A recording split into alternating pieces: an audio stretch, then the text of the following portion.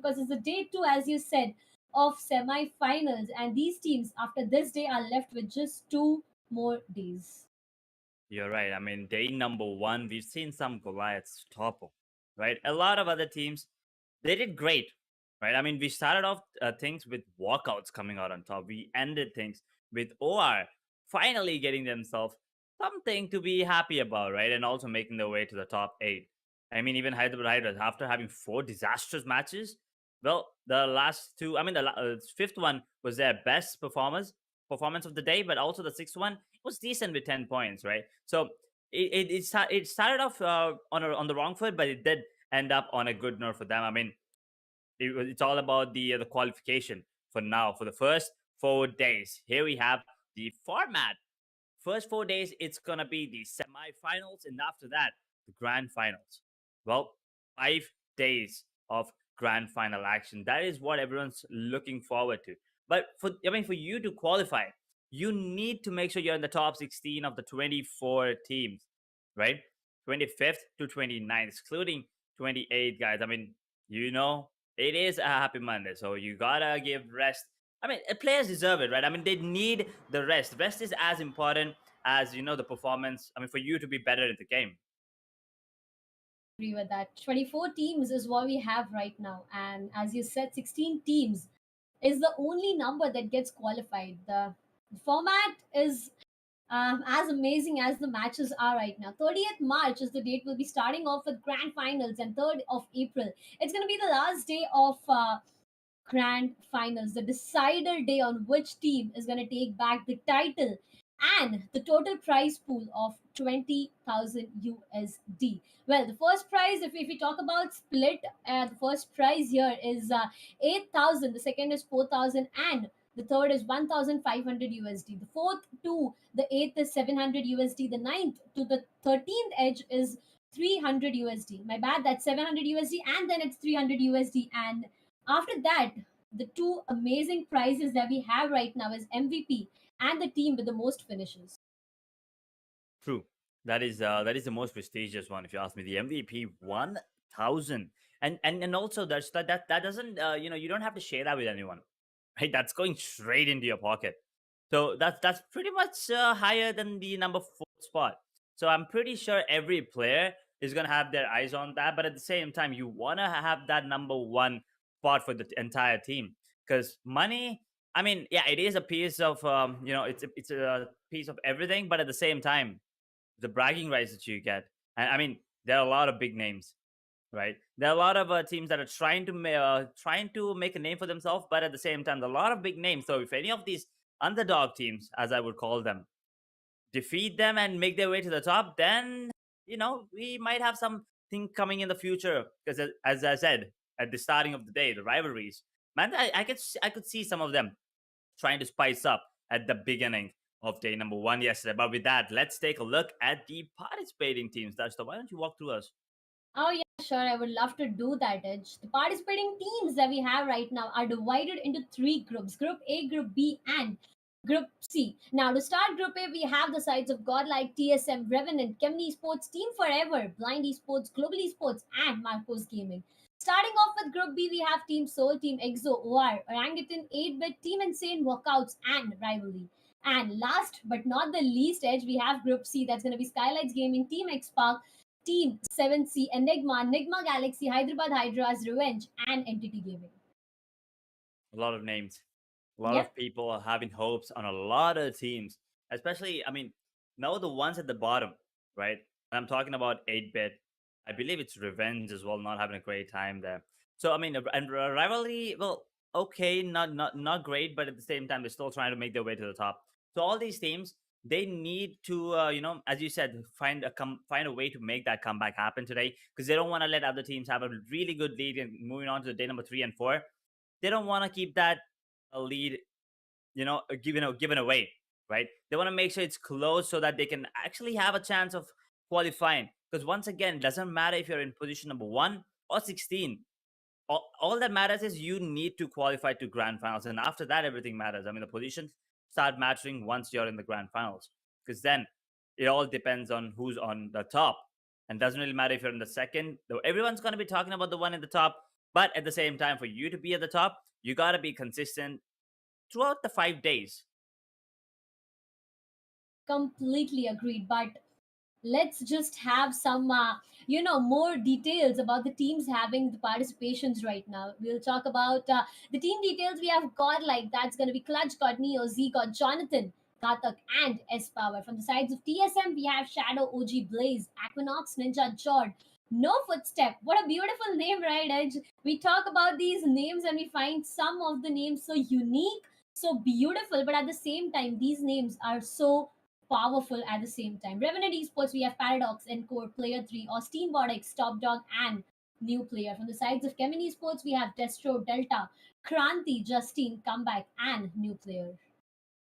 A lot of names, Yep. right? And I mean, I'm pretty sure they have a lot of fans. I mean, it's not just about the teams, right? I mean, all these players are individually skilled as well, and they themselves are expected to show up big time. But I mean, we did see some beautiful performance coming in, plays coming in from Clutch God, especially yesterday with the grenades. We saw Equinox pulling out some incredible finishes there at the end as well. And Paradox and Encore, well, they're on a roll on the side of Revenant. And on Chemin, well, you know that there are two people there, right? I believe it's Justin and Delta, if I'm not wrong, at the top five fraggle list by the end of day number one. So having two from the same team, now that is really good. And also, Kevin is on top as of now with no chicken dinners. Now that's something to be proud of, but at the same time, they gotta work on those chicken dinners because those extra 3 points. Trust me, they already have 8 point lead if I'm not wrong. So having those extra 3 points every single time is gonna be crucial when once you go down to the day number four. But talking about the rest of the teams, we have Forever, Blind, Global, and Marcos. Once again, that's the why don't you walk us through that? Oh yeah, sure, why not? From Forever, we have Daljit, Maxkush, Always Bolte, Player 5, and Player 6. Now, when Edge, when I look at these names, I find it pretty exciting to know myself on who these players are. Look at that, Player 5, Player 6. I mean, uh, why you have to do this with us? On the sides of Blind, we have Shadow, Rage, William, Spy, OP, Zaddy, and Deadpool. Beautiful names again from Global Esports. This team itself is so powerful. May they have their two of their players already eliminated. The deadly duo we saw the previous day, the deadly duo, if I'm not wrong, was of Manya and Knuckle. That worked a lot, and the team they had a fight with was Marcos Gaming itself. So these players, as you said, they are not just talented as an entire team itself, but individual talent is something that they have themselves. On the other side, we have Soul, EXO, OR, and OG. Up to you, Edge, for that. Bombing Team Soul, Akshat, Omega, Goblin, Hector, Player 5 and Player 6. Once again, you gotta keep that suspense. And then Team EXO, they have Sensei. Punk U, I guess that is. Sorry if I'm pronouncing it wrong, but then we have Fierce, Snacks, Immortal. And on the side of our esports, we have Jelly, Aru, Aditya, Atanki, Player 300, and Anto. Well, you know what they can do. Orangutan Gaming, Ash, Trigger, Believe, ACOP, AKOP, never mind. Did I say ACOP? Oh boy. Well, WizGod and Veds. OG, another one that I'm still waiting for still waiting for them to pop off. So we haven't seen a lot from them coming in yesterday as well. But OR, man, Darshita, they ended the day really, really strong. Maybe they'll start today's day even with a banger and a chicken dinner, because at the end of the day, Edge, everyone is looking forward to that victory on their names. The next four teams we have is 8-bit, Walkouts, Rivalry, and Insane. Now this set of teams is something that I have my eyes on, because these players have the capability to do numerous of beautiful things. From 8-bit, we have Tsunami, Ride, Juicy, Madman, and again a new player. Walkouts, we have Mr. Spray, Yuva, Abrar, Beard Baba, Kirito, and Killua. From Rivalry, we have Nickel, Desync, Krish, Phoenix, Tryouts 1, Tryouts 2, and from Insane, we have Adi, Neo, Saya, Mac, Player 5, Player 6 once again. Now, if you talk about Team Insane right now, Edge, Neo is the one I have my eyes set on, because this player, um, you wouldn't even expect the timing he'll pop off, and he'll pop off just so beautifully. And I mean, that's the reason I would say I probably, I'm looking forward to his name somewhere in the MVP list out there. True. He's one of the players that everyone's looking forward to make a mark. But it's Group C now. SKYLIGHTZ Gaming, Somraj, Booker, Kamla Boy, new player Ronak, and Vexy. Team XSPARK, well, Mavi Scout, Ultron 420, Garagad, Fearless. Some big names there coming in as well, Darshita. I mean, pretty sure the viewers are going to be excited for that one. But 7C Esports themselves. Prince, Praygod, Sarang, Savita, Ranjit, Alu Boy. Another team that have still to, pop off. I mean, they did perform really well in the last game yesterday, but we expect a lot more coming in from them. And Enigma Gaming, Eggy, Sagi, Avi, Rex, Evo Italy, and Enigma Gaming himself. All these players as well. They kind of stay at the bottom of the scorecard for a really long period of time, but then they start hitting those shots, getting those points, and then qualifying in the end. Agreed, completely agreed. The next side we have Nigma Galaxy, Hyderabad Hydras, Revenge, and Entity Gaming. If I'm not wrong, I guess that's the last part of Group C we have. Again, last but not the least, because from Nigma Galaxy we have MJ, Apollo, Dreams, Vixie, Max, and Joker. From Hyderabad Hydras we have Ace Black, Carry, Manti, Striker FW, Evil Surya, and the last player as well, whose name I missed, but Nick coming forward to the entire day. 6 maps again. That's gonna be Erangel and Miramar repeating itself thrice a day today, even edge. It is. This is gonna be the cycle of Erangel and Miramar for for three reputations there, and it's gonna be four. I believe it's four. Yeah, there you go. Four matches for every single team yet again. Every single finish, every single point matter. And with that, no further delay, we're gonna be jumping in. It's already delayed a bit. I know, guys. You guys are all waiting for it. Been a while, and now the map of Erangel, Godlike, TSM, Revenant, Kevin Esports, Team Forever, Blind, Global Esports, Marco, Soul, EXO, OR, OG, 8-Bit, Walkouts, Rivalry, and Team Insane are going to be the ones jumping in on the first map here in day number 2 of the semi-finale. Well, guess what? I'm still waiting for the zone to come in, but look at the flight path there. There's no one going to a stop as of now. I mean, maybe GE, maybe they want to make their way, and I think that's OG also trying to. Oh, sorry, that's I think Revenant trying to make their way to the north, maybe Asnaya, but guess what? The zone is down south and let's to the west. Good zone, I would say, for this moment, because look at that edge. Most of the teams we right now have already inside the play zone. Yes, some teams we do find them outside the play zone, but again, if you talk about EXO, if you talk about Insane, they got a good opportunity to enter the zone from the sides of the areas of farm up there from Yasnaya. I guess that's gonna be Team Godlike, because Yasnaya is a home to Godlike, and anyone entering your home is not a beautiful place to be. But we do have one fight right at the beginning itself. That's going to be 8-Bit and Soul getting into a okay, that's going to be 8-Bit, the sides of Team 8-Bit and TSM getting into a fight there. From Walkouts, there's going to be OR Jelly, who's been put down from Abrar from the sides of Walkouts as well. Rigatos is looking forward to a great position because they already have one fight initiated. Tsunami was down to the ground, but again, he's been revived back and is looking forward to patch himself up. And guess what? The, the fight is against the sides of Team Blind. And UOP on the other side, starting things off there, gets the first one of the day, and we are already going in. Drop clashes. Did not expect that to happen, and looks like Walkouts are in trouble because Global have their number. But Joker missing a few shots. Mania not able to land anything as of now. I mean, no scopes, long mid range. Oh, Mania, well, you wanted the fight, and Walkouts, they're bringing it right now. Bringing the heat to Global, and Mania, I think he wants to run away. Taking a bit of damage there, Mr. Spray. He's out in the open, but Joker, he already has a scar and a scope. Now, how lucky can you be to find yourself a really good weapon and a scope as well in the first couple of minutes? Vehicle even edge, because right now engaging yourself in a fight could be the worst you do to yourself. We know that, right? It's just starting 4 minutes, and at this point of time, if you deal a casualty to yourself, it could be devastating to the entire team out there. And that's the reason I guess Walkouts have decided not to engage more, use that vehicle, and there you go. The players have already disengaged out of that fight. They are just looking forward to some great loot, because look at Yuva OP. He has nothing than just one armor. That's even a level one armor. That's pretty not enough when you get eventually into a fight. And the team that they were fighting with was the sides of Global Esports. On the other side, we're talking more about the fights of 8-bit and Blind. So coming back to this fight, I guess after Tsunami was down to the ground, there was nothing more happening, and no team has decided to go further. So right now, if you ask me, I guess both of the teams are looking forward to that opening or to opportunity. And as soon as any one of them gets that, that's going to be a complete rush, and one team gets eliminated in the early 6 minutes itself. True.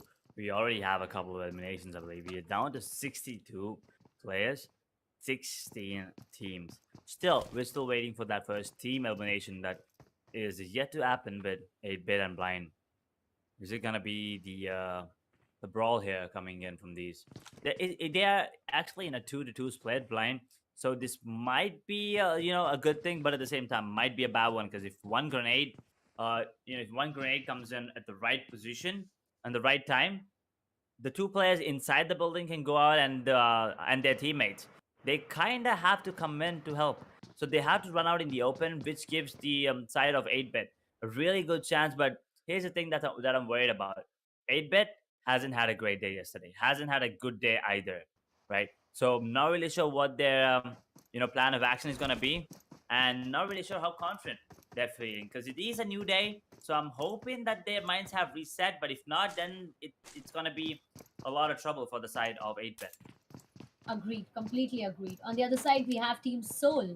Now, Team Soul, as I always keep, saying that this team has a specific strategy when it comes to a play. They are completely split apart at the start itself, and then when the zone comes in, when the zone shrinks, they find themselves regrouping. So, I guess right now Soul is looking good with the drop they have, but 8-bit got that opportunity and he capitalizes over that opportunity as he spots one player. That's going to be Madman taking one down from the sides of Team Blind. And as I said, we could have one team getting eliminated at any moment now. Team Blind, they need to go in for a new strategy, because look at that edge. One player is already down. Yes, he's been revived back, but what did the sides of Team 8-bit do? They have decided to go a bit more aggressive towards the sides of Team Blind and get them into more of difficulties. And Madman, no, you don't come into a complete open area, and there he gets punished, down to the ground, completely eliminated. Well, I thought it was gonna be 8-bit to get that first knock, but it's gonna be a Blind. Once again, first finish for them, and 8-bit. Ouch, gotta feel bad for them, not having a great time at all whatsoever. Those grenades cooking and what? Whoa! Rage? Whoa, rage. Okay, miscalculation, but I don't know. Maybe he wanted to open the door and then pop it, but unfortunately he popped it and it bounced back. But luckily, he didn't take a lot of damage. Blind Rage takes down Regaltos, finishes him off as well. The second finish, and 8-bit in deep trouble now. Man, the sides of Team 8-bit, they had the opportunity to capitalize over this, but what did Team Blind do? They just capitalized over the mistakes that Team 8-bit made. Now 8-bit, look at them. Madman was the one to get an initial opening for this entire team. They decided to go a bit aggressive, and at the same time, Madman and Riggletos both were punished, down to the ground, completely eliminated. Blind, right now they are looking good. Again, a window peak is something that the sides of Team 8-bit are looking forward to, but there's no chance of going back out of this fight. We have one more fight going on the sides of OG and CHEMIN Esports, where OG believe is down to the ground. You are right, exactly behind CHEMIN Esports. They have been caught, but OG, they're losing player down and down. Robin right exactly in the front 1v1 situation. Robin gets punished there. He'll be finding himself down to the ground, gets eliminated completely. CHEMIN Esports falling down right now, and I guess that's going to be the last player surviving from the sides of CHEMIN Esports. That's Justin. Not sure of how long can he survive it. Oh boy, did not see that one coming. But OG, well, what a Oh. start, and ouch. Did not see that one coming either. That grenade doing a lot more damage, but Zaddy takes down another player on the side of 8-bit, and that's Juicy going down. Where is the sole survivor? Tsunami. Well, there's a tsunami of players right in front of him, and he goes 8-bit eliminated in 16th position yet again, and Justin takes down one more player on the side of OG, and OG. Well, it was a 1v2 with them against CHEMIN. And guess what? They get third-partied and CHEMIN. Well, Justin survives, but OG, they are down and out in 15th position. Just like that, their start. This is not the kind of start that I was expecting from both these teams. Agree on that note. I mean, look at that. Justin is the last surviving player. Luckily, they got 3 finishes, but again, position is something that Justin needs to look forward to. But that's going to be 2 teams getting eliminated in the early 9 minutes. That's going to be OG and 8-bit. Now, what happened with 8-bit is something we'll be discussing on the casted us back out there. But CHEMIN Esports Justin, I don't know what this man is exactly up to right now, because all he can do is run away out of that fight, find himself a good position, be safe and secure till maybe next 15 minutes, get a good position in the top 5, get some placement points, and I guess already Kevin is on the top of the leaderboard, so maintaining that consistency is going to be a huge responsibility for this sole surviving man. I mean, we know Kemin is the best at surviving. Right? This is what they do. When they lose players, they try to stay alive for as long as you can. And talking about surviving, look at the zone. 80 to 20. Water is still in the picture. So I'm really looking forward to see maybe the next zone will consist at least 10% of water. Because what it does is, I mean, 90 to 10, yeah, it's not a great ratio in terms of what we want to see. But at the same time, when you have water in the zone, it opens up the possibilities of how to, for the creativity for these players, to how, as on, how they're gonna be playing and how are they gonna be positioning themselves, because they can be inside the water, they can be around it somewhere, but at the same time you try to stay away from it, right? So I really want to see how these teams tackle that. But as we see, GODLIKE, they're making their way. They're trying to position themselves in a good way, and also making their way into the zone. They're taking a bit of heat coming in. Not really sure who that was, but GODLIKE, well, they're back to safety, and there's nothing to worry about. But on the other hand, Marcos, do you really think they should take this fight against GE right now? Um, Maybe I would answer that later on, but looking at the mini map right out there, look at the way Marcos has placed themselves, edge a straight line. And looking at that, I guess Global Esports, you got your answer already, right? Global Esports have decided to not engage in this fight, get out of that fight. But we have one more happening on the other side. That's going to be Rivalry and EXO. We have Snacks here ready with a UMP in his hand. Maybe opening is everything that these teams are looking forward to. EXO right now, I guess they are holding a good position. A second position is what EXO has. Tryouts is being caught. A big mistake. That's going to be tryouts down to the ground. Snacks, he won't be waiting even a single moment to finish the sides of tryouts completely. Pierce is down there. He knows that there are 2 players surviving up there. Snacks decides to go a bit aggressive. Gets a lot of damage himself back on. But again, Nickel will be caught there. Snacks, he is down to the ground. But at the same time, let's look at the cover fire. A beautiful cover fire by the entire team. And they are successful in saving Snacks. Teammates, you gotta, make sure that you have your teammates back. That's how, I mean, that's when the teammates will have your back. And this grenades being rained here. Fish and Sensei cooking grenades. Let's see who comes out here. Snacks, I think, will go down. Oh, never mind. He just healed himself back. But he is gonna go down as well. 2 low points of health. Not gonna be going down yet. Fish takes down Fierce.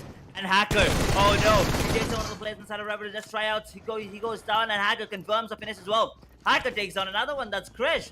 EXO, well, Fierce is down, but they still are going in strong. Rivalry eliminated in position number 14, while GODLIKE and Global are going at each other here.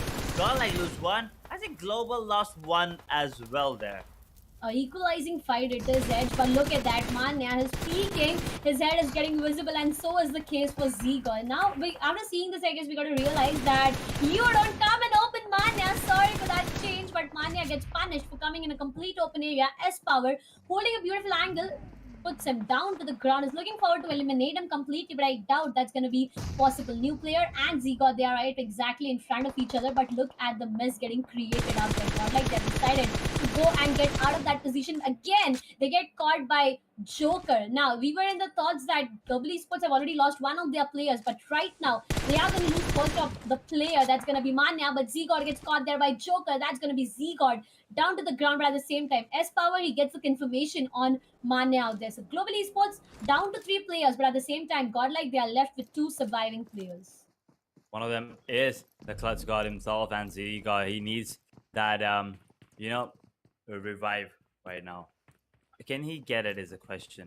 I'm I not know. really sure because the zone is coming into play as well, the third zone as well. And so you got splitting quick, and Knuckle will make sure that he plays to his death. Only 2 more players surviving now for the side of GODL. S-Power and Clutch Scott, the Erangel himself. What is going to be the call now? Do they want to just run back into the zone, or maybe eliminate a few players here and there? While talking about eliminations, Justin eliminates one, but in the return, he gets traded out. So that's CHEMIN's final player survived. Dead basically at this point. But unfortunately for them, they're going to be going out in 13th position. Well, I expected a bit more, but that's going to be the end for them. Max Koch takes down one, but an instant trade comes in. He's on his knees. There are a couple of Lambos there. Maybe they can just go and, revive his teammate. Actually, Akshat will be doing the same for the side of Seoul. And now Max, he's got to be waiting for his team. He needs to.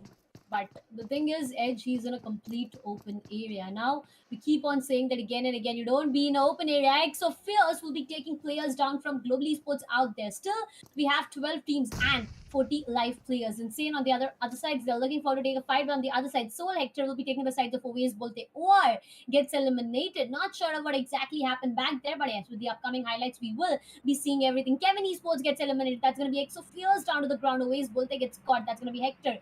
His crosshair right exactly on a great point, but again, the players, they are already behind the soft cover, and that's the reason Hector needs to wait. Paratosh is all set on his ways, looking forward to going for that revival, but again, will that be possible is going to be the question, because look at the position of the team, of the sides of Team Soul. On the other side, if we talk more about fights, we have sides of Team EXO and Insane getting into a fight. Now, EXO, after getting 5 finishes for themselves, they had 1 casualty. But again, that's going to be a great deal for them, because finishes is something EXO is looking forward to. Going a bit more aggressive is Sensei himself, looking forward to take at least 1 clear 6 right exactly behind the vehicle. Takes him down beautifully. That's going to be Team Insane losing one of their players. That M4 with the suppressor, man, is just too good. But EXO, there's Insane coming into play as well. So they gotta be, gotta be aware of this. Insane, they lose one, I believe. Okay, no, never mind. They didn't lose him yet, but a lot of damage has been dealt. Nadi, he's low. Siam, his position is great. Look at that. With the M4, he's scouting every single corner possible. And Hacker takes some play. 6 on the side of Insane. One more finish. And EXO, boy, they're starting off strong today. And Insane, they gotta be careful. Siam takes down one. Are GODL coming in to be the third party here? The smokes, I believe. No, that's the grenade being cooked, and Sensei is down and out. Adi gets that finish. 2 players surviving on the side of EXO, while there are 3 surviving on the side of Insane. This fight is prolonging too much, and there you go. A third party is something that we were talking about, Edge. And that is going to be the case. Insane, they have been caught off guard. That's going to be Revenant on the other side, taking the players of Marcos out there. But the sides of, if I'm not wrong, that's going to be the sides of Team GODLIKE, who have already waited and heard everything going between the sides of EXO and Insane. And they have decided to go in for a third party. Look at that, Insane. They even have caught Clutch. That's going to be Ted out there trying to figure out to get rid of this third party. But again, is that going to work in his favor? Right now, things are working on the sides of Team Soul as they take out Abrar from the sides of WALKOUTS, and right now Abrar is waiting for a revival, gets into that Shakiwa OP right behind. He could have got caught out there, but again, look at that. Why do you make that mistake when you know that you have players right exactly behind that? Maybe 2 players down from the sides of Team WALKOUTS. Things working really good for the sides of Team Soul, but the only thing missing right now is the chicken dinner. That is true, but on the other side, we have another fight between Insane and GODLIKE. Now, GODLIKE wanted to third party that. Well, Insane, they were ready for it this time. Akshay is still trying to, scout the players on the side of WALKOUTS. Team Soul, they gotta be really careful. But the WALKOUTS, well, I don't think Team Soul are the only ones that they need to worry about, because I think that's OR now trying to third party this fight between Team Soul and WALKOUTS. Well, oh no, NIGMA Galaxy, they're trying to take down the players. On the other hand, we have players of EXO there, but on the other hand, so they're still in a really tough spot. They're not just out in the open, they're in the sights of two different teams. That's something to worry about. Snacks, the sole survivor on the side of EXO, but Enigma Galaxy, they have their eyes set on him. Look at Siam behind. Wait a second. Oh, never mind. My bad. That was Ted with the NGX. Okay. That was my fault, guys. That was a side of insane. Actually taking down the players of EXO. And look at that zone. How lucky is Adi there? He would have gone down if that zone was like maybe even a couple of meters deep. But he's gonna get revived, and now they have gotta make their way back into the zone. Insane. Well, Clutch God and Aspar, I believe, they're still surviving. They have the drop as well. So maybe they're gonna find something lucky, maybe a good loot. But if not, they have a lot of teams to worry about right now. I agree on that. But the position is something else that's beautiful. On the front, you exactly have one drop. Behind, you have the play zone at the edge. A beautiful position is what they got. But they need to be careful because the sides of Team Insane, they are looking forward to enter the zone. Right now, they are in the blues. But after a longer period of time, will they stay back in the same position? So Lakshat on the other side with a beautiful position they got. A while ago, they are trying to dominate as much as they can. The guns goes on reload or UOP could have been put down to the ground itself. Right now, even Team Soul needs to decide on where to go. Walkouts. Abrar is being caught by Akshat once again. Walkouts, they lose player, but this time they have to say a permanent goodbye because that's going to be not just one player, but the second one even down. Weird Power from Walkouts, I guess, is the last surviving player. And not sure of what more he can do because look at the position. He has players right exactly in the front. On the other angle, if you check, we have the sides of Team Soul having their complete eyes blind. On the other side, I guess there was a fight at the beginning itself. But Daddy, are you sure of the position that the sides of Team Godlike are holding? One grenade goes out. Blind gets caught as power. Will be taking one player down. The second one as well. The third gets down to the Revenant or Steve Godlike. But Color Talks connection from Blind Zaddy will be taking the entire squad of Godlike out and eliminated completely. Ouch. That's gotta hurt. But on the other side, we still have a lot of teams there. 9 to be exact. 22 players still going in. And look at Blaze. Just in style. Takes a bit of damage there. But Blaze OP takes down Marcos. One of the player down now. Can he revive his teammate? I don't think it's gonna be possible. And TSM, well, Equinox is down. They have 3, but one's on his knees. So that's gotta be something to worry about. And so, 4 players. This is a better performance from them coming in. Already a better placement as well. 3 finishes to their name. And looks like finally they found their groove. And also, Wizbolt is in a lot of trouble. He's out in the open, and Omega trying to take him down. Couple more, and that's all he needed. Will be finishing him off. And with that, I think that's Team Forever going out in position number 9. And now I think there's another elimination there coming in. Walkout. One more team getting eliminated, but look at the position of OR.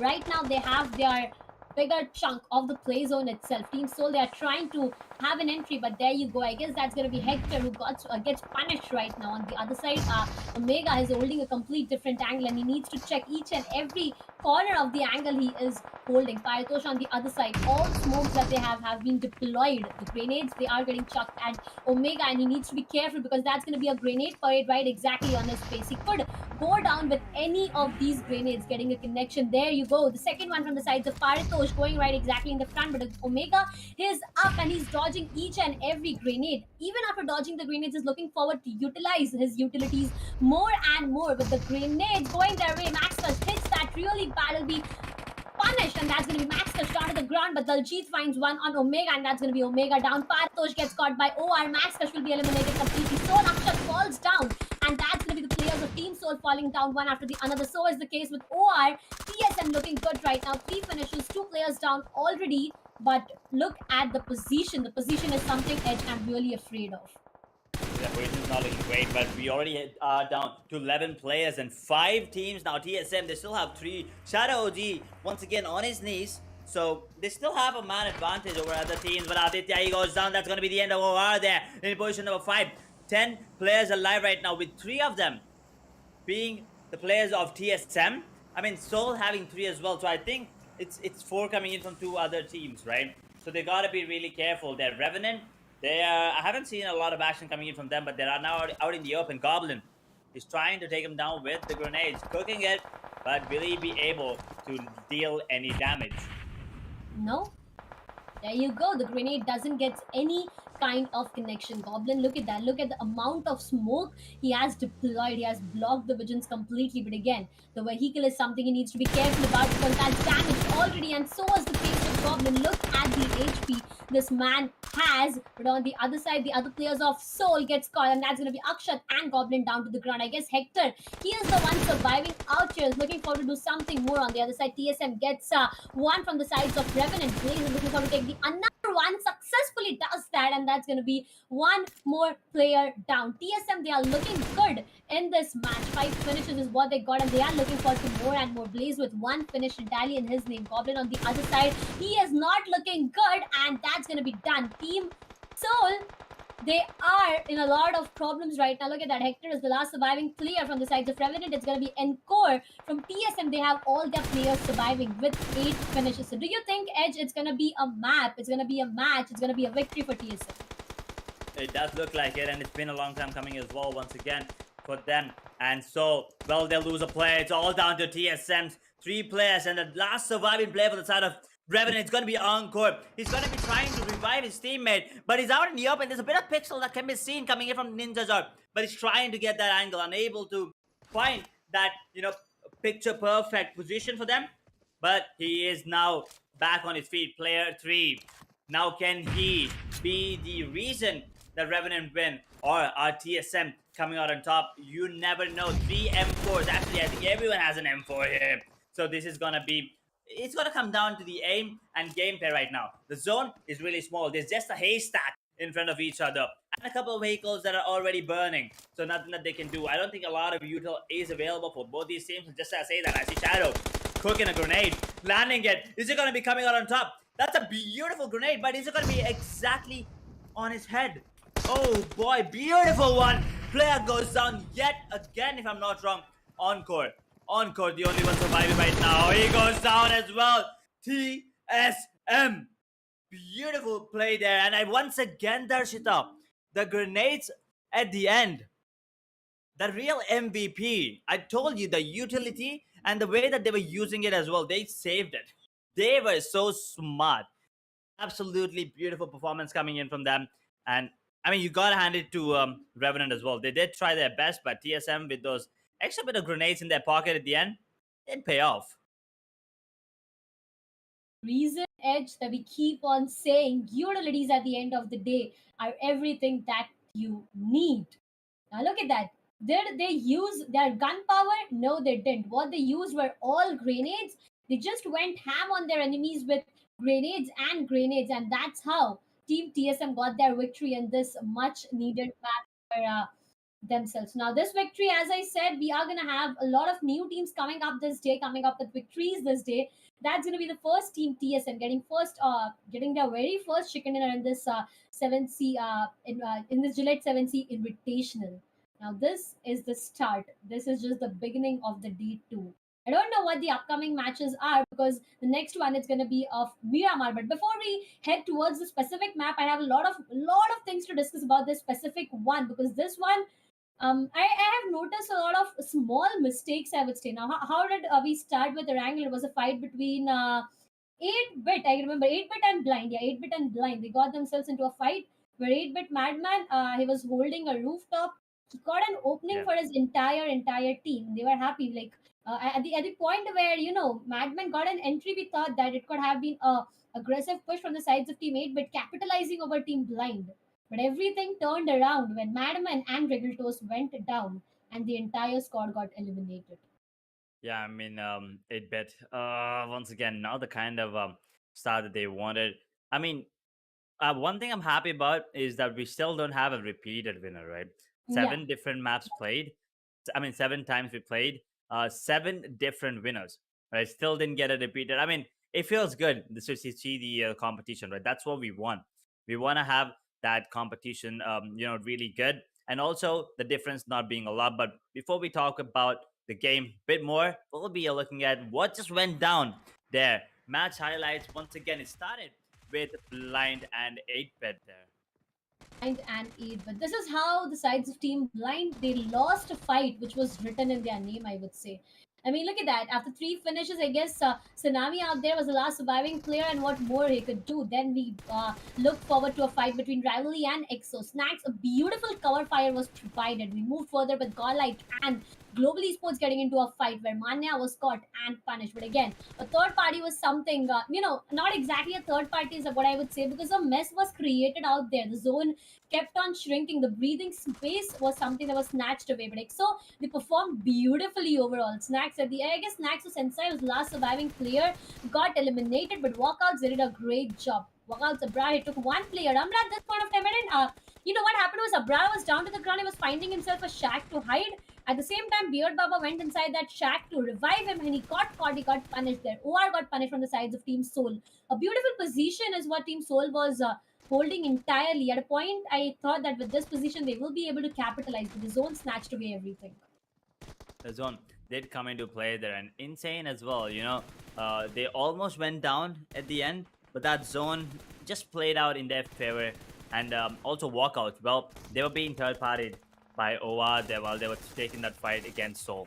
Unfortunate for them, but GODL also did have a really good position. But after that, the last two surviving players, they had to go down, unfortunately. And I think Siam did go down to the zone once again there, Darshita. Play zone once again coming into play, unfortunately. But this fight, Atanki trying to take down as many as he could, but Aditya already going, having going down already. Atanki just couldn't do a lot, right, all by himself.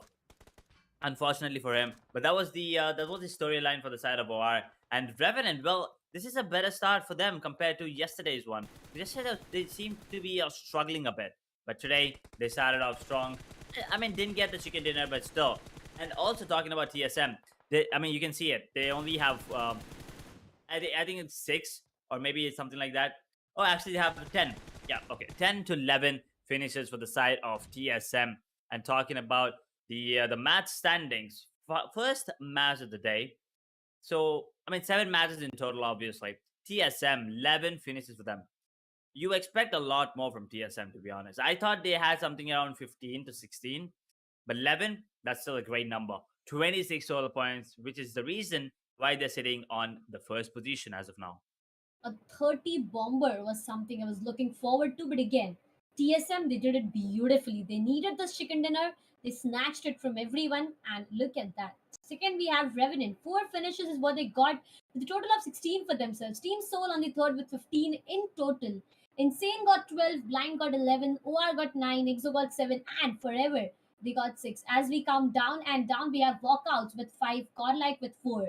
We have 3 teams with 3 in total for them. That's going to be Global, CHEMIN, and OG. Marcos with 1, but again, unfortunate for the sides of Rivalry and 8-bit, who got eliminated early with 0 total point. I guess Rivalry got into a fight with the sides of Team EXO, where EXO eliminated them Right. completely, and 8-bit got into a fight with the sides of Team Blind, where Blind eliminated them, and that's how these teams, they lost everything that they had. Again, getting 0 points from a single match, not a real good start to a day, because at this point of time you need to make that comeback, you need to make things work in your favor, and this is how you'll get a position in the top 16, because at the end of the day, no matter what you do, top 16 is something you need to have your eye on. That is true. TSM, up until yesterday, they were having a bad time. Even Team Soul didn't have a great day yesterday, right? But it's great to see them, trying to improvise and adapt to the situation. And now they, I think, made a leap right now. But at the same time, 8-bit, not the kind of start. They're still carrying on the same kind of bad momentum. So from yesterday, I don't know if that's even a word there, bad momentum. But yeah, 8-bit, they gotta work on. I think all they need right now, Darsh, is like one good game. Like I Agree. think one good game, and they're gonna feel confident, because I'm not really sure what's going wrong once again. Because I saw all of them out in the open on the rooftops, not being able to communicate. Their positions were not that great. So maybe it's just the pressure getting to them as of now. But if that's not the case, then whatever it is, they need to start working on it and fix it ASAP. And look at the overall standing right now. Well, Kemen, not gonna be sitting on top anymore. Actually, it's Revenant taking that leap +4. They jumped up 4 places there. Now that's beautiful to watch because the thing is, even they don't have any chicken dinners there. They are ruling the table right now. But Kemen, they are pushed back. Now, this is what we always talk about Edge, right? One bad map gives opportunity to other teams to capitalize, and that's what is happening. Insane on the third position with 58. I guess that's going to be EXO with 55 in total. EXO was on the second position previously. Right now, they have been pushed down to the fourth position. Kemen was on first. They have been pushed down to second. Revenant, they were on the fifth. They are on the top directly. +4 points gap is what they have made. Godlike OR, they are down there on the fifth and the sixth position. SKYLIGHTZ on the seventh with 46 total. We have Walkouts on the eighth with 44 for themselves. Now the distance that has been created, look at that, 60, 59, 58. That's going to be a single point difference between Revenant, Kemen, and Insane. So with the upcoming match, I feel like it can be any other team, not these teams, but any other third or fourth team just ruling the chart out here. That can be possible. But once again, another thing that I would like to point out, Team Insane 34 finishes, while Kemen they sit on 31. Absolute beautiful performance coming in from both these teams. Having more finishes, I keep saying this every single time. Having more finishes than your placement points is a wonderful thing, and that's how you know that the team is insanely mechanically skilled, right? I mean, yes, the gameplay comes into play, the experience comes into play, the call outs and everything else, but it's that fragging ability. Sometimes that's all you need. Sometimes, I mean, you need a lot more. But Kemin and Insane, they have that fragging ability already. All they need to work on is maybe get themselves a better positioning. Agreed, completely agreed. 34 and 31 finishes. I mean, Team Insane, I guess, is the only team having 34 finishes. The highest amount of finishes that any team got. But placement, I guess the highest one right now in placement is Revenant out there with 37 total for them. So I guess if Revenant is looking forward to some more, placement points, finishes out there, it could have been, the difference could have been more and more. But talking more about the second side, now this side is something that is in center. They are climbing the ladder slowly, but again, the last side is something we need to be a bit careful about. TSM right now on the ninth position, a green mark, a satisfaction is what they got after getting this victory. Hyderabad Hydras, they are on the 10th position with 39, Blind with 38, Soul, Revenge, and Entity Gaming. These three teams got double three in their total. That's going to be 33 for all these three. Again, Nigma Galaxy on the 15th with 31 and 7C with a total of 28. So these set of teams, right from Revenge to 7C, they are again facing a downfall in this specific match with -3 for themselves, whereas the other teams, they are working hard to go up and up. So the upcoming match maybe is something that they are really looking forward to, because at the end of the day, you need to be in top 16, and 7C is right now the last team to be in top 16. Rest, the other teams, the third side of overall standings, will be having a look at very soon. I mean, take a look at TSM. +12. The leap. They jumped up 12 ranks there Yep. with Yep. one map. Once again, that is what I told you. One map is all it takes for you to have a really good position and for you to have a confidence boost as well. Now, top 16, well, yeah, they're going to be the ones that are going to be qualifying to grand finals. But, I mean, it's still day two, map 7. We have a lot more matches to go with. I mean, I believe there's 24 total matches. So we're still, not even, I think we're like quarter the way through, right? That's it. That's it. There's still a lot more matches to go ahead with, and teams that are at the bottom of the scoreboard. And by that I mean from 17 to 24. Now it's their time to shine, right? And once again, they shouldn't let the teams in top 16 go ahead and have that point lead, because now 28 is where 7C Esports are sitting at, and 27 is where Marco is sitting at with position number 17 there. Now that is something that I'm looking forward to. Team Forever 26, Team XSPARK, well, 20. Look at Global, they held on to their position. Well, not a great position to be on, but they're still holding on to that 20th spot with 19 points. Enigma Gaming dropped down 2 spots. 18 total points. 8-bit, unfortunately, still holding on to 22 with 14. Orangutan Gaming, 13 points. Rivalry Esports now at the bottom from 23rd to 24th. Now 10 points. Now, look at that, difference. 10 points for them, and 7C they're sitting at 28. That 18 points, Darsh. I mean, it's gonna come into play. It's gonna come back to haunt them later on. So they gotta make sure, even if they're not, being at the top of the scoreboard, they gotta make sure that they're at least close enough to the top 16, so that when the time comes and when they have one good match, they can make their way into maybe top 15. Every single point counts, Edge. Every single point. But now we are done with the very first match. That's going to be Erangel, a classic, a vanilla map is what we call it. The next one, it's going to be Miramar. Huh, the way Erangel has turned out to be, Edge, I feel like Miramar is going to be one hell of a show because at the beginning itself, we had so much of happening. So, Miramar being the sandy, the dunes, um, the map, I would say, with so much more, it's gonna be one hell of a show. The players, they need to be really careful about the fly path itself because that's the start and end of everything. If the fly path is not the one favoring them, it could be really difficult for them to go to their primary drop locations. And again, you are comfortable in your primary drop locations because you know everything about that specific place. But when you are forced to go to a secondary location, you may find it a bit uncomfortable, and that's the reason. If in case there's a drop clash happening, that's going to be done and dusted. So that's something that these players, they need to be a bit careful about. So up to you, Edge. Right now, what do you think Miramar is going to be about? Like any zone predictions, any flypath predictions, anything you have?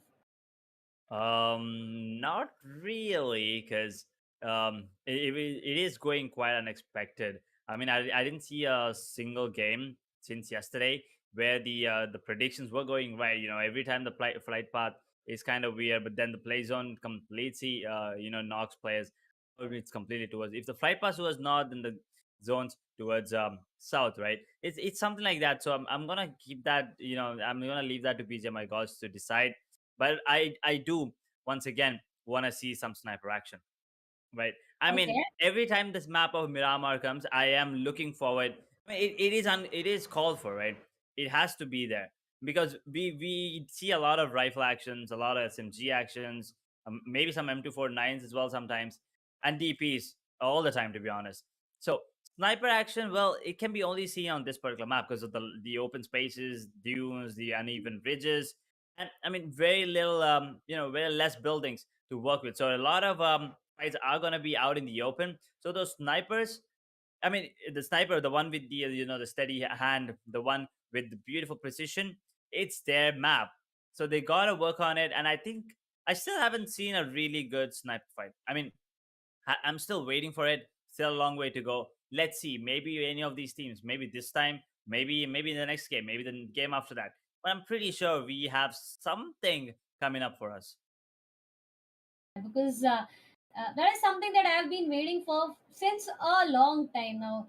I've been waiting for such a long time that I've given up on my hopes as well because I do not find that happening anywhere. But as you give me more hope, I do feel like it may happen in the upcoming match because the hopes are high. Right? That's a human tendency you always have. But right now, the match, I guess that's going to be between the groups of B and C. Not sure completely. We'll get to see that as soon as the fly path is here with the players dropping down to their primary drop locations. With the players, are they going to get into an initial fight or no? I'm a bit confused. I mean, I doubt that players right now will get into an initial fight because this time, it's like a high time right now. I understand as it's day 2 already, but we have seen some new names popping up. As you said, 7 maps, 7 different names is what we got. So Yeah. the hopes of having one repeated name is something that we always have, and that's not going to be possible because every time we come across a new map, that's a new team popping up in a complete different style. Now, the previous match, if I talk about again, we saw the sides of Team Soul. They were looking good with whatever they were doing. I mean,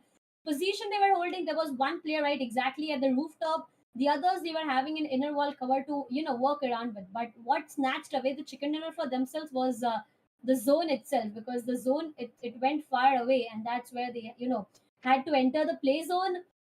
And right, when you are in the fifth and the sixth play zone, entering the play zone gets you so difficult. I Right. guess that's the reason Team Seoul they couldn't get that chicken dinner, but TSM a much needed victory for them. True, true. And since we were talking about the seven different games, seven different teams winning, I have a really stupid question Okay. and a really stupid thought. What do you think are the chances of we have 24 games and 24 teams? What do Okay, you let's think are the chances talk of about having that. 24 different winners? Ah, I mean, if that happens, it's gonna be absolutely nuts. I mean, I'm not really sure, but I think we will find out. But I mean, the game's ready. We're gonna be heading on to the player camps right now to see how focused the players are, and the answer is pretty focused. agree. They got their game face on already. Look at that. They are serious. They are discussing. They're trying to figure out a way. But to the question that you asked me right now, I mean, I really wish that could be the case. Kevin Esports, we have these players. They got the first day was pretty beautiful for them, but the second day they are facing a downfall. Let's just have a quick look on the flight path directly. That's going to be a central flight path cutting right exactly from the heart of Miramar. That's going to be Picardo for everyone. So again, a central zone is something that I'm looking forward to edge. Maybe if that's going to be the case for the straight 10 minutes, we have nothing happening here rather than drop clashes. That is, I mean, let's hope for that. But at the same time, I'm looking forward to some drop classes right now between, HYDRAS and maybe Enigma. That's the Okay. one I'm looking forward to. I mean, I want to see that confidence coming in from the side of HYDRAS after their performance yesterday. After that, the performance at the end of the day, they didn't have a great day throughout, but they did end it off on a good note. And also, teams like Team XSPARK, a lot of fans are waiting, guys. It's about time for you. And once again, look, that's the flight paths towards north. It's going towards north, and the zone completely towards south. Now, I mean, it's once again, it's a classic. The Los Leones is in the zone, and a bit of water here and there. So, at 15%, I think, of water, but still, water is water, and there's no one towards water. So, it's gonna be a pretty basic gameplay once again. I don't think we'll be going in for any drop classes as of now, but I'm really looking forward to see how Team X Park. I mean, at least hoping for them to pop off here. Agreed, completely agreed. But what is shocking for me right now is the compounds of Impala are completely empty.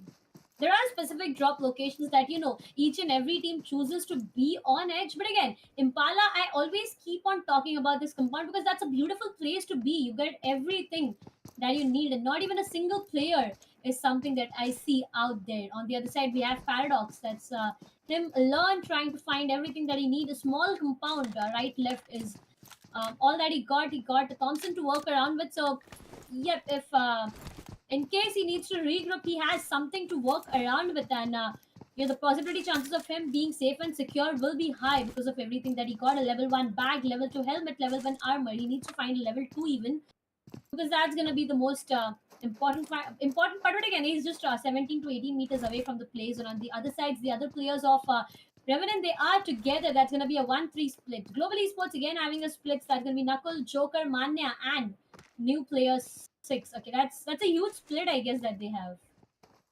A lot of split, I know, but I think they're confident that no one's even Yeah, close, right? And at the same time, the biggest map of BGMI. So they wanna make sure that they have a lot of space to work with, get as much, cover as much area as you can, and at the same time, they're being cautious. Look at Paradox, just in case, just turning and checking that no one's following him, or he doesn't spot out anyone's out in the open in the dunes or towards the sand. Now that is something I love about these players. They are always, you know, cautious. They're always aware of their surroundings. Now that is something you need to be at all times because you never know where you're gonna get hit from. You never really know where you're getting shot from as well. But Marco's right now trying to find that loot. We are dropping in with 64 players, so no team is jumping in with 3 players. Good thing to see. But sometimes, we have some teams that have jumped in with 3. Kind of a disadvantage, but not this time, Darsh. three. I guess the team we are talking about was EXO because the previous day they had just 3 of their players. But right now they have all of them and they are doing their level best on what they can. Marcos on the other side, they found a vehicle, a complete open vehicle is what they found. So they need to be a bit careful because again, right, your heads are completely visible and look at Star, just being a bit more attractive at this point of time, trying to scout for more angles, trying to look for something else. On the other side, we have Gordon, the sides of Team Godlike. They eventually got a vehicle. I'm not sure why, Godlike, Neo, and Espower are away from the teammates because I haven't seen them being so far away. Look at Clutch God, even he is eventually so away. I mean, that's not, besides that Team Godlike perform, they always stick together, and I guess that's gonna be Shadow. He is lurking in the shadows behind, and I doubt the sides of Team Godlike have any idea of the position Shadow is holding, but the vehicle can be heard easily. Eventually, we can have one player going down if Shadow gets into a fight right here. No, Oh, and no, is he? I yeah. mean, that's a clean shot, but he wants to make sure that he knows where the other players of the side of GODL are. But it's gonna be MJ with the first knock of map number 2 here. Takes down Neo on the side of GODL. Is he gonna be finishing him off? Is the question. Neo is really, really far away. Now that's the thing.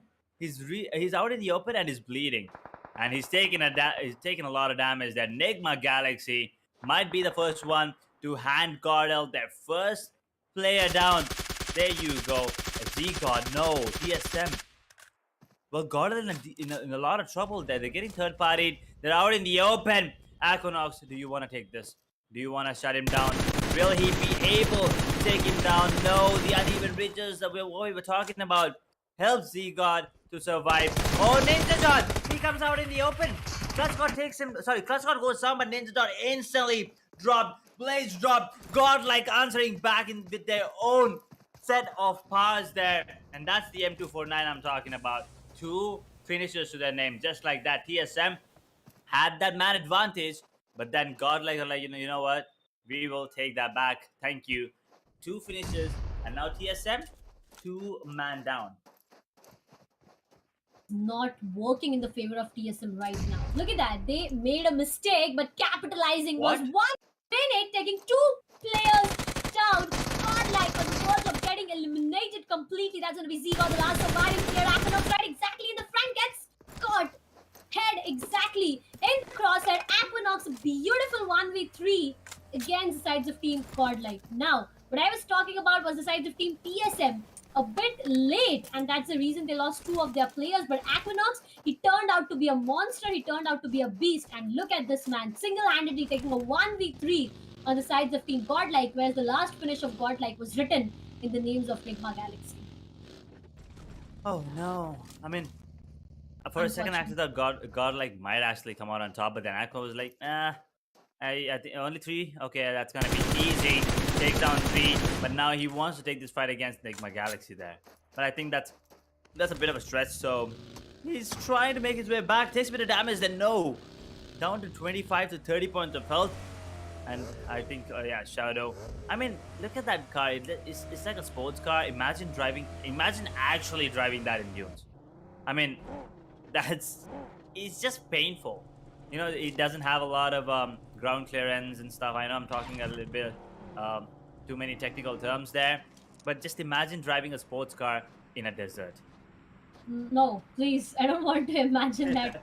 I mean, I can't even give it a second thought edge of topics that you are talking about right now. I mean, you started the day by asking me a question of 24 teams getting 24 chicken dinners, and right now you're asking me a question of riding a sports car in desert. I mean, I don't know what more is left to be asked. But on the other side, we have Kevin Esports. A lot of question I do have for this specific team, because the previous day, as I keep on saying, was beautiful. This day, this team, they are. I guess they're getting into uncalculated fights. They are getting into unwanted fights, and that's the reason. 3 players gets eliminated. The previous match, Justin, I guess, was the last remaining player. What more does an isolated player do? He took 1, but eventually got traded there and there. Right now, they do not have anyone nearby. They are scouting for more and more information, but in the early 10 minutes itself, we have one team getting eliminated completely. Oh no, Global Esports. Ooh, they're really far away, but you're talking about the one team getting eliminated, but that one team was a big fish. Yeah, godlike. that I mean, we all know that they take their sweet time. Maybe in the grand finals is when they pop off, as some people, um, expect them to. But we want them to show up from, show up from day number one, right? They did show up huge yesterday in one map, but that's it. I haven't seen a lot of action coming in from them after that. But this is the team that I'm looking forward to. I want to see how they perform today. That vehicle almost exploded. There. So Team X. Oh, did he take him? No, it's actually SKYLIGHTZ Vexy taking down one of the players inside of Hyderabad Hydras. That's scary with the explosion there. A lot of explosions taking down a lot of players. I mean, I know it's an explosive game. It's looking like it's going to be an explosive day, but that is just unacceptable. I mean, sometimes it's inevitable, but it's just unacceptable. welcome to Miramar Edge. That's all I can say because that's the thing I'm really scared of every time we get into Miramar. Now, vehicle explosion, I mean, vehicle, you can't just trust the stability here in this specific map. On the other side, we have Team Blind, we have Team Forever, 7C. They are looking forward to a fight with the sides of Team Forever. As you can see, Princey is scouting for information. That's going to be Daljit and Max Kush fight exactly in the front. Sarang, he just jumped down the window. If anyone from Team Forever could have spotted him, that could have been one finish. But eventually, 7C, they got a compound that's making them a bit more safe and secure. And that's the reason, despite they are still at a hold, but Max Kush gets caught there. A beautiful tray, some health is being dropped, but I guess Team Forever, they have decided to not get into this fight, get out of that position. Information was everything that they needed, and I guess they just met. They just asked each other how are they doing, and they said an instant goodbye. Just that high and by coming in there. But now Hyderabad Hydras, well, they gotta make sure that they have a really good game plan here. With only 3 players surviving and all of them with the vehicles there, I think this part of the player of Marcos. Are they gonna be taking this fight? It's gonna be XSPARK firing a couple of shots. But how wise is that? Because Marcos, it looks like they also have 3 as of now. Maybe where's the 4th player? Maybe, oh yeah, there you go. There are 4 surviving players, and now with the building, trying to peek at the corners. It's gotta be really all about the util once again, and also the sniper. Talking about snipers, saw Enigma trying to take down one of the players with the Mini 14 there. All over. And on the other side, we have them holding a beautiful angle, I would say, because oh, okay, I guess we will be more than happy to see 7C Savitar taking one player down from Khan 98. That's gonna be one final sniper shot that we get to see today itself. On the other side, I was talking about Entity, a beautiful position that they are holding, but right exactly in the front, they have the size of Team Revenge. Revenge, they are looking forward to a revenge itself. When and how, I don't know, but they are looking forward to Enigma. Eggy, with that minute of connection, will be taking Team XSPARK 420 OP down to the ground. Not eliminated completely yet, and I'm looking forward to what this fight is all about. Eggy, once again, one more Monodox connection sets Scout on fire, and that's going to be one more player down. Mavi gets, that's going to be down. Fearless, the last surviving player. Do anything more before Whoa! he took one player down to his knees, but that's going to be Team XSPARK getting eliminated. Fearless took 2. Wait a second. Are you sure they're eliminated? Oh, I there you got, yeah, go. They are. I think that grenade, I think it was launched, but then, it took a while to explode there. And it did explode pretty huge. Okay, got himself a couple of knocks. I'm not really sure if the finishes were carried on forward. Down to 51 players right now. 14 teams. XSPARK, well, the team that I was looking forward to, unfortunately, could not deliver once again. And blind now. They're all going in the same vehicle. They want to make sure that they're together, while on the other side, there are a lot of fights happening. There's SKYLIGHTZ Gaming. Revenant is in deep trouble. They did have a good one last time, but this time I think SKYLIGHTZ, they have something else in store for them. On the other side, there's NIGMA and 7C fighting off as well. Max goes down. They handle Savitar. Now the sole surviving players is MJ, because his teammate Max went down and out. Savitar in a 1v1, is it? I think he's going to be healing himself up. MJ, he needs a couple of bullets. And that grenade, is he going to be cooking it a bit too long?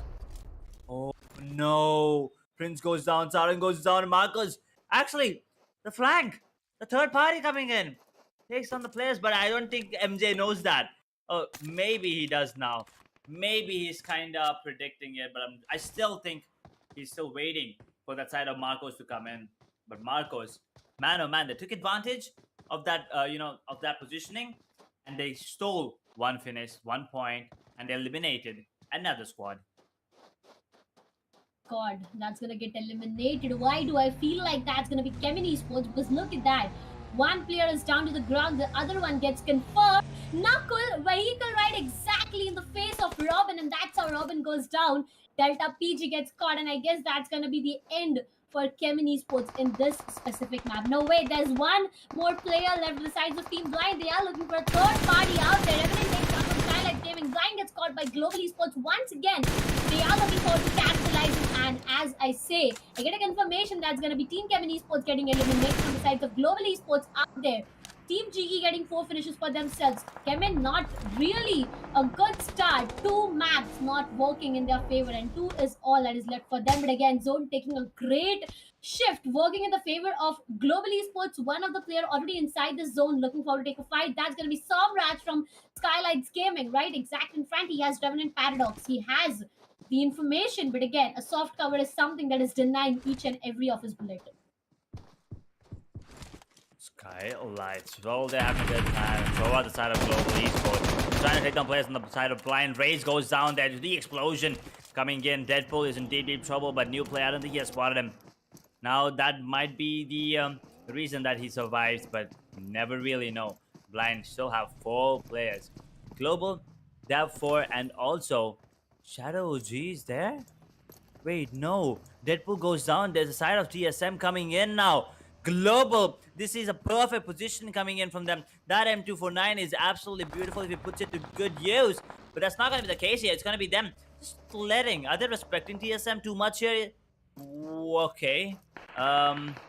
What's happening? I'm not really sure. They're letting Shadow OG run out. Never mind. It was all game plan. It was just, luring him out in the open and then taking him down. You can see Shadow, he just gave up. He's like, just kill me, guys, already. Just finish me.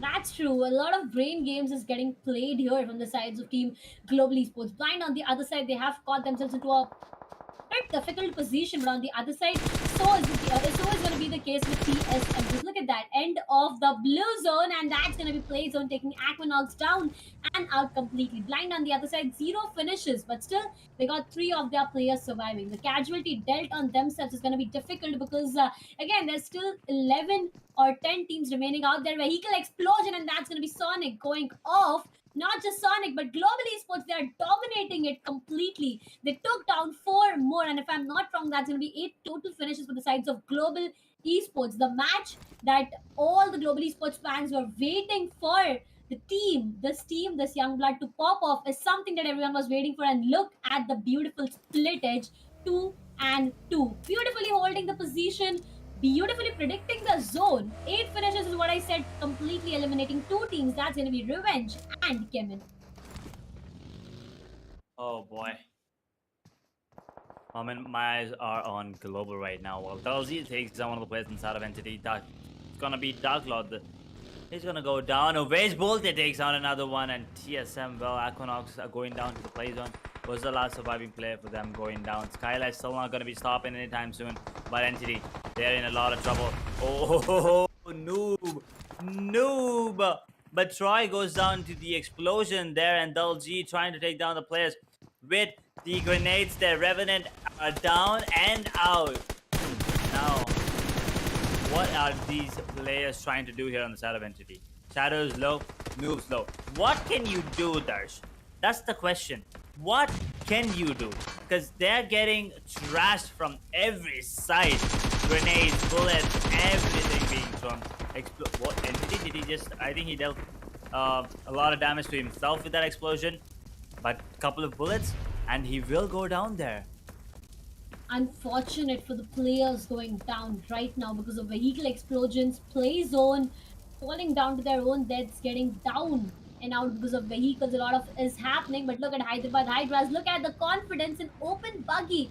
And the player at the passenger seat is something needs to be more confident of the driving, because if eventually they make one mistake, they fall down to their own death. But domination is a title and is what Gamla Boy is doing right now. On the other side, Global Esports, they are trying to capture as much as play zone for themselves. Hyderabad Hydras on the other side, zero finishes is what they got. Team Forever, with one finish, they have all of their players surviving, and that's going to be 8 teams and 28 alive players. Marcos gets caught in the complete open area. That's going to be Enigma taking one players down. Team will be taking one. That's going to be Marcos Dawn. Marcos Star. He was shining, but right now, the GODLIKE is something that he's looking forward to. Is gets eliminated completely. Hyderabad Hydras on the other side, as I keep on saying, finishes is going to be the most important aspect. But Global Esports, finally someone out there putting a full stop on the domination, and that's going to be Knuckle down to the ground. Not sure if this a full stop or a comma. Well, let's hope it's a comma right now. Yeah. Marcos. They still have 2 players surviving right now. Osbolte, on the other hand, take down the players on the side of NTD, and a lot of shots being fired by Gamla Boy. Takes down one more on the side of Marcos, but Daljit, he goes down to Manya, and now NGX. Ted is one of the players surviving. He has a really good angle here as well onto the players of Global, but Max, he's the one dealing damage. Mid-range, long range, doesn't matter. Manya takes down Daljit, unfortunately for them. But still, now, oh no, the zone. Max, he has to make his way back in. But with the vehicle, I'm not really sure that's a good idea. And there are a lot of shots being fired coming in from player 6 as well. Ted goes down, Joker takes down NTD, and that's a third party coming into play. But Global, they're ready for this. The split from them is absolutely beautiful, and takes down one more player. Domination coming in from Joker. Playzone takes out players on the side of SKYLIGHTZ and Enigma. While Striker, they're in the fight as well now. Hyderabad Hydras, they want a piece of this. Global, they have 2 players absolutely dominating the fight. But for how long? Because Hyderabad Hydras are in the picture now, and they're trying to take down as many as they can. Knuckles, the only one that actually went down on his knees, and he's going to be revived as well instantly. I think SKYLIGHTZ, well, Team Forever's out, and I think SKYLIGHTZ down and out as well. And Enigma, Avi goes down. We are down to last 4 surviving teams. 11 players still in the server here, Darsh, and it's going to be the 5th zone coming into play now. A 1v1. That's going to be Blind, Zaddy, and Joker exactly in front of each other. Not sure of what is going to happen. Joker a bit more aggressive right now. Blind on the other side is being caught by Joker as well. So Joker is looking forward to take more. Out of 13 finishes, 3 is what Joker got for himself. With that grenade, he is looking forward to capitalize on the sides of Team Blind. But look at the beautiful play from Global Esports. This team, they got into a domination, and I said, now that's not going to be a full stop, but a comma definitely. Maxi is being caught by Manya. Manya trying his level best to take Maxi out there, but that's not going to work in his favor. Blind, Shadow is being caught, and that's going to be Shadow down to the ground. Ace Black is trying to hide himself inside the play zone, just playing sneaky. Nuclear gets caught, that's going to be Zaddy. He is down to the ground. Knuckle running around with the vehicle. A 1v1 situation. Rain gets caught here. 1v1. Blind gets eliminated. 16 finishes for Global Esports. Man, oh man! Team Global Esports dominating it. A complete one-side domination from the entire team. Manya got 6, maybe a 7, because Striker, he is trying to eliminate him completely. Man. Global Esports, more like global domination right now. It's going to be Manya taking on Striker. Another one. Well, you know, keep counting, Darsh. Keep counting the numbers there. Hyderabad Hydras, they have 3 finishers with only 1 player surviving.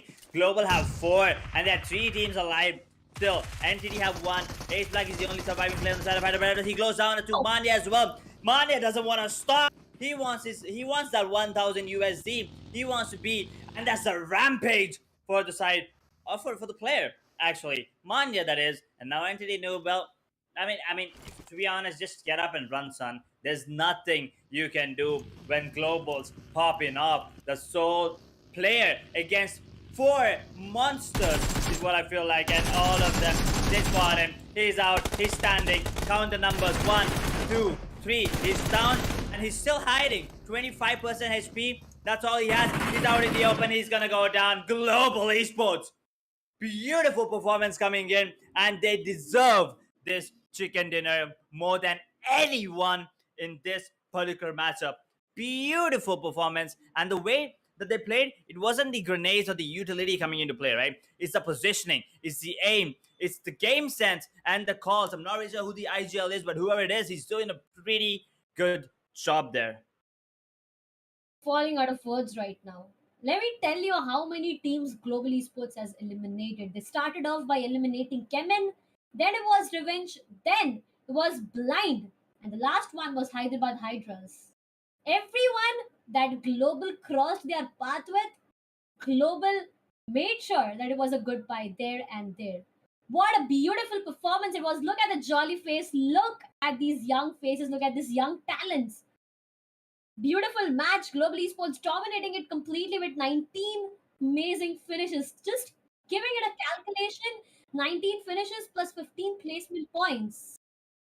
Man, oh man, what a domination Global Esports has showcased in this entire match. And the thought of you having 24 different winners in 24 different map, I guess that can be possible because again, on the 8th map, we have a new winner. We do. We Yep. do. And what a game it has been coming in from a global esports, right? Absolutely phenomenal performance in terms of finishes. And the one thing that I'm actually, really happy about is all, I mean, the final zones, final couple of zones, it wasn't the grenades that were getting those finishes, right? It was them actually coming out in the open. They were not scared at all. And also the teams that we were actually expecting to pop off, like Team XSPARK and GODL, that I was expecting to pop off at least, were the first ones to get eliminated. Unfortunately, global. Well, I gotta say, I mean, it was once again a long time coming. It's gonna be. I mean, every team, right? All of these teams are really good. That's exactly why they are here. First things first, right? You gotta give it to them. But now 8 teams have won 8 different maps, so I still am gonna keep my hopes up for that 24 different winners for 24. I mean, 8 done. We only need 16 more, so let's keep our fingers crossed for that one. But global, I think, how many did you say again? I think 19 finishes, right? Yeah. So I believe that's 34 total points, the highest as of Oh now my in this god. particular tournament. I think the second highest is 31, right? So I think 34 is going to be the highest as of now. Amazing. I mean, I'm falling out of adjectives to describe the level of domination that Global Esports has showcased. 34, as you said. Man, oh man, with one more finish, they could have touched the 20 marks on finishes and 15 for placement. That's maybe 35. Then would have gone bonkers. But right now, the Global Esports fans out there, they have gone bonkers already for the team performing so beautiful, so exceptional in this specific Miramar match. I mean, I still remember Edge with the start of this Miramar thing. I said that I do feel like there's gonna be something different, and guess what? That's gonna be a pure domination that we just witnessed a while ago. But how did this Miramar match started? It all started with, I guess, TSM and if I'm not wrong, that's gonna be Godlike getting into a fight. Now, what happened there was Team Godlike. There was Neo. If we are not wrong in that, no, there was Neo. It was just waiting Unfortunate. for and upper right angle where Enigma Galaxy was Ted who caught him, who punished him, and he eliminated him completely. Now, moving further with that. TSM, they were nearby, they heard everything happening. And what did TSM do? They just went on the face directly. At that point of time, TSM lost one of their player. He was down to the ground. The second one was eventually down to the ground. But Aquanox, he was a monster himself. He took two grenades out. He took one grenade out, eventually took two players out of that single grenade. And a 1v3 against the sides of Team Quad. Like, what a beautiful way it was to start the day with a 1v3. Yes. I mean, first things first, I don't think that split game is working for GODL Yeah, as of that's now, true. right? That's true. They got to work on that. I mean, it works out for some teams. For some teams, that's just not the way it works. I mean, usually this is the here's the basic lineup that teams have: 4 players, a rifler, a sniper, a support player, and an SMG. Right, this is how it goes. Basically, sometimes the guy with the SMG or the sniper is going to be your IGL. I mean, it doesn't have to be that way, but this is like how the basic, someone that's new to the game or like someone that's learning the game usually starts off. But we now see teams with like maybe the maybe support and then 2 riflers and a sniper. That this is how the way goes. But we'll talk about that in a second. Let's take a look at how things went down here on the map of Miramar. As you said, it all started with GODL and TSM taking that fight. Unfortunate for GODL, not the kind of start they wanted, but TSM, man, they did lose a couple of players, but then Aqua was like, guys, hold up, I'm still alive. The star player just comes out, takes out 3 players on the side of GODL, absolutely destroys. And Global, that did you I don't know if I think the audience missed this as well, but there was car, how do you say this, there was a run, sorry, there was a hit and run. Unfortunately, Knuckle was the one that actually ran over a player there. That was absolutely beautiful to watch. So kind of funny as well, to be honest. But this fight between Marcos and Enigma again, Enigma, perfect positioning from them because they caught Marcos off guard completely. Agreed. Global Esports, their domination started when they started to play Brain Game. Now, I took 4 names with whom Global Esports had a fight, but I forgot TSM. But let's talk about that later on because that's going to be a 1v1 between Marcos and Enigma. Marcos, they capitalized over that 1v1, but again, they were caught off guard, and that's where Marcos got eliminated. Blind got eliminated. Knuckle, he went on a rampage. Look at Ace Black. Ace Black thought that there's just Knuckle right exactly in the front, wasn't aware of the player right in his behind, and that's where the difficulties begin. But Global Esports, it's all about Global Esports in this entire match because it started off with Global Esports, it's ended. I mean, it did eventually start with Global Esports taking any kind of fights, but again, the way this team has played now, if we talk about what happened between Global Esports and TSM, Global Esports was Joker. I'm sorry for that. It was Joker. He gave. I mean, that's all about Global Esports. I mean, I'm just. I don't know what is wrong today, but Global Esports, they have dominated it completely. Now, what did Joker do out there? He waited for TSM Shadow to make a run. He knew that vehicle he'll be wasting more Amazon. He waited for Shadow to get out of that vehicle. As soon as Shadow was out, he went ham, and that's where TSM got eliminated. So this is the brain game you play, right? You know that when you fire on a vehicle, you use a lot of ammo, you use a lot of utilities. But when you go in for firing directly on the head itself, 1 or 2 bullets are enough to take one player down. That was a beautiful True. game by Global Esports. But this Right. match, I would love to talk about one more fight. That's going to be between Team XSPARK and Enigma. Now, what happened there was Enigma Eggy, he took out that Molotovs, he set 2 players on fire. Then it was Yeah. Scout completely up. And the last player, with one grenade, I guess Fearless was the one to take 2 players down. But it was too late already because Fearless got eliminated. And that's how Team Enigma got 4 finishes for themselves. And unfortunately, those were 2 knocks, right? There wasn't even Yeah, finishes. yeah, that's So true. maybe they would have gotten 2 extra points. A team XSPARK, not what I was expecting. I expected a lot more, but Global delivered it for me, so I'm happy. So let's take a look at the 33. um, the standings here. 33. Okay, it was not 19. It was 18, guys. My math is not wrong. It's just we miscalculated the finishes. So 18 finishes for Global Esports and 33 total points. NTD Gaming, on the other hand, 3 finishes. That's it. That's all they had, and they still have 15. I mean, what can you do when Global have Global's basically fragging and finishing off everyone on the server? All you can do is what? I mean, Enigma's sitting there with 9, SKYLIGHTZ with 8, and that's it. HYDRAS in third position with 13 points. Enigma Gaming 13 as well. Marcos with 4 finishes. Better performance coming in from them, to be honest. 10 total points. SKYLIGHTZ Gaming, well, they were on a roll at a point of time, but after that, they couldn't survive. But in the open, the grenades running in and the explosions, well, unfortunate for them. 10 points as well. Blind Official, they managed to survive, but I mean, if you don't take down anyone, it's kind of not a great thing. 8 points for them. And Enigma Galaxy, 4 finishes and 1 placement points, bring their total up to 5 there. On the ninth position with a total of 4. Now look at that. TSM, after having a beautiful match previously, they are pushed down again because they just got 4 in total. Team Forever with 2, 7C with 2, Godlike with 2 again. Now the 2 finishes that Godlike got for themselves were the finish points and 0 placement points. Revenant and Revenge got nothing on finishes, but single placement points give them a total of 1.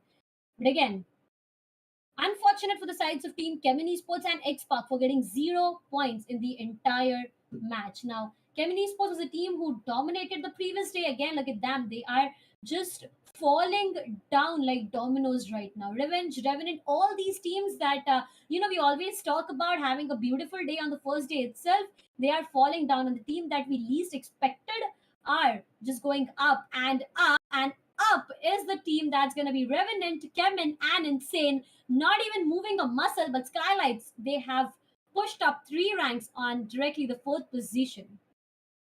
Well, staying at the top is what Revenant came in and Insane did. No one even, came close except Skylight, who's sitting on 56. Team EXO, well, down to 55 now. Hyderabad Hydra sitting on 52. OR Esports 52 as well. But here's the thing, global. 12. They jumped up 12. Last time it was, oh no, I'm so bad with the names. Who was the one last time that jumped up 12? Who won game number 1? Oh my god. Oh, TSM. TSM, right? Yes, TSM. They jumped up 12, and now it's Global Esports jumping up 12 and getting their 8th spot secured for themselves as of now. 6 matches for them as well. 19 placement points and 33 total finishes, bringing the total up to 52. Now you see the competition there, Darsh. 52, 52, 52, 55, 56, 58, 59, 61. The first page is damn close. Now that is what I want to see. But one thing to keep in mind is that a lot of teams have only played 5, but the teams in 1, 2, and 8 have already played 6. It's gonna be interesting, Edge. It is gonna be really interesting. What I have my eyes on right now is the difference between placement and total finishes of global esports. Look at that. This team, even if with one more match, the same way I would say, the same way they have performed in this match, even if that's the same way, one more match they get for themselves, this team can be the one with the most number of finishes because they already are near to Insane, who is the highest number of finishes right now. That's 34, and Global have 33.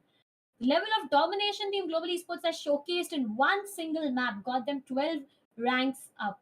Fortunately, Revenant, CHEMIN, and Insane, they are still holding back the same position. They haven't even moved a muscle, but they need to be careful because if they do not perform in the upcoming matches, the throne may be snatched away easily by any other team. Because right now, yes, it is important for you to be in the top 16, but being at the very first position gives you a different level of satisfaction. And I guess True. that's the thing that, everyone is looking forward to. Godlike on the ninth position, they'll be facing, they'll be just going 3 ranks down. That's going to be a total of 49. 48 is what Entity got. Blind again, not moving a single muscle. So is for Enigma Galaxy, but in between we have TSM. As I said, they will be facing a downfall.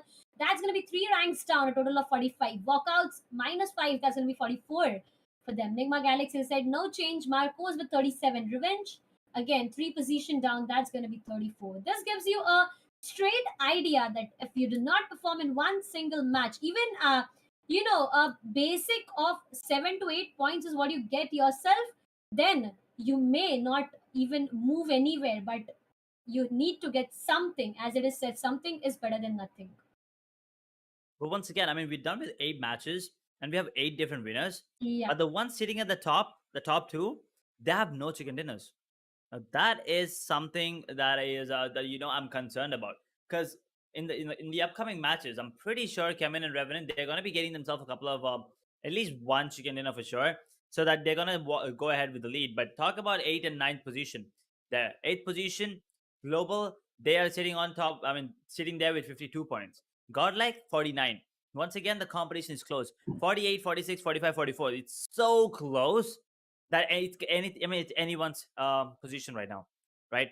And I mean, even at the bottom, like 16 is only 34, and now 17 is 33, 31, 30, 28. So the competition is close, but the teams that need to worry about, I mean, start to worry are 22, 23, and 24. That's 8-bit, Orangutan Gaming, and Rivalry Esports. But they still have one extra game to be played, so maybe I still have my fingers crossed. 8-bit, Orangutan, and Rivalry, they can make their way into that second page at least by the end of the day. And Team Soul sitting on 17th position right now, dropped down 5 spots, 33 total points for them. Enigma Gaming, well, there you go, climbing up 3, 31 total points. 7C, unfortunately, they lose 3 spots, 5 matches played, 13 placement points, 17 finishes though. So they have the number of finishes, but they got to work on their placement points. 30 total points. Team Forever in 28th position with 28. Team XSPARK, Well, I'm still waiting for that spark to ignite there. 20 total points, 5 finishes, and 15 placement points there, Darsh. Agreed. Completely agreed. Overall standings after match 8 is what we have, but after matches 8, look at the third side. They have played 5 matches, and I guess that's a time for the 6th match because the upcoming is Erangel once again. We keep on saying, right, Erangel, Miramar, it's going to be repeating thrice a day.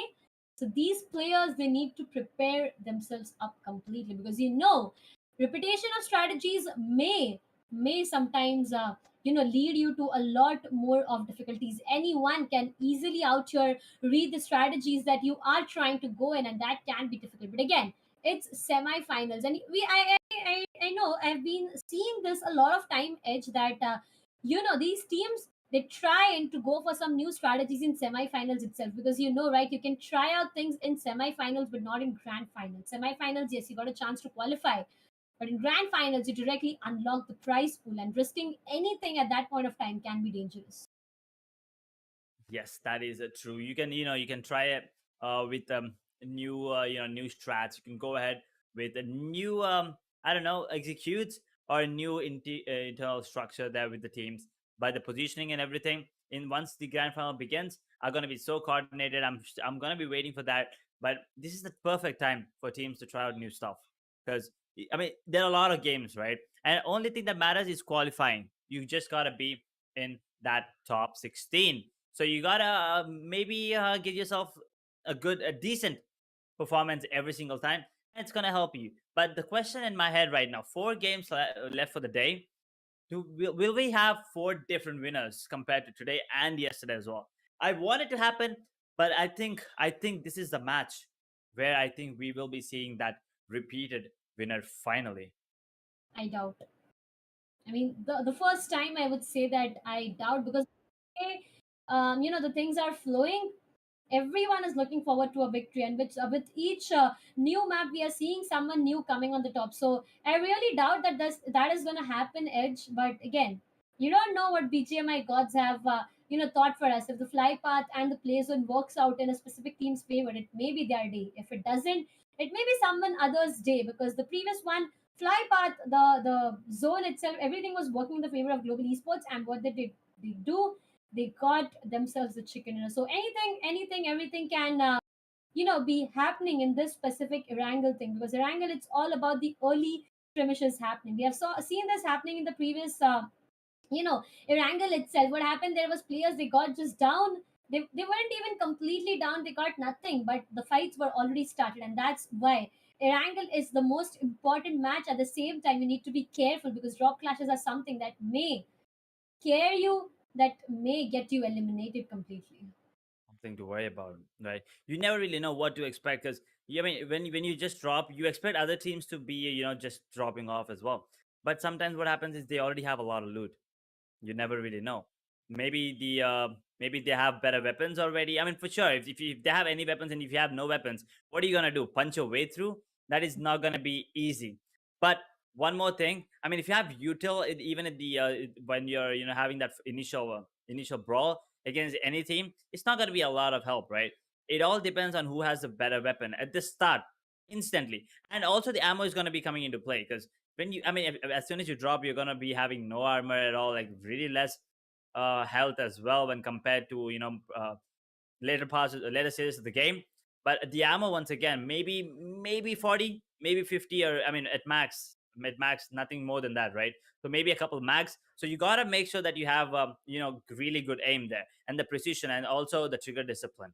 All these come into play because if you run out of ammo in that first fight, it's gonna be really sad for you. But we'll be jumping in to that final stages before the match actually begins there. Once again, we see the game phases of the players on the side of 7C, and they look ready. It's gonna be group B and C. I'm interested. I'm excited, but with this, I guess Sam is more excited. So I'll be Oh, welcoming yes. Sam on the English desk, and Edge, I'll be catching you directly on the 5th match itself. I'm looking forward to it, Darshita. As you guys were sitting and casting the first two matches, I just wanted to jump right in between, but the match was too intense. And Edge, as he was saying, we are seeing a lot of new different winners coming through. We have seen brilliant matches as of now, and I'm expecting again another new winner coming out of this Erangel matchup because yes, this is the second for the day. There can be a situation he did mention as well before going that there might be a repetition in terms of a winner. Let's see if that happens. But the flight path, it's kind of coming very similar as we are seeing. It's going to be starting off at Stalber and ending towards military base. Not a complete even split, but still, the majority of the map gets, I would say, an equal share, Darshita. Agree on that. The teams right now, they are looking forward to their drop locations. Look at that entity; they are finding themselves comfortable in Savani. And one more thing, the play zone. It is pretty centralized at this point of time. So I guess more of the teams are already, inside the play zone. We find the Mm-hmm. sides of Team X Park up there near Water City. We have walkouts going. It gets to the sides of Georgiapool or Hospital. Down in Farm, we have 7C. We have SKYLIGHTZ Gaming. That's going to be the vehicles, but I doubt what is SKYLIGHTZ Gaming doing. Look at that. Oh, Two yes. players. Pochinki, we have one. Kamla Boy is down. And I do feel like the history is going to repeat once again. It's a huge split that SKYLIGHTZ is doing right as of now. I'm not too sure if this is to gain information, if this is to go for a split play, but you can see here if one of these players give away their position or pick up a fight, there's Soul are surrounding them, there's OR surrounding them, there's 7C surrounding them, and it's going to be an invitation that they do not want. But the team which is right now completely safe and the team which we are spectating is going to be the same one. It's going to be 8-bit. So no difficulties for 8-bit. They are getting down at Novo and nobody to contest. Nobody at military base as well this time. But if you want to see even another southern end fight that can happen, it is going to be between Revenge as well as OG. Both of them are closely trying to share the Ferry Pier compound. I don't know if that's going to be working out, but it looks like if Revenge starts something and try to pick up a fight and try to move out or something like that, they might give their position to Team Soul as well.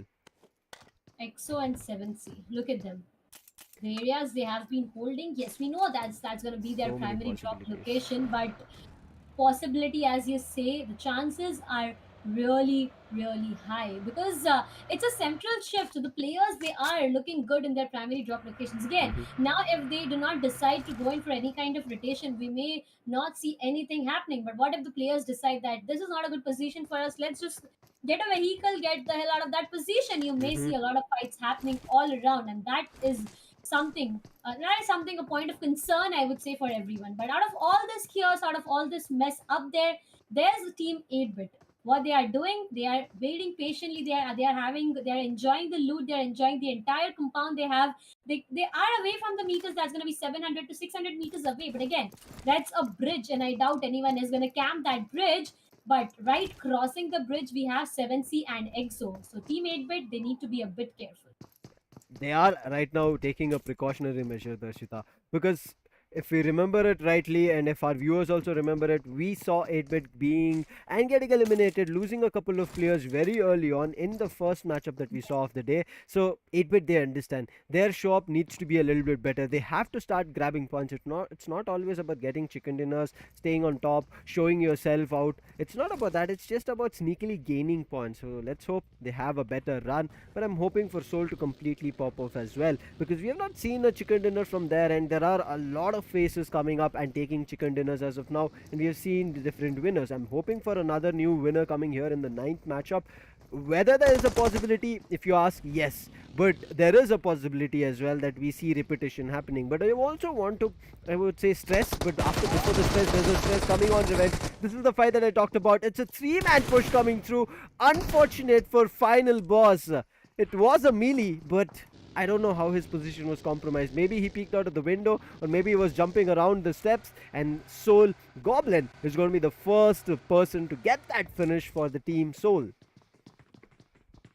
Start for them again, Sam, but it's Hmm. all about being consistent the entire day. Because the previous match, I Exactly. still remember Team Soul, they had a beautiful start, they had a beautiful position, but the zone shrink was something that got them into difficulties. And right now, the difficulties are with the vehicle. It's been stuck in that broken wall. It's trying to figure out a way on how to get out that vehicle, and I guess that's successful.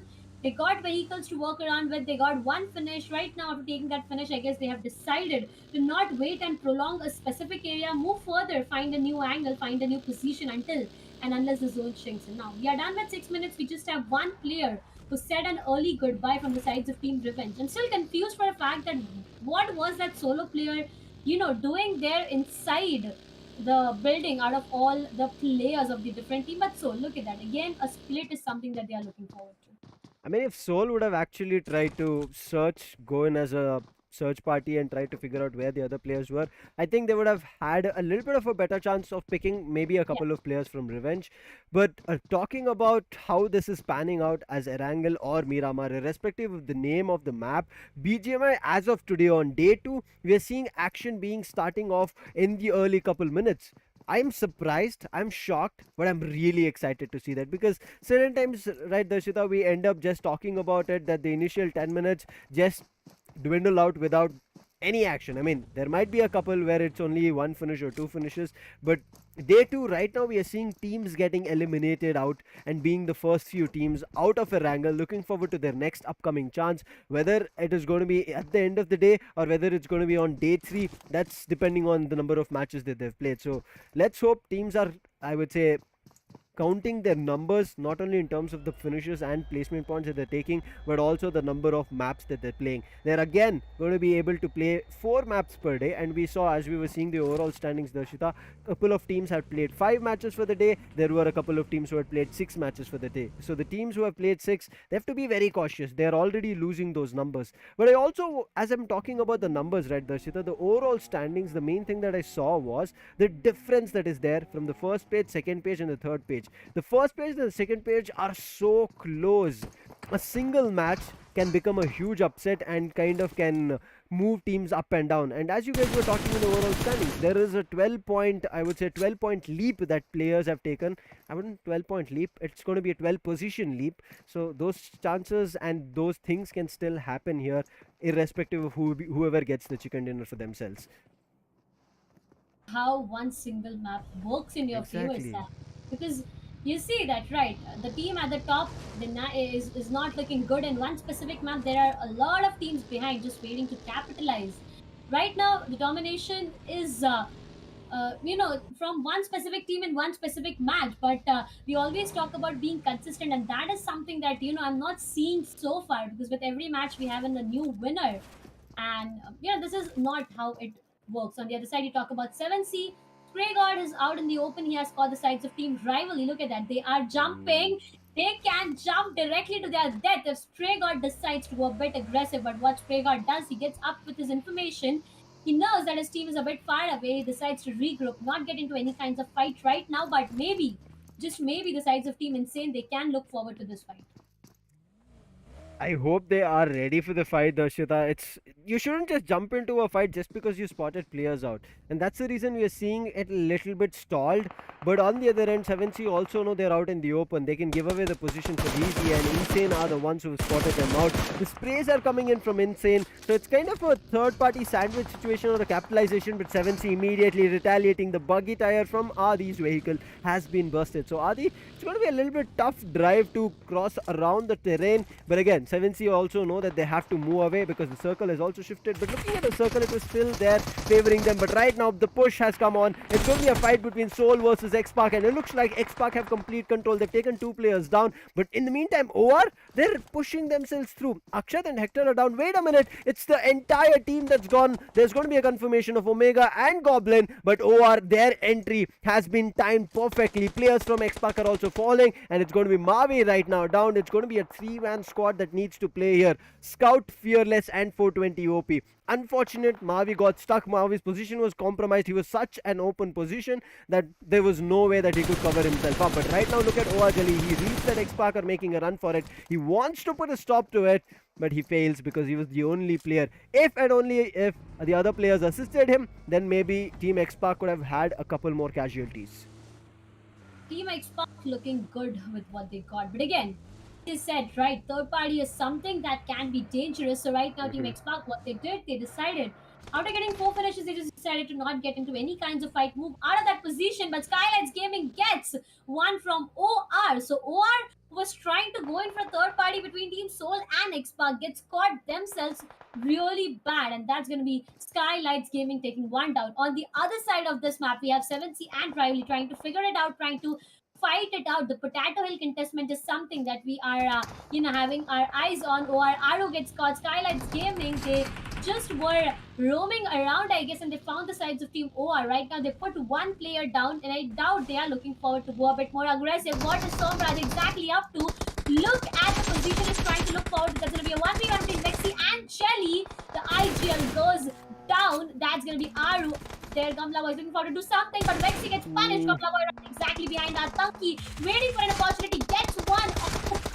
Will he be able to put him down? He does that, and that's going to be Pukar down to the ground. Gamla Boy a bit far away, still trying to figure out on what is Gamla Boy exactly up. I mean, right now Gamla Boy needs to provide the cover, but he misses his opportunity, gives up his position to Atanki, and Atanki being precise, irrespective of the health he has. But now Samraj is the only surviving player for SKYLIGHTZ, as well was Atanki, and Samraj says, it's going to be a 1v1 situation, I'm going to be the better player here. He eliminates, and it's going to be SKYLIGHTZ surviving. There was one more player who was surviving, so the revive will be there, unfortunately, and I'm pretty sure SKYLIGHTZ, after that initial ruffle over there, they'll be understanding that they cannot immediately jump into a third party. But those third party situations are not stopping in there. There's another situation happening here in between EXO, 7C and Rivalry.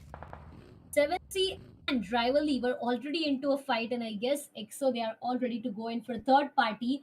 Now, I'm excited about this fight, Sam, because look at the position. Exactly. Team 7C, they are stuck between two teams, and there's nothing that they can do. If they go towards their right, they get caught. Left, they get caught. The only way is to get out of that fight, but I doubt that is even going to be possible. But getting out of that fight is a decision that Team EXO, I guess, is taking. And look at them. They are just trying to get a good position, and they have decided to not make a third party out here. But 7C Savitar, I guess this man has some different plan.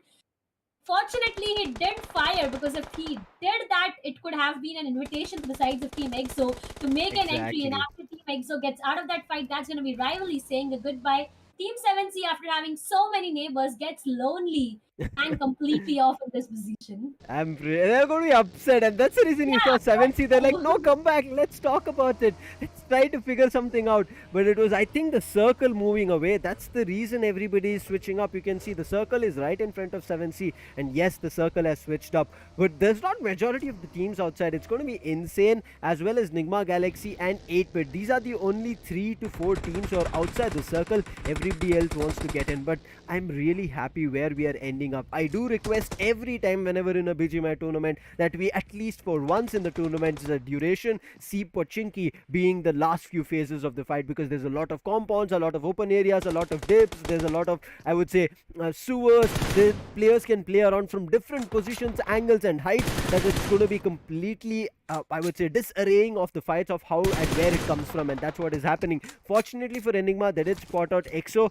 but the connections is not coming. But right now they do need to connect those shots, because if Enigma do not finish out EXO, there's already a sandwich situation that has been created from Rivalry. They're waiting for the opportunity, but if even Rivalry wait a little bit tad longer, they'll be getting sandwiched from a different team. So Pochinki, the place where chaos strikes, there's a lot of teams making their way in. Hacker, he's found Evo Idley. The spray should come in from him better, but Evo Idley was quicker. He connects those initial shots, but the damage was being exchanged. But look at this Hacker. He finds the window opening and knocks Eggy.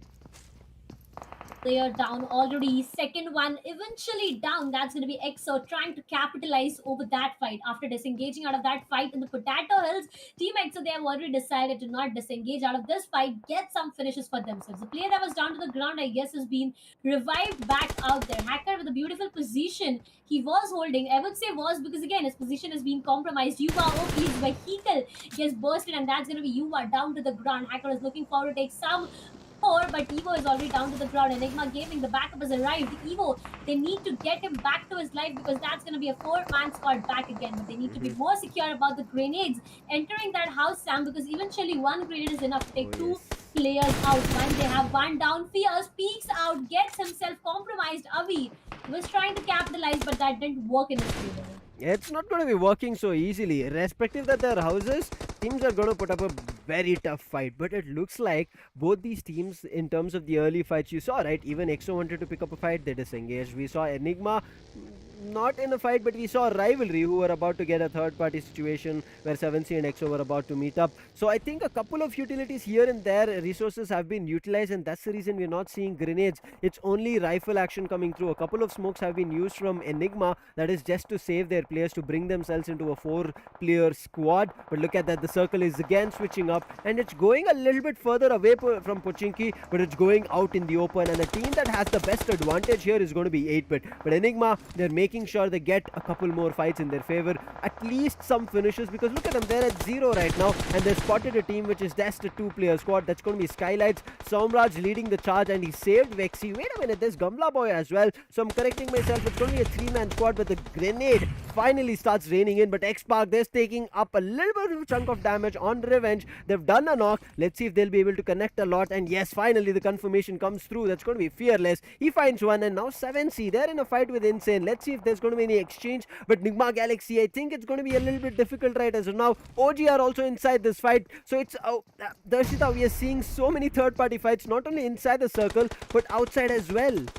A party that we host is just getting more and more heated up right now. Sam, look at that. Insane Mac is being caught by OG. Believe that's going to be Insane Mac down to the ground. NTT Noob down. OG Ash down by 7C Spray God. Somraj is looking forward to a revival. Like, see, he will be going that, but he needs to be quicker because Somraj is just bleeding out. Even 1 second later can destroy him completely. Tryouts was being caught by Gamla Boy. A bit of damage was dealt, but again, he was successful in dodging away all those bullets. Gamla Boy is looking forward to do something. Somraj is being revived back. 4 finishes is what SKYLIGHTZ Gaming got them to, but again, the position is the worst. I would say worst because look at that. They got no way to get out of that position. How the hell will this team get out of that position? You need to get up, and as soon as you go up, your pixels get visible, your heads get popped off, and that's going to be done and dusted. Enigma, as your eyes said, grenades enter. Somraj down to the ground. Vexy down to the ground, and that's going to be Team SKYLIGHTZ Gaming, I guess, getting eliminated. Oh wait, there's one player moving.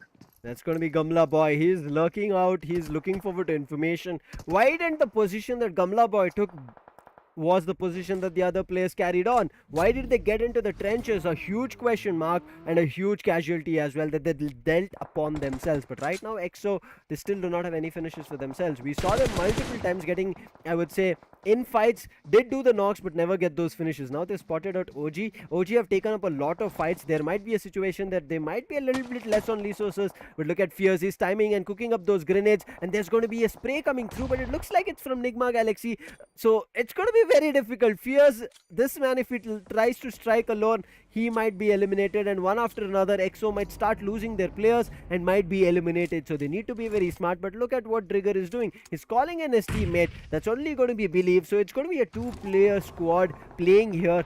But OG, even with the casualties, they also had kind of a third-party situation out of which they did survive, just like SKYLIGHTZ. I hope they're ready for the upcoming fights. But still, Enigma are not letting go of the edge of the circle. They know that Gamla Boy is still there. I mean, they don't know the exact player, but they know at least the squad is not completely finished off. If they finished off, it would have not been a knock coming through, it would have been finish coming through. But as I was talking about finishes, Entity will be eliminated with just 1 finish for them. With just 1 finish, SKYLIGHTZ Gaming, Gamla Boy gets eliminated. But Sam, don't you feel like the sides of Team EXO and 7C have a magnet that attracts them towards each other? Every time you see 7C and the sides of Team EXO nearby, no matter where the zone is, no matter what the position is, you will see these 2 players sticking strong besides each other but not getting into a fight. I don't know what kind of love story it is, but I've been seeing this since the beginning itself. And even right now, Team EXO, we have Fears on our screen, and right beside we have the sides of Team 7-6. So he has his eyes on the sides of Team Rivalry out there. Tryouts is called. OG Trigger will be taking 7C Spray God. So there's one villain story as well. Enigma Gaming gets down to the ground. Trigger is still holding back his position with the Trigger discipline that he has himself. But look at Believe, look at Trigger. These 2 players, they need to do something out there. Tsunami gets a tsunami in the life of Revenge player, and that's going to be 1 more down. Evo Italy takes Mr. Stray God out. Ace Black is looking forward to do something. Enigma Gaming gets eliminated because of play zone carry with those grenade parade right exactly in the faces of Team 8-bit, gets 8-bit into a difficulties. But again, what more can Team 8-bit do? Because of the shack they are holding, it can be more and more difficult. it will be a little more difficult, right? As now Hyderabad Hydras are looking a little bit strong, but it's going to be a 3v3 fight right now. So paying attention, taking and trying to make it work should be the question. But Regal Toss was out in the open, and Carry will be the one who will be actually snatching away that finish point for himself. The spray came from a different direction, came in from an insane. They did get the knock, but Carry took up the finish. So Hyderabad Hydras looking good, especially having the higher edge advantage. They're looking forward to making it work. But the team which was safe until now, Darshita, Team 8-bit, they're starting to crumble, fall apart. They had to move further away and try to take up fights from a far direction, but they didn't do it. They got right now kind of cornered into a shack, but right now the team which we were talking about, as you were saying, they're kind of having a magnet. That magnet is starting to repel. EXO and 7C are right now retaliating, fighting against each other. Spray God is down. EXO are looking forward to push up. They want to make sure that 7C do not enter anymore, even if their players are down. Let's look forward to their finish. Pierce has spotted a player, so did Sarang, and immediately sprays around the tree, gets that knock. Now Sarang is going to be the most difficult part to eliminate. We know how crucial this man is. He's already dropped down for a prone shot. He connects a couple of it. He also goes for a prone of his own, but Sarang is just better. He never got up from that position. He just kept spraying, and look at Sarang. He's making so much happen right now, so much chaos, and Immortal is going to be the last surviving player, trying to make sure his team survives. Sarang is also very, very low. He needs to patch himself up, but finally XSPARK coming in between, eliminating them, and that's going to be 7C out of the board. In the meantime, EXO also have fallen apart, so a couple of finishes for 7C before going down, because EXO have only Immortal surviving. Someone out there, Sam, to put an end to the love story between the sides of 7C and EXO, as 7C gets eliminated completely. OG Trigger is out exactly. 7C, I guess they lost one of their players because of play zone. Not sure of what exactly happened, but we'll be talking more about that on the caster desk after this match probably. But OG, they are looking forward to do something more. Enigma identified exactly. Skyelightz gets caught there, and that's going to be one player down. Scout is looking forward to do something. A grenade is what he's looking forward to, but a bit too late, and that's going to be the entire squad out there getting eliminated. Carry, he knows where Tsunami is holding, but the question is, will Tsunami get a Tsunami in the life of Hyderabad Hydras, or himself get caught in that wave? So I guess Tsunami's been holding a lot of damage lately. Maxi OP right exactly in the behind. Cover fire gets provided. It takes down 8-bit, but again, NIGMA Galaxy Dreams making it work in their favor. He will be taking down Maxi. Eventually, Maxi is drawn to the ground. He needs to be revived back, but look at Scout. He's out in the play zone. Believe is exactly in front of him. He's not sure if he knows there's someone in the back, but Scout, being better this time, being the best this time, takes 11 finishes for the entire squad of Team XSPARK. There with is what Scout got for himself. Scout has taken up the responsibility. He has 5 finishes of his own, but he gets spotted out. This is a very difficult spot to come out of, and especially the circle pushing away from you is the reason he's trying to push up, and so was Siam. He knew he was outside the circle. He had to do something, but Enigma Galaxy being better. They are in a lower ground, but the circle is favoring them. They have an entire compound, and that's them playing really, really smart. What are they trying to do? To just keep distance from every team, making sure that nobody pushes up close. Scout makes a little bit of a wrong move and gets spotted, and he was trying to get himself in a cover. Now it's the hope on 420 OP, but the grenade is there. It should find the connection. It does the damage. 420 OP very low. A Molly strikes, and that's the end for XSPARK. What a brilliant run coming in from Scout. 5 finishes of his own. 420 OP, yes, he was there, but Rivalry, they were smart about the decisions that they'd taken, but right now Rivalry's position has been compromised. So is Hyderabad Hydras as well as NIGMA Galaxies. All these 3 teams know their positionings, but the airdrop kind of favoring NIGMA Galaxy, and NIGMA Galaxy have their high struck on Rivalry. They're not letting them go. The shack is already outside the zone, so it's going to be very difficult for them. And look at NIGMA Galaxy completely gluing their crosshairs. Apollo gets one, and now they're looking forward to the last surviving player. The spray is coming through the open, just trying to find something, and that's going to be the end. 1 finish for NIGMA Galaxy, 1 finish for Hyderabad Hydras. It's a 3v4 situation. Hyderabad Hydras, I hope they're ready for it, because NIGMA Galaxy, they're bringing it. They're looking forward to their chicken dinner. Break the curse. We can break the curse of having a new winner, but what's wrong with the vehicle? Why is the vehicle so excited? as we casters are on the other side, Nigma Galaxy can be the very first chicken dinner. We have been talking about a new winner each map. Hyderabad Hydras, they can make and break this curse, but Nigma Galaxy, they look better this time with a grenade. MJ, he can get a connection. Grenade goes boom, and that's gonna be carry. But guess what? That was not the grenade, it was Dreams making his dreams work, taking one player down. He is Black, the last surviving player. A 1v4 is what he has on his face, and his situation, his location has been compromised. MJ with that grenade will be confirming carry. MJ right exactly in front of his face, gets caught there. Is better, and that's gonna be Nigma Galaxy taking a winner chicken dinner, a victory, a much needed, a much deserved victory in the third match of 7C Invitational. We are seeing just new and new winners every now and then, Darshita. No repetitions happening. I'm so happy. This happens very less in any tournament that you take. It's very difficult to control this from happening, that we see repeated repetitions of the number of chicken dinners, at least from a couple of teams. But what a play coming in from Nigma Galaxy. We have always talked about it. If you're able to hold a compound, never let anybody come close to you. You have to keep pushing them away, and that's what Nigma Galaxy did. They got control of a compound very early on, and what did they do from there on? Just kept pushing back any player, irrespective that was an entire squad, irrespective they threw the grenade. They made sure that any team that gets spotted in their crosses never makes it close to the compound, because once any team makes close to the compound, they'll be able to start throwing grenades and push players out, and Nigma Galaxy did not want to do it. A brilliant start for Nigma Galaxy as well, and we are going to be seeing them making a lot and bigger strides right as of now, Darshita. It has been the way it started, the way Pochinki got heated up with all the players right Hmm. inside it.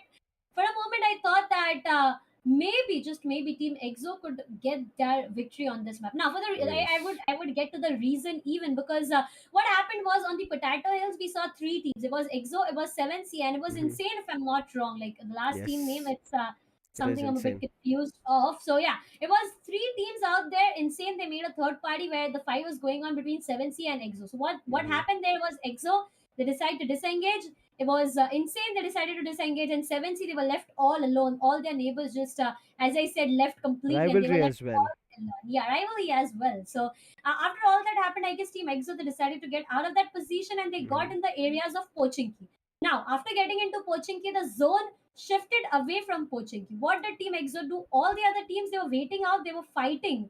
They were waiting for all the other teams to move out of that position, and Team EXO, they became the first team to move out of that position, get into the play zone. But what Hmm. happened next was something not really working in their favor. Team EXO, they got eliminated, but a beautiful rotation is something that we saw definitely from their sides. Exactly, as you said, right? Both EXO and 7C trying to stay together at the same time, trying to uh, prevent each other from meeting face to face. But finally, it had to happen. As you said, the circle was moving away and away in the direction where EXO were moving, so 7C had to move in the same direction, and they had to climb uphill. And once they spotted the players from EXO, there was no stopping, and the fight was kind of equalizing. Both of them were retaliating really, really well, and I think it was Fierce who could have turned the fight around in his favor. He spotted Sarang, Sarang spotted him, but Sarang was a little bit tad slower in reacting. Fierce had a lot in terms of seconds that he could have reacted, but I think he waited for the information, because if Sarang said, no, I'm already losing players, I'm going to be starting to fire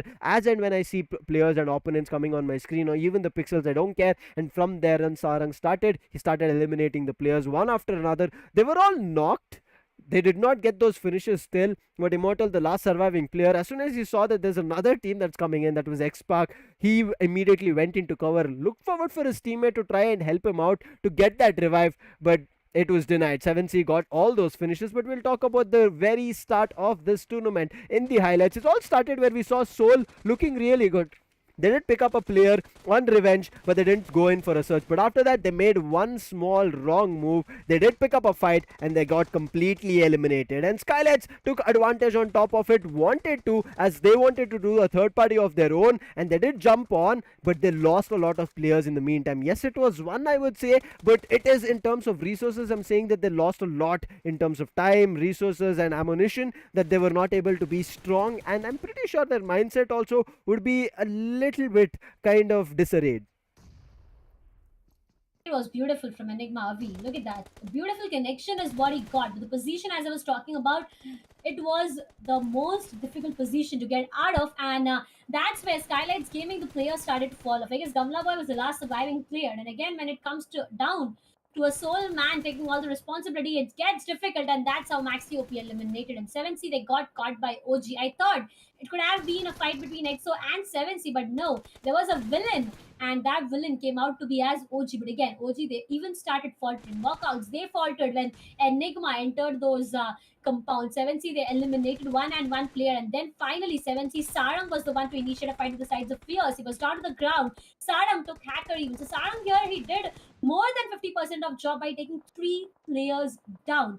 Immortal was the surviving player, but Sarang, again, it was a complete open area. Sarang was trying to go in for that 1v4. He could have done that because the last player was low on his HP, but out of nowhere he gets caught, and that's how Sarang got eliminated. Unfortunate for him, but so is 8-bit. That team were very safe from the early stages. I think that they got no finishes as well, or maybe one finish because Hyderabad Hydras had lost a player.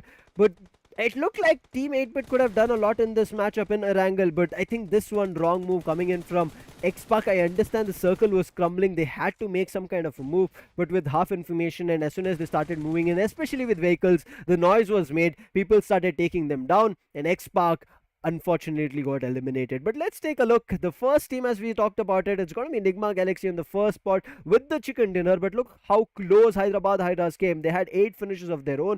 Even with 15 points, the point difference is just going to be 2 between Enigma Galaxy and Hyderabad Hydras. And the next team, which didn't even come third, it came in the 4th position. Rivalry were the team to be eliminated at the 3rd position. But because of the number of finishes that XSPARK showed us, 11 in total, and getting 8 placement points for themselves, they are going to be taking the 3rd spot, snatching it away and creating a 6-point difference from rivalry with just 3 finishes. Darshita, Why both the aspects of finish and placements are going to be important. mm-hmm. OG on the 5th with total of 7. 7C got 7.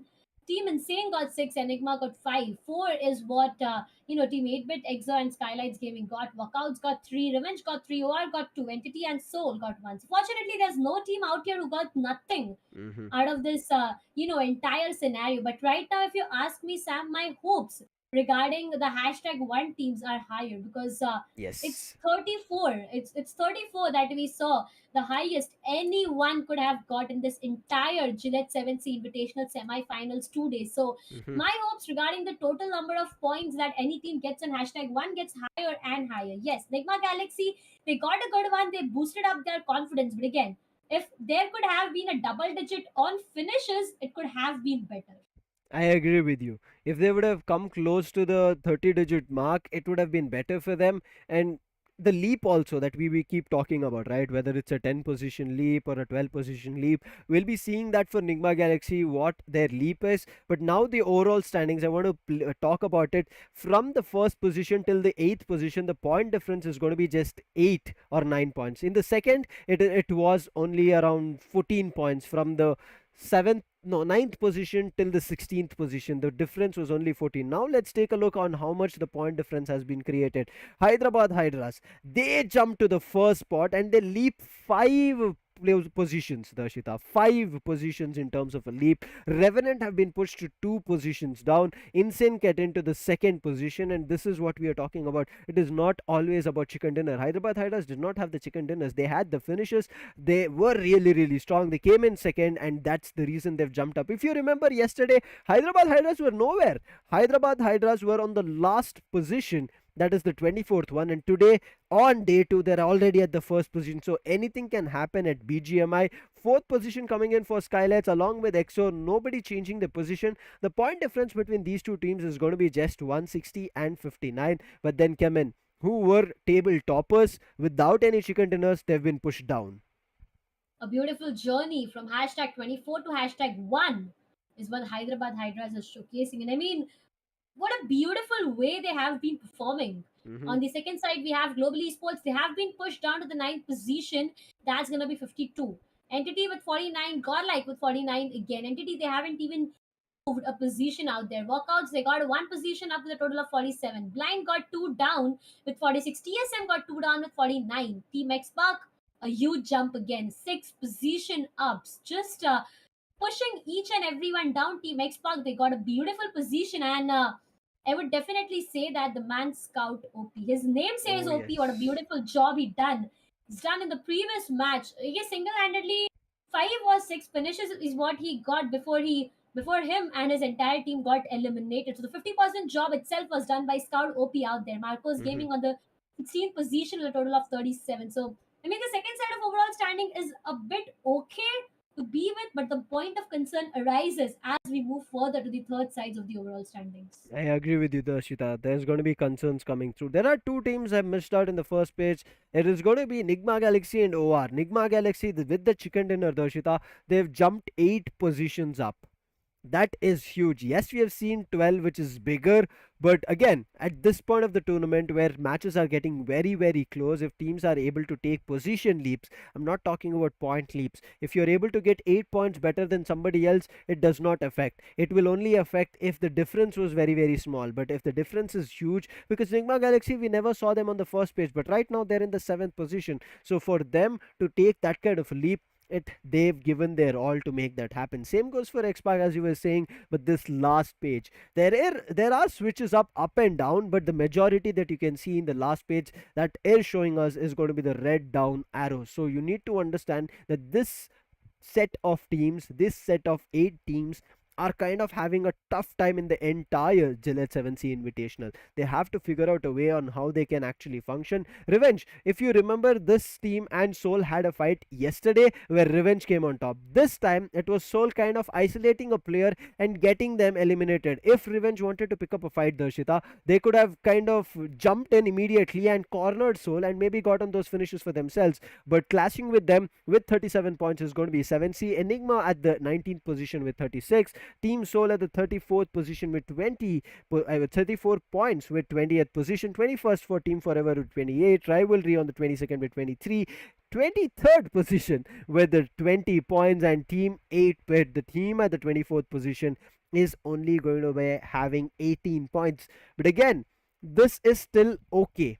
I wouldn't say that teams are still in difficult position, Darshita, because just imagine if Team 8-Bit get one chicken dinner for themselves, they'll be, even if they come close to 30 points in total, they will be able to jump to 48 points, and that will immediately push them to the second page, and then from there on they can immediately look forward to grabbing a couple more points and then go into the first page. So there are still matches going on, but they have to make sure that the next upcoming matches pay attention to it and make it work. I agree with you. I agree with you completely. There's one more point, Sam, that's Hmm. stuck in my head right now. Now look at that. We always say that the green mark, the green arrow, which is the sign that you are going up, is a relief, is a kind of satisfaction that you get. But is that a satisfaction for the third sides of overall standings? No, it is Nope. not. Why? Because again, same time, yes, you are going up, but you are still remaining down, right? You may Exactly. go 1, 2, 3 positions up, but there's not you in the top 16. Semifinals is all about qualifying to the top 16, because at the end of the day, if you don't find yourself in the top 16, there's no point of qualifying. There's no point of talking about the prize pool, because the prize pool gets unlocked once you are in the grand finals. But the journey of grand finals is all about Erangel Miramar repeating itself Hmm. thrice. Three maps done and dusted. The fourth one, actions of Miramar, awaited, excited. What's your thought about that, Sam? I mean, halfway done for day two, Yes, half more. I'm super excited. I'm pretty sure our viewers are also right now unable to understand how this tournament is turning out to be such. I would say when you eat ice cream, right, you get a brain freeze when you kind of eat it very fast, and you're like, it's just because the flavor is so good, the taste is so good. You try to finish that ice cream as soon as possible, and once you're starting to do that, you kind of have a brain freeze where you kind of have so much pain in your head. That's the kind of situation that I'm feeling right now, that the tournament intensity is so high and also at the same time so good that us as casters and viewers want to consume everything, and I'm pretty sure our viewers are doing that. So if you are already doing it, if you've already, I would say, enjoying it, don't forget to hit that like and subscribe and also the bell notification, because still, as Darshita was mentioning, this is only the semi-finals. It's only about qualifying to the top 16 to become the grand finalists of Gillette 7Sea Invitational. Self, the tag itself is a huge, right? Being the champions of Gillette 7C Invitational is a huge one itself, Oh, and with that, you yes. got a lot of prizes. You got a lot on stake. But right Hmm. now, I won't go on discussing the prize pool. I won't go on discussing the MVP. Teams with the most finishes, no, nothing, because right now it's the run for being in the top 16. If you are not, Yes. that's going to be a goodbye. We have 24 teams performing right now, out of which just 16 teams are going to get qualified, and the 8 teams, they have to say a goodbye. Now, that's the most. Toughest and the hardest part to do, but again, that's going to be a chance of learning and learning. And these teams, I was Yes. Sam was having a talk with Edge before that semifinals. These teams, they have this urge of trying the new things. Now Hmm. what these new things are, maybe a new rotation, maybe a new escape, whatever it is, but the urge of having something new in semifinals is what we see every day, but that is not Yes. something we see in grand finals, because grand finals we only see teams performing in their one specific way. Exactly. There'll be a set strategy that they'll be playing with, and they'll be feeling really happy about it because they're able to get the placement points. They'll be able to get finishes. They can take the fights that they want to, but there are other teams right now, Darshita, who are re-strategizing against them. As you said, right? Semifinals gives you the opportunity once you're on the top, especially in the top 10. It gives you the opportunity of experimenting, because pushing you down the same amount of jumps that you did, maybe 10, maybe 5, maybe 6, is not going to be happening. The only amount of jumps you'll be taking is 2 or 3 downwards. Majority jumps cannot happen like that, because it's not that you're losing points, it's only that the another team is gaining points, and that's just a push of 1 or 2 positions. So here is where any team in the last position, if they want to make their climb up, yes, they have a chance of experimenting. As you were saying along with Edge, we were discussing, they have to get their set strategy. They have to, if there is a drop spot, let's just take example for God, like we know for them to be going down to Yasnaya numerous times, that's their stronghold. But just imagine they are at Yasnaya, they go for maybe some rotation around the circle, or maybe a central rotation is what they favor. But for an instance, just one small switch up, they do not go for early rotations, they just wait it out until the blue zone and the play zone hits them, and then they push forward. These kind of instances can change up the game, but right now let's see, with the game face on, what changes these players bring in the fourth match. It's going to be Miramar, Darshita. I mean, I'm pretty sure I don't want to steal your dialogue, so I'm going to keep it there. But the number of leaps for the last page, as I was saying, is going to be preferred to be having more than 5. It is not favorable if they get just 2 or 3 position jumps with the points that they grab. At least minimum 5 spots they have to jump up. That's gonna be true. Look at their game faces, Sam. They are already, inside the map. They already jumped down, and we will be going on that soon. That's gonna be the fly path. This time the fly path, that's gonna be completely on the downer sides, right from El Pozo to down there. Now, I do not have any hopes on the play zone being in the areas of Del Mar, Los Angeles, Chumacera. I mean, maybe El Azhar. I mean, please do that, right? El Azhar is a place that we have been missing. Play zone, it already we have seen that being in the areas of Los Leones so Hmm. many times that I wanted to be up in the areas of Del Patron, El Azhar water treatment, and that's a first rule, right? The play zone and the fly path are completely opposite, so the hopes are high, but within few seconds we will get to know on where the play zone is. The teams, they are looking Yep. forward to that primary drop locations. Look at that, everyone. They are looking good, and I doubt that. Okay, there's one drop clash maybe in Mountain New. That's going to be Hmm. Marcos and Revenant. Okay, thank you. I was about to say, Darshita, you have to kind of now get ready for the BGMI gods either favoring you or immediately disregarding you and giving their own fly, I would say, circle. But they've heard you. They've said, like, we're going to be helping her out. She's been doing a lot of predictions. At least let's make one of them correct. And right now, as you said, it's going to be an opposite circle. And yes, Los Leones is going to be far away. Yes, you can see the circle conversing, a little bit of the compounds being, I would say, taking over with that circle, but that's not going to be enough to become the end zones, right, Darshita? So we are going to be seeing the fights happen. I'm pretty sure somewhere down center, close to maybe even San Martin or Picado, but we will see that later down the stages. But the fight that you did say, Revenant, there was a team very close to them, and that's going to be Marcos. You can see the name cards, but before that, there's already a fight happening, and it was a surprise that Hector gave to Clutch God. The IGL is down from Godlike, and look at that. Immediately, Hector packing up his bags, moving away. He's acting like a magician over there. But there's another player. You have a teammate over there, but Godlike, there's no chance for them to retaliate because look at that. Neo has no loot. Goblin, Omega, a couple of it for them. So they know that if there is some kind of a retaliation or fight coming through, they can kind of push back with the bullets. But look at that. Even Zegot just got himself a backpack. No gun right as of now. Irrespective that he even grabs an ammo, does not matter at all. Working in their favor, Sam. Look at that. They're trying to do something new or maybe a new drop. I mean, a drop location is something that has been changed, and probably that's the reason that is not working in their favor. But on the other side, we have Marco's star. Maybe this guy can shine bright as a star. Looking forward to that with Mhm. the upcoming fights and everything. Gasti on the other side, we have Dino and Don. Beautiful names. What these players have got a beautiful gameplay. Eventually, they got a fight at the initial stages with I mean, what team it was? It was I'm a bit confused on what the initial drop clash was, but again after that drop Soul clash, and I guess Godlike. after that drop clash, they have decided to part their ways away. Everyone is far away. Revenant Paradox has been finding some good utilities. A pan is something that he has picked up, and I'm looking forward to how he can utilize that. Let's see. But right now, Revenant, they're not doing anything in terms of a fight, Darshita. Because you see, Revenant were also in the position of the first spot. But after that, they've dropped down and now they're at the third position. So they know that they just need a couple of points here and there to get back to that first spot.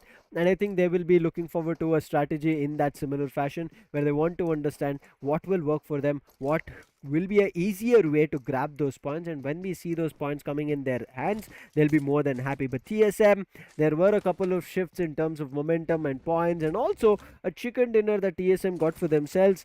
I'm looking forward to if they can actually make it happen again. Because they started it off on Erangel, got themselves the chicken dinner. Miramar is again another classical map, not classical specifically if you want to say, because as we keep talking about it, right, Erangel is where every player plays, gets down as soon as he's in BGMI. But Miramar is a map that a couple of people hate, couple of people do really love, because it provides you a chance of picking players out in the open, isolating teams.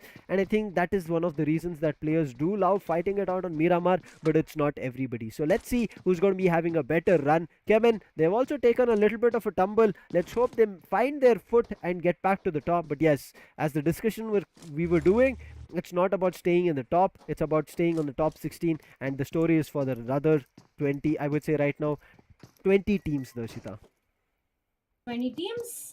Okay, let's see who stays on the top at the end of today's day. Because see, we started off things on a different note. At the midway, we are on a different note. So the chances are really high that we, end today's day on a complete different note. This is a Mm-hmm. midway because that's already the fourth map of the day Day 2. itself. So yeah, day two itself. 8-bit on the other side, they have all their four players surviving. They are looking forward to a great loot. They are looking forward to everything that they can. Blind, they are. I mean, there's nothing happening, right? If we talk about the overall strats of what till now, till 6 minutes has happened in Miramar, I guess that's just one player, Clutch got from the sides of Godlike getting eliminated, and after that, everything was at a complete piece. No players getting down, and for the next 4 or 5 minutes, eventually, I have no hopes. But why are you so high on hopes? Blind, the player just jumped vehicle right exactly in front, but again, they found a vehicle to work around with all four in the same vehicle. What if they get caught here? you you Okay. you asked the right question, but it looks like Blind do not fear. They Yeah, want to make sure that they go right in, I would say, and face on fight, head on fight, whatever you want to call it. They're ready for it. And yes, I would say Blind are looking really confident. Yes, they've also gotten themselves a chicken dinner, I hope, on at least yesterday, or at least the fights that they've put in. Okay, they've not gotten a chicken dinner until as of now, so hopefully that we have seen them right now. Let's see if Blind will be able to find themselves a chicken dinner with TSM also. Looking at now how Erangel the previous two matches have been and Miramar was, it was very quick in terms of the action. But again, Darshita, it feels like we are falling back into the similar old-fashioned play style of all these teams where until the 10-minute mark, no chaos. But it looks like again, Seoul, they want to meet up with Godlike. They were not just happy with one finish of Clutch God, they want the entirety of godlike. This is how Seoul actually ended themselves up previously. It was not in the same team, but Seoul picked up an initial finish, looked that they were really strong, went for a head-on fight, and they got decimated and wiped up. So I'm hoping that they're strategizing really well, but it looks like the strategization or the finishes coming in is going to be better from Global Esports as Manya picks one on OG Vizgod. Going to be Global Esports starting their day once again. Now, trust me, Sam, if Global Esports they don't get a full stop right now, this team is going to dominate once again the way they did previously. But right now, look at that. OG believe he has an upper ground Yes. advantage, and Global Esports they have a lower ground disadvantages. This is something that Global Esports they need to be careful about because new player 6 he is looking forward to climb up. Ash is low on his HP, but eventually, what's more shocking is eventually even after having the lower ground disadvantage, Global Esports they managed to take one finish, and look at that. OG they decided to go off the fight, and they did not continue. Got out of that fight. Global Esports looking good with one finish that they got themselves, but the question is, will they continue? No, I guess because they are already far away. Vehicles get caught there, but it's too long to get those bullets connected, and that's how Global Esports will be taking one, but that's going to be the end of fight itself. Let's see right now if there's going to be a switch in an unfavorable direction. Not much, but Marcos and Revenant still looking forward to facing each other off. EXO is looking forward to face off 8-bit, whereas Walkouts they're slowly rotating, but while they're slowly rotating, they might have a casualty with OR. But look at the complete bottom toward Puerto Paraiso. There is a team. I'm just looking forward to which that team is. I'm looking forward to their name. They're taking such a slow rotation, Darshita. Just imagine the number of utilities that they'll be using. But as I said, 8-bit and EXO, they are having a fight. They're already both of them lost the player, and there is a chance of them losing another one because they were very low, but they're looking forward to also patching themselves up. Let's see if 8-bit can come up on top. Previously also this was the situation. 8-bit got cornered and they started eliminating one after another, but right now Immortal gets confirmed. Fierce is down. EXO is losing numbers. It's going to be difficult. Snacks and Hacker, they have a crossfire held on Juicy. It's going to be an easy frag on Juicy and they're looking forward to it, and yes, Juicy is out and that should be the start, but I don't think they're going to be able to do a lot, but they find Revolters as well. Tsunami also has been found from Hacker. Now it's the last surviving player. Madman, make him BA disappearing from Miramar. He is gone as Snacks finds him. What a turnaround of events, and Fierce, he will survive to tell this story. Again making mistakes. Now I still remember what happened in the very first match. It was same 8-bit and Blind fighting it out. 8-bit got eliminated. They got an initial opening, they got eliminated. Same happened. History repeated. As 8-bit they got an opening again but got eliminated. But right now Marcos they find one casualty on themselves as one player is already down to the ground. Revenant on the other side, they are looking good with the vehicles that they have. With the player who was down to the ground, that's going to be done. It's not just down, he gets eliminated completely, and that's going to be the sides of Team Revenant taking one finish for themselves. So I guess Seoul, Global Esports, and 8-bit got one for themselves. EXO got 3 for themselves, and the rest of the teams, I guess, they are all up with all the other players. The teams who have lost one of their players, I find it a bit of the journey, I find it a bit difficult for them to survive. There's a lot of gifts flying right down the crates for EXO. I mean, they got rewarded, so the rewards are pretty sweet at this moment. Look at that. So many gifts all around. They are just picking up all the utilities that they need.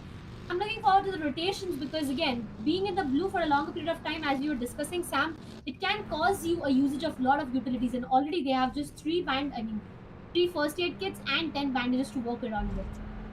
But at the right time, you see that Snacks has made his way out. So is going to be EXO. But Soul, we did see them looking forward to fight with Godlike, but TSM, they're also on the hunt. They are kind of smelling that there is going to be an opposition. Let's look forward to taking them out. And Aquanox, he's brilliantly searching the rooftops. He should be able to spot Hector because it looks like he's the one who's out in the roofs. But it's, I guess, the tree which is providing cover to Hector, and his position is not getting compromised. But Godlike also, this is why I said Godlike do love a central position. And if they get a chance to hold the circle in a compound, it's going to be very difficult to take that chicken dinner from their hands. It's not like Godlike will look forward to fights, but just like we saw Nigma Galaxy getting their chicken dinner while preventing teams to get inside the compounds, that's what Godlike will do. Soul is in a very close compound, but Soul, they're about to get clustered from various different teams. Godlike will be very happy because it's still the circle favoring them, and the blue team that we saw, which was going in for a very slow rotation, is going to be Rivalry. But it looks like EXO, after they finished off a fight at the edges of the play zone,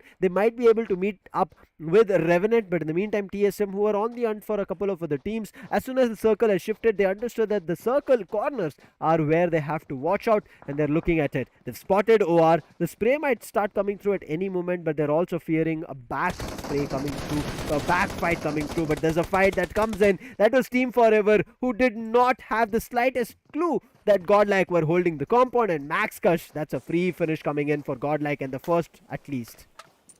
Jumped off his vehicle to his own death, and that's how Team Godlike will be getting one finish for themselves. Now, you're talking about the corners of the play zone, right, Sam? Let me tell you, there's one team in the corners of the map itself, and that's Marcos Gaming. I don't know what Marcos Gaming is, doing out there, but we'll be discussing more about that. TSM Ninja Jord is being caught in a complete open area. That two-wheeler is something that he has to work around with, but again, is that going to work in his favor? For the moment, yes, but look at this man. He directly jumps inside the compound. Oh my god, TSM, what a beautiful way to enter. Tell everybody that this is our compound. Always Bolte gets down to the ground. Aru will be confirming him there and there. Soul with one finish for themselves that they got at the start itself. They are looking forward to completely eliminate the sides of Team Godlike as well. But Blind gets caught by Global Esports, and that's going to be Deadpool down to the ground. As soon as the 10-minute mark is done, Darshita, it's just chaos everywhere, brewing up, and you can see teams there falling one after another. As you were saying, Marcos, you're playing very, very slow. It looks like the possibility is still there. Revenant and Marcos looking like they're tailgating each other, not letting each other go. But right now, it looks like OR in a huge disadvantage. They're getting spotted from two different teams. One is going to be Godlike. On the other end, it's going to be Team Forever. Team Forever, they've lost two players. Unfortunate for them, but they're still looking forward to firing all guns. They want to make sure they have a chance where maybe, if I would say, the time gives them the opportunity, they strike fear on their opponents and get those finishes, and maybe become one of those two players who eliminate two entire squads. If they're able to eliminate two entire squads, Darshita, they are going to be gaining so much space in Miramar, and there are so many compounds to play with. I think it is going to be really good for Team Forever, but it's going to be very difficult. They've moved away from the opponent. OR have complete clue of where Team Forever can come through, and that's the reason they're just looking forward to spraying them. Even a couple of pixels being spotted, Team Forever is taking the brunt force of the damage from the other teams. Be careful. They need to be really careful. So is the size for Godlike, I would say, right now. Because after losing, the IGL itself, Clutch God itself, it can be a bit difficult. On the other side, Global Esports, they are continuing that domination after taking one player down from the sides of Team Blind. Right now, they have caught one more, and that's going to be three, if I'm not wrong, for the sides of Team Global Esports out there. On the other side, each and every team is looking forward to that Del Patron compound, and everybody wants to get a hold of that compound. But right now, exactly in the center, we have Godlike. Now, we have seen this team performing since a long time, Sam, and we know, right, when you enter the house, the home of Godlike, they wouldn't like it at any cost. Now, anyone randomly entering your house, would you like that? Exactly. Definitely no, right? So this can be a moment where Godlike gets their revenge done, right? But on the other side, we have Rivalry Krish. He is looking forward to take players down from the sides of Blind, but Why? Tryout Low Play Zone was the one to eliminate him completely, and that's how Team Rivalry will be losing one of their players. Wait, I think he was already knocked. Yes, I did not see him properly. We switched very fast. But I did speak about this team. Rivalry, very slow rotation, and finally the zone doing the damage. But walkouts, what's happening to them? As Global Esports spotted them, the couple of damages coming through. There was a player, I guess Abrar, no, it was Yuva OP who fell. But right now TSM, they've picked up a fight with Soul. It's going to be difficult, but Abrar, the last man, trying to kind of reverse the action coming through, do the damage. But Global Esports along with Rivalry, if they join hands, it's going to be the end for walkouts. Goblin from Soul, he's fallen apart. This is another fight in a different direction that we are getting to see. We did talk about it with TSM, but finally in the finish we will be getting a confirmation that it's going to be walkouts being eliminated, I guess. And yes, they just have one finish for themselves. Unfortunate. But the fight between Rivalry, Global Esports, there's another team that has just walked in. I kind of got the half clue of the name. I'm not too sure which was the entire squad, but yes, we will talk about the fight as soon as we head over to it. But it looks like Rivalry is going to be another team, and one after another teams are just falling apart, and it's both the gatekeep, sandwich, third party, fourth party, whatever you want to call it, happening here in this fourth circle. Everything is happening. You tell me n number of points, I would say everything is happening. There you go. Paradox gets caught, and that's going to be Aquanox taking him down. Ninja Ajot confirming Paradox there and there. TSM, they have started, their day with one finish. Insane will be taking one from on the sides of Marco. Soul right exactly in behind TSM. Aquanox, he has his crosshair right on point. He just needs to fire. He didn't, and that's why he misses. On the other side, we talk about Revenant. Paradox, they already have lost one of their players. GODL, they're right exactly in the front. Neo is trying to go back to his team. They even have a great opportunity in the play zone itself. So the probability chances, as I said, are high. But on the other side, Z got caught the sides of Global Esports out there. So right now, that's going to be fight between the team that has the play zone and the team who's been dominating since the last match, I would say. Global Esports right exactly in the front. One player has been getting a lot of damage on himself, but insane out of all this, they are playing on the edge of the blues. They have vehicle to work around with, so the zone entry is a bit easy for them. But Marco Star, I guess the play zone gets more of his attention, and that's why Star will be going down to the play zone itself. Play zone is going to be very, very difficult, and play zone is going to be looking forward to doing a lot more damage, especially in the last circles that we are going to be seeing. But CHEMIN, I'm finally seeing them. Do you see this, Darshita? We did not see CHEMIN doing any kind of noise till now, and they have a clean and crisp idea of where Global Esports is going to be. So I'm looking forward to what CHEMIN is going to be doing after this. But Soul, they're a little bit outside the circle. The fight that TSM initiated, they still have all the 4 players standing, so they're not going to be giving it up. But EXO, they did have a casualty already, and now they're going to be losing another one. Unfortunate for them, but it is all the circles helping. But look at this, as I did say very early on, if GODLIKE get a compound, you will have a very tough time. You also mentioned it, Darshita. So it looks like GODLIKE are looking forward to getting their chicken dinner. We did see them completely fragging out Insane, but right now they have an opportunity, they have an opening. They've not made a lot of noise. I want to see them making a couple of noises, but let's just wait it out. But as I said, CHEMIN, they'll be finally doing the damage. But GODLIKE, Z-God, he's also spotted, and he's making sure that this third party between GODLIKE as well as, between Global Esports as well as CHEMIN works in only GODLIKE's favor, and it's going to be Knuckle who's just been spotted. But Global Esports, they eliminate CHEMIN, and CHEMIN, unfortunate, the single house they were stuck in. I don't know whether you want to call it a garage or anything. It's a single compound that they were stuck in, from where they'll be only getting one finish. And right now, it's only the last 2 surviving players from Global Esports, out of which one player, that's going to be player 6, is knocked. My bad, there's still another player that's going to be Knuckle and Joker. Joker is the one who's a little bit further away from his team, and this can become a casualty. You can see Knuckle and player 6, they're right now looking forward to regrouping with Joker, but it's going to be difficult. But in the meantime, we see play zone taking out Blind Rage, so players are still falling to the play zone.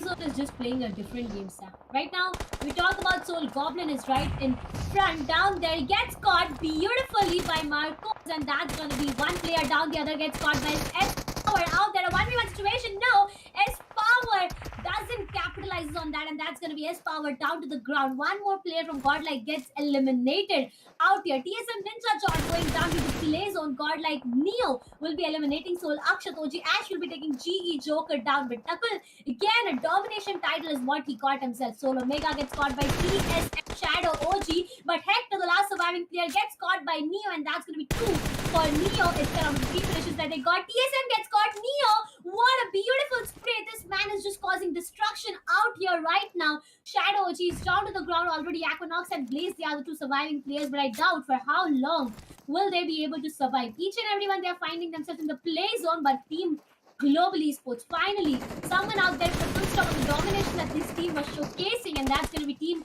Global getting eliminated. Daljeet will be taking one from the sides of Revenant, Austin, Vortex out there. Right now, Godlike, they are even out of play zone, but again, feel like they could get an easy entry, what I was talking about gets here, and that's gonna be Team Nigma Galaxy eliminating one more. Okay, that's gonna be Team Forever eliminating one more team out there. Revenant gets eliminated. What? Blind Spy. Now he is waiting down patiently. Look at that. Godlike, they have no idea about where the positions of Blind is, as Power is in a complete open area. They are looking forward to go and make an entry inside the play zone, but the even dunes is something that is going to cause a problem, Sam.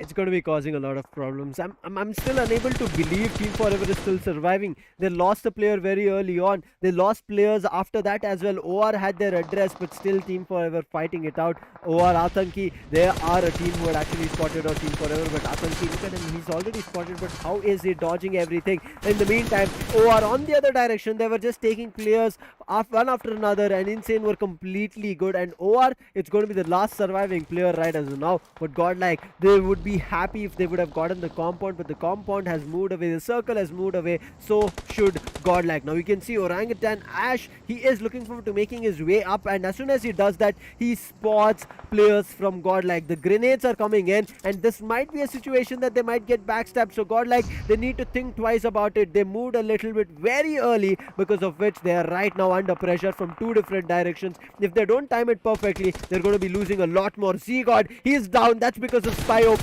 There's a cover fire coming in from S-Power. Is it going to be enough? I don't think so at all, because it's going to be making life very, very difficult, Darshita. It is gonna be difficult. Spy will be going in for grenades, but Spy needs to be really careful about the blues right exactly in his behind. He is trying to patch himself up, Sam, but how long will he be able to do that? Because again, they both need to rotate. Or Atanki will be taking one on Insane out there. That's gonna be S-Power and Neo. Now Z-God is down to the ground. They need to revive him back, but S-Power will go down as there's gonna be one more grenade. Neo is the last surviving player. Spy, are you going for a heal battle, my friend, or are you going to give a big surprise to Neo out there? Aditya gets caught by NGX Ted. That's going to be Neo trying to survive, but I doubt. I feel like Spy is going to give a big surprise before he goes. Neo gets caught, but Neo, this time, this man is going to be better, and that's going to be Blind getting eliminated. As Power is down to the ground, Neo is waiting for an opportunity to revive him back, but Trigger is right exactly in the front. So Neo, he needs to decide on what can be done. Do he needs to revive him back? I guess. I doubt, and that's going to be S-Power getting eliminated. Neo, the last surviving man from the side of Team Godlike. He was bleeding out for so long, Darshita. He Yep. was trying his best. He was giving all the calls that Neo wanted, but Neo, right now, the last surviving player, he has moved from various different directions, and OG is blindly spraying through it. Neo, he has to pack himself up. He has 3 first aid kits, but the force coming from OG's end is very fast. They are circling him. They're cornering him. He is stuck in a small pocket, I would say, with a smoke covering, but look at OG as they're clearing every direction for Neo. They're also finding a player that's going to be the last surviving player for TSM, and now we have the last 3 teams. One is going to be Godlike with Neo, who has 4 finishes. On the other hand, OG is looking way better with 6 finishes, but Neo is the only man who had all those 4 finishes. But a brilliant grenade coming in from Ash, it's going to be ending it up, and Marcos Dion, the last surviving player, what can this man do? It's a 1v3 situation. He sprays Ash, but if he would have gotten that knock, Darshita, things could have been better. He finds that knock without getting any damage. He immediately loads, and he's going in for another fight. Trigger is just holding it down, but look at this. Dion makes it happen. It's a 1v1 situation. He's done the damage. He cannot push back. He needs to go up with the health. Oh my god, and it is going to be Dion who clutches it, who gets the chicken dinner, and we are just going to be seeing new teams, new faces in this Gillette 7Sea Invitational getting their chicken dinner. What a matchup it has been till now. It was just the halfway mark. We were hoping for it to be a repetition, that one team could have actually gotten the chicken dinner. Irrespective, it is just new teams coming up and another after every map. Marcos Dion, that 1v3, unbelievable.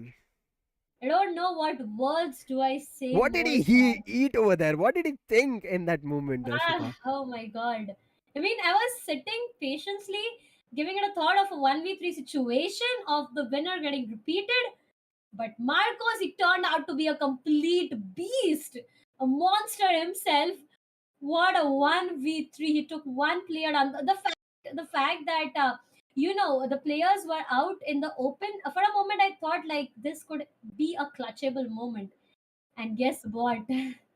Man, oh man, just look at our faces. I mean, just ignore everything, look at our faces. I mean, Exactly. mixed emotions. I don't know what we have right now, but a 1v3 at the end circles. Marcos, man, just bow down to this man. I don't know what more do I say. I need an extra set of fans here. Yeah, please, please. If it was a 1v4 situation and if he would have done that again, and I believe he will do it, you would have been seen me dripping in sweat right now. I mean, the Oh camera my is not god. giving justice right now, I'm pretty sure, because I'm still sweating. My hands are sweating, even though I did not play the game. But just seeing that on what Dion just did, and that's just sheer, I would say, making use of knowledge, positions, and the fights. First, he picked up a fight on Ash, eliminated him. Then he saw where the other two players are. Then he took down Digger. Digger was the one who climbed up on the hill edge, and because of that, that was an easy position to fight out. And Dion made it successful. And the last surviving person, he was yes pushing up, but he should have pushed up when Digger was about to get knocked up. If that would have happened, then Dion couldn't have gotten a succession of either going in for a reload or switching up his gun, and immediately could have been traded off. But look at the health as well. It was the damage being done from the last surviving player from OG. He did do the damage. The health, I would say, was less than 10, Darshita. But he still pulled it off. And this is why we say you should never give up on any match. Neo, that's what he was doing. If there was no grenade coming in from Ash, I'm pretty sure Neo would have come on top, maybe even at least taken up two finishes from OG, brought it down to a 1v1v1 situation. So the possibility is still there. If you remove those resources of grenades and smokes, anything can happen. But if this is the way we are going to be progressing, and we have still two more matches to end the day, we are still seeing newer faces, newer teams getting their chicken dinner. I'm pretty sure. I don't want to jinx it. I think now that I've said the word jinx, I'm not going to be even mentioning what I was about to say, but I'm pretty sure you get the feeling the viewers also know what I was about to say. Out of everything happening, first of all, I'm just, adjusting the chair out here because we were dancing after seeing what happened on the I screen, just wish right? that my chair did not break. Yeah, true that. I mean, with the bullets firing, with us shouting, maybe a chair break is something that our audience could have heard. Oh, yes. What a beautiful way to end this match, man. Oh man, just show me the Hmm. highlights because I can't wait any more. Out of everything done, as I said, I was adjusting my chair first because the feeling of doing that 1v3. I mean, look at our faces, a jolly faces what we have. I'm just imagining for a fact the faces of the players out there. Hmm. Beautiful, right? I just wish if we could just see that game face that he had after Exactly. clutching it out. It would have been the most The boot beautiful thing. camp, the players. I mean, if you'd have gotten that chance, I'm pretty sure.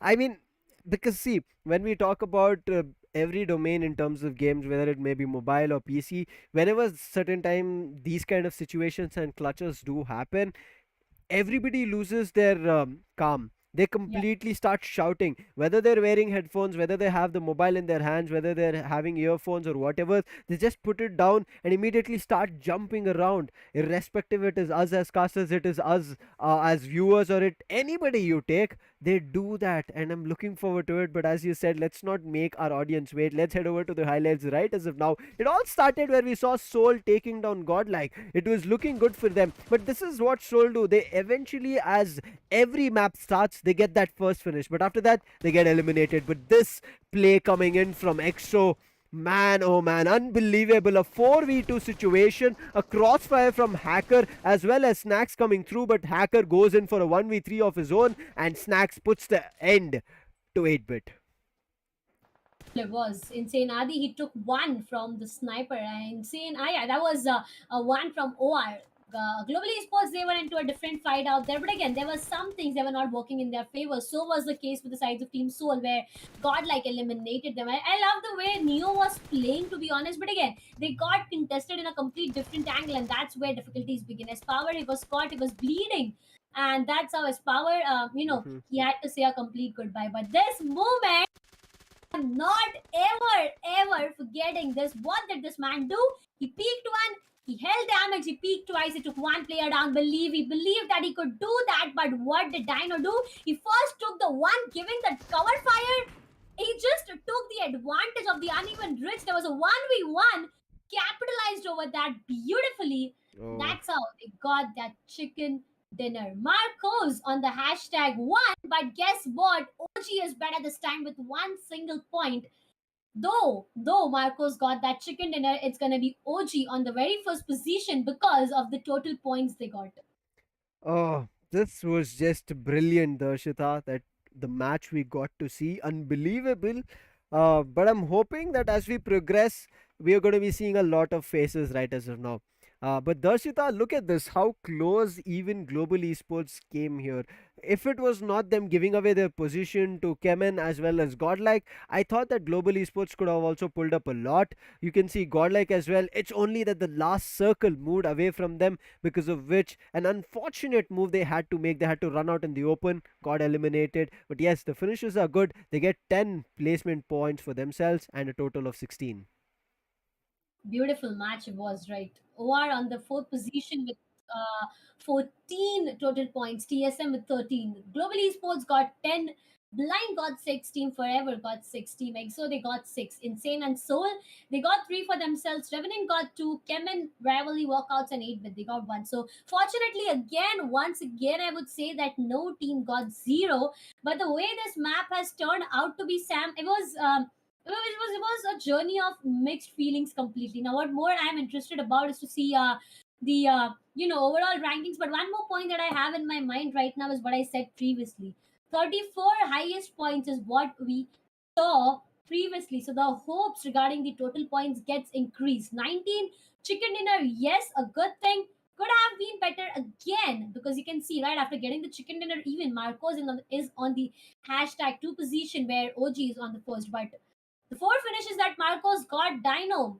I mean, what name would I give you? What probability name is I should be calling you, because this man, he did a 1v3 in the last circle where his location was compromised, and at that point of time I realized that, man, oh man, this team can go ham against any team out there. Revenant kept okay. Now talking more about the sides of Kemin and Revenant, these teams, they were you know, pushed down. And as I say, pushed down, we did not see Kemin in the first sides of overall standings. And this is what happens when one map goes wrong. We have Hyderabad HYDRAS standing strong on the very first position. That's going to be a total of 72. 29 finishes, 43 placement points. But guess what? Finishes could have been better, because look at the next one. OR Esports, they got 39 finishes and 29 placement points with a total of 68 for themselves. But again, OR, they got a huge jump here with 6 position ups. Insane on the third with 67. EXO with 65. Godlike again getting a huge jump after this match. That's a total of 6 rank up. A total of 65 for them. Revenant Esports on the 6th with 63. Global Esports on the 7th position with 62. And SKYLIGHTZ Gaming gets 60 for themselves. So difference of, Sam, that's a difference of 10 points up and down that we have on the Mm-hmm. first overall standing. So any moment now, this difference can change. But Gemini Sports, unfortunate for them, not performing lets them pushed to the second side of overall standing. I mean, I was just talking about it, right? The position that Kemen was in was brilliant. But what did they do? They did not time it perfectly. They Yes. waited for Global Esports to make their move. They did. They did do the damage, but Global Esports were better because they did carry the aggression. Certain times, when we talk about it, right? Fighting fire with fire, the flame which is better is going to be burning you out. I think that's what happened over there. Global Esports were better. Kemen could not do anything. And yes, Global Esports might be taken out by Godlike with a couple of frags coming in from there, and because of the compound does not matter. But right now, Kemen, they have to worry about themselves, not about the other teams or the other parties that is happening. because, as you said, they're in the second page. And this is a team known to be in the first few places without any chicken dinners. But also, again, pointing out another team which was in the seventh position, that was Nigma Galaxy. Yes, they did not play in this matchup, because of which they have been pushed down to the 10th position. But look at this: TSM, Marcos, and Orangutan. Orangutan was in the previous spot, but look at the number of jumps that they've done.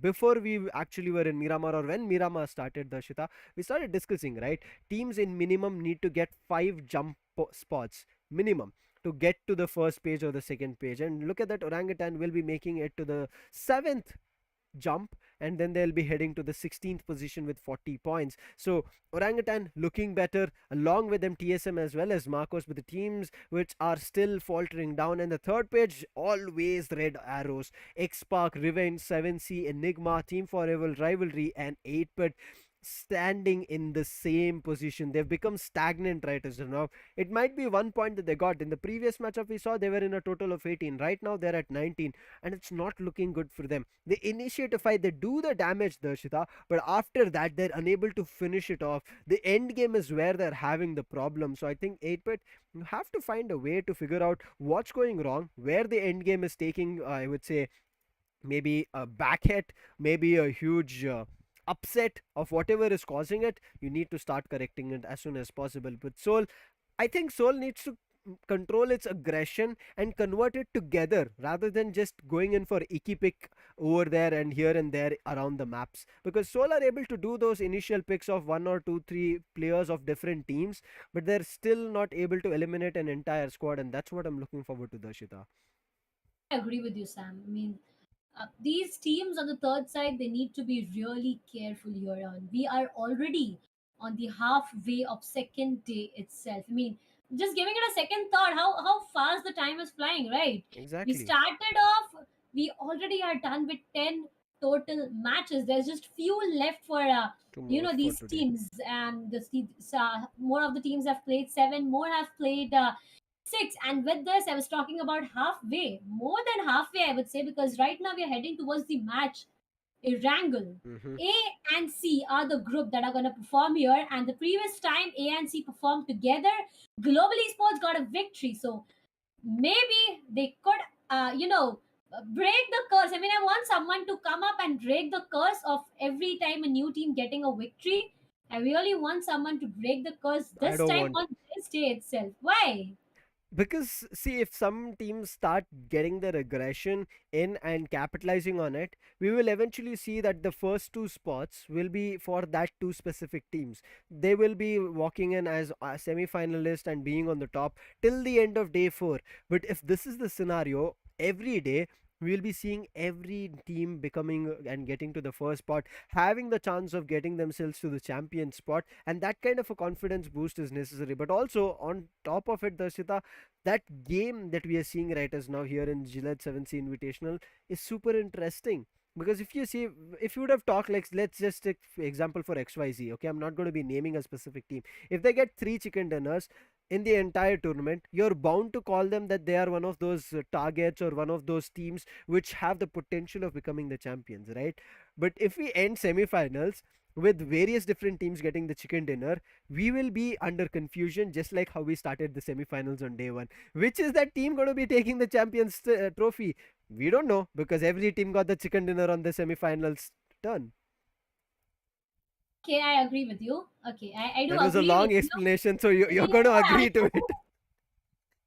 that's gonna be completely true. A long explanation is what I got. But again, see, the reason I say that I want one team to shine right now is because there are different stars, right? There are Hmm. different stars in this in this open sky itself.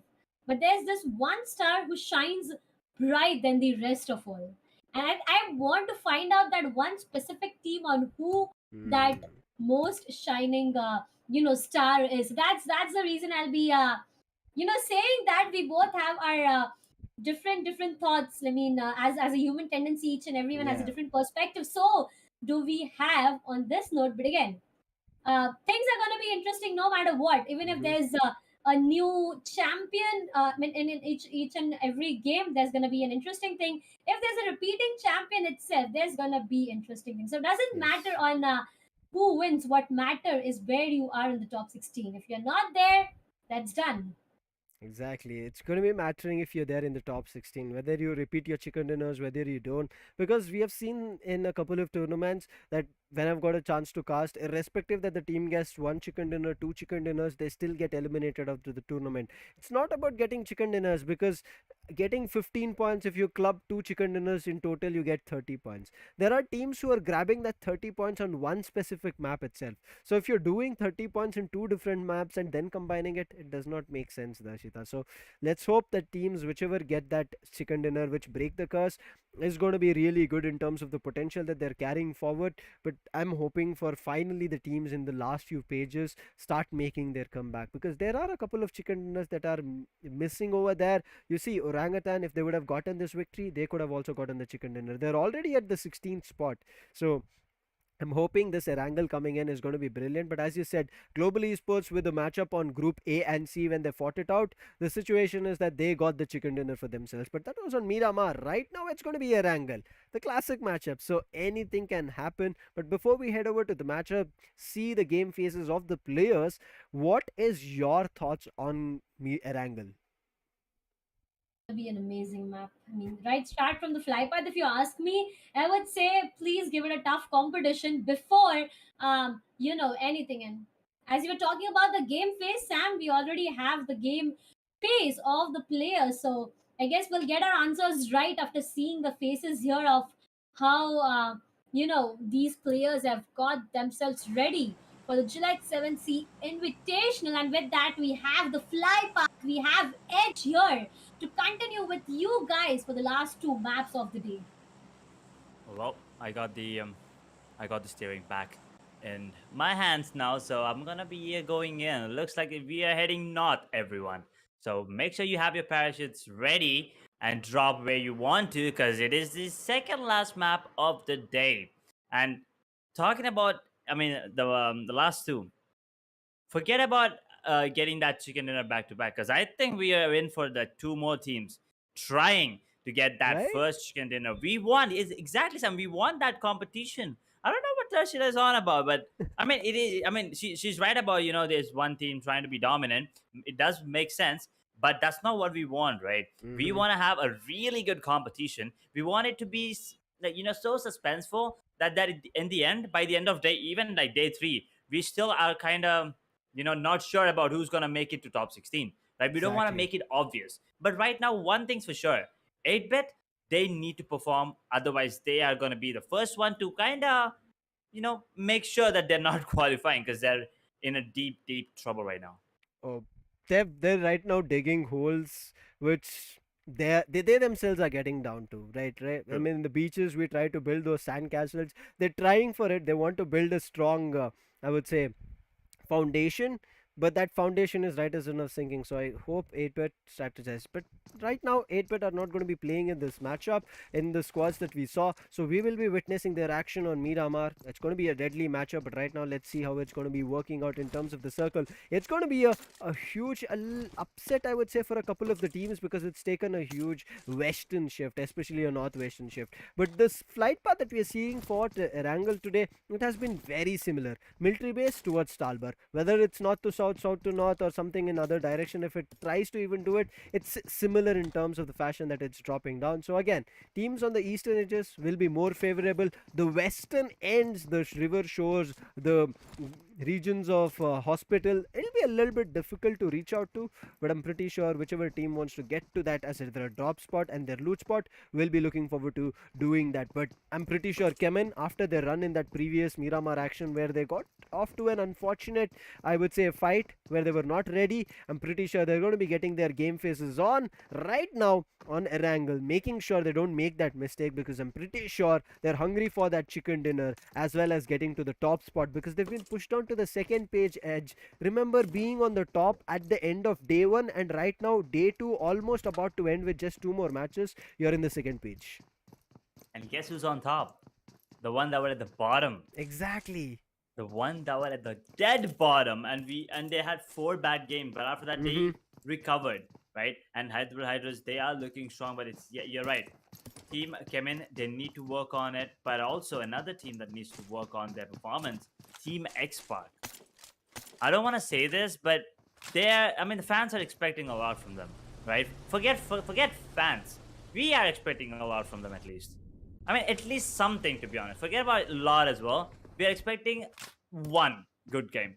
And once again, as I said, one good game is all that these teams need because that's going to boost up their confidence. I mean, there are some big names here. Ultron, Scout, a fan favorite. So I'm really looking forward to see how he plays. Right now, he's not having a great time, but we all know. We all know the potential that he has, right? So just waiting for him to unlock that. But we're also looking at. Oh, okay. Aqua was stuck there for a second, but now he has made his way back. They kind of now they're understanding the zone there. So TSM, they made their way back into that main island, and now they're slowly and look at it. He's being so cautious with the car. He's like, let's It's not have any expensive. scratches there. It's expensive, you're right. Uh, So he's just trying to make sure, I don't know. I don't know why he did that, but whatever it is, he wants to make sure that there's no scratches on that one. I mean, it's kind of an eye catcher, right? The car. But okay, True. let's get back to the game where the game is going to be having a couple of those star dazzling moments of its own.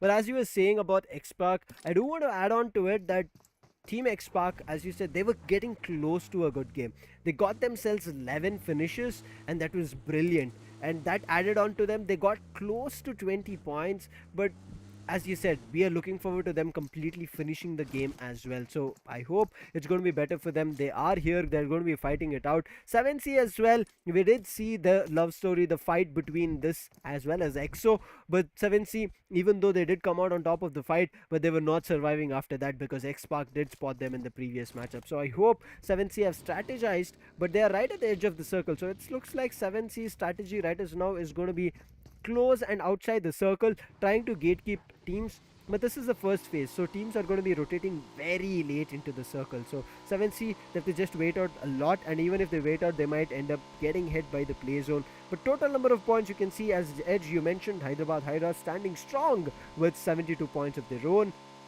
7C, there are a couple of comms being relayed of what to do, where to go. I hope that comes in fruition for them to get the chicken dinner, and they will also be one of the new teams getting the chicken dinner. Right, I mean, up until now, WALKOUTS, SKYLIGHTZ, EXO, HYDRAS, OR, Team Insane, Global, NIGMA, TSM, Marcos have each secured one chicken dinner. Can it be another team this time? I mean, we all want CHEMIN to get one, right? Because they performed really well. They deserve it. Another team, Team XSPARK, as you said, had a decent game, but just not good enough. And also, I don't know, maybe some other squad. I mean, 8-Bit's not here, so I'm not going to talk about them. But I really want them to get one as well by the end of the day. We'll talk about them in the next one because they'll be coming in then. But right now, ENIGMA is another one. They're not having a great time, but maybe this is the one that turns around for them. They're all just cruising away right now in the buggies. Looks beautiful. They're having a small race of their own there. But it's all about the positioning, right? And look at them. They're not even pretty close to each other. Like Evo Italy, kind of far when compared to others, right? Relatively. So here's the thing. If he goes down, I mean, there's no one around. But if he goes down, everyone else, they need to make that U-turn and come back, and that's gonna be an issue. So I think maybe that's the plan. You never really know. Maybe they want to keep some distance, but oh no, that fall damage. Ouch, that's gotta hurt. But anyway, they're gonna be going in. They're making their way into the zone and then finding themselves a better position. While TSM, they already are in a great spot. Let's see if TSM actually make this spot to even be better, Edge, because they are performing. I mean, they did get their chicken dinner to start off the day, but again, they are kind of getting in a little bit of a difficulty here and there. They're unable to jump out of the second page as of now. They're still staying in the second page. I'm looking forward to them making their jump, but godlike, they've been, I would say, moving around up and down in the overall standings in the first page, second page.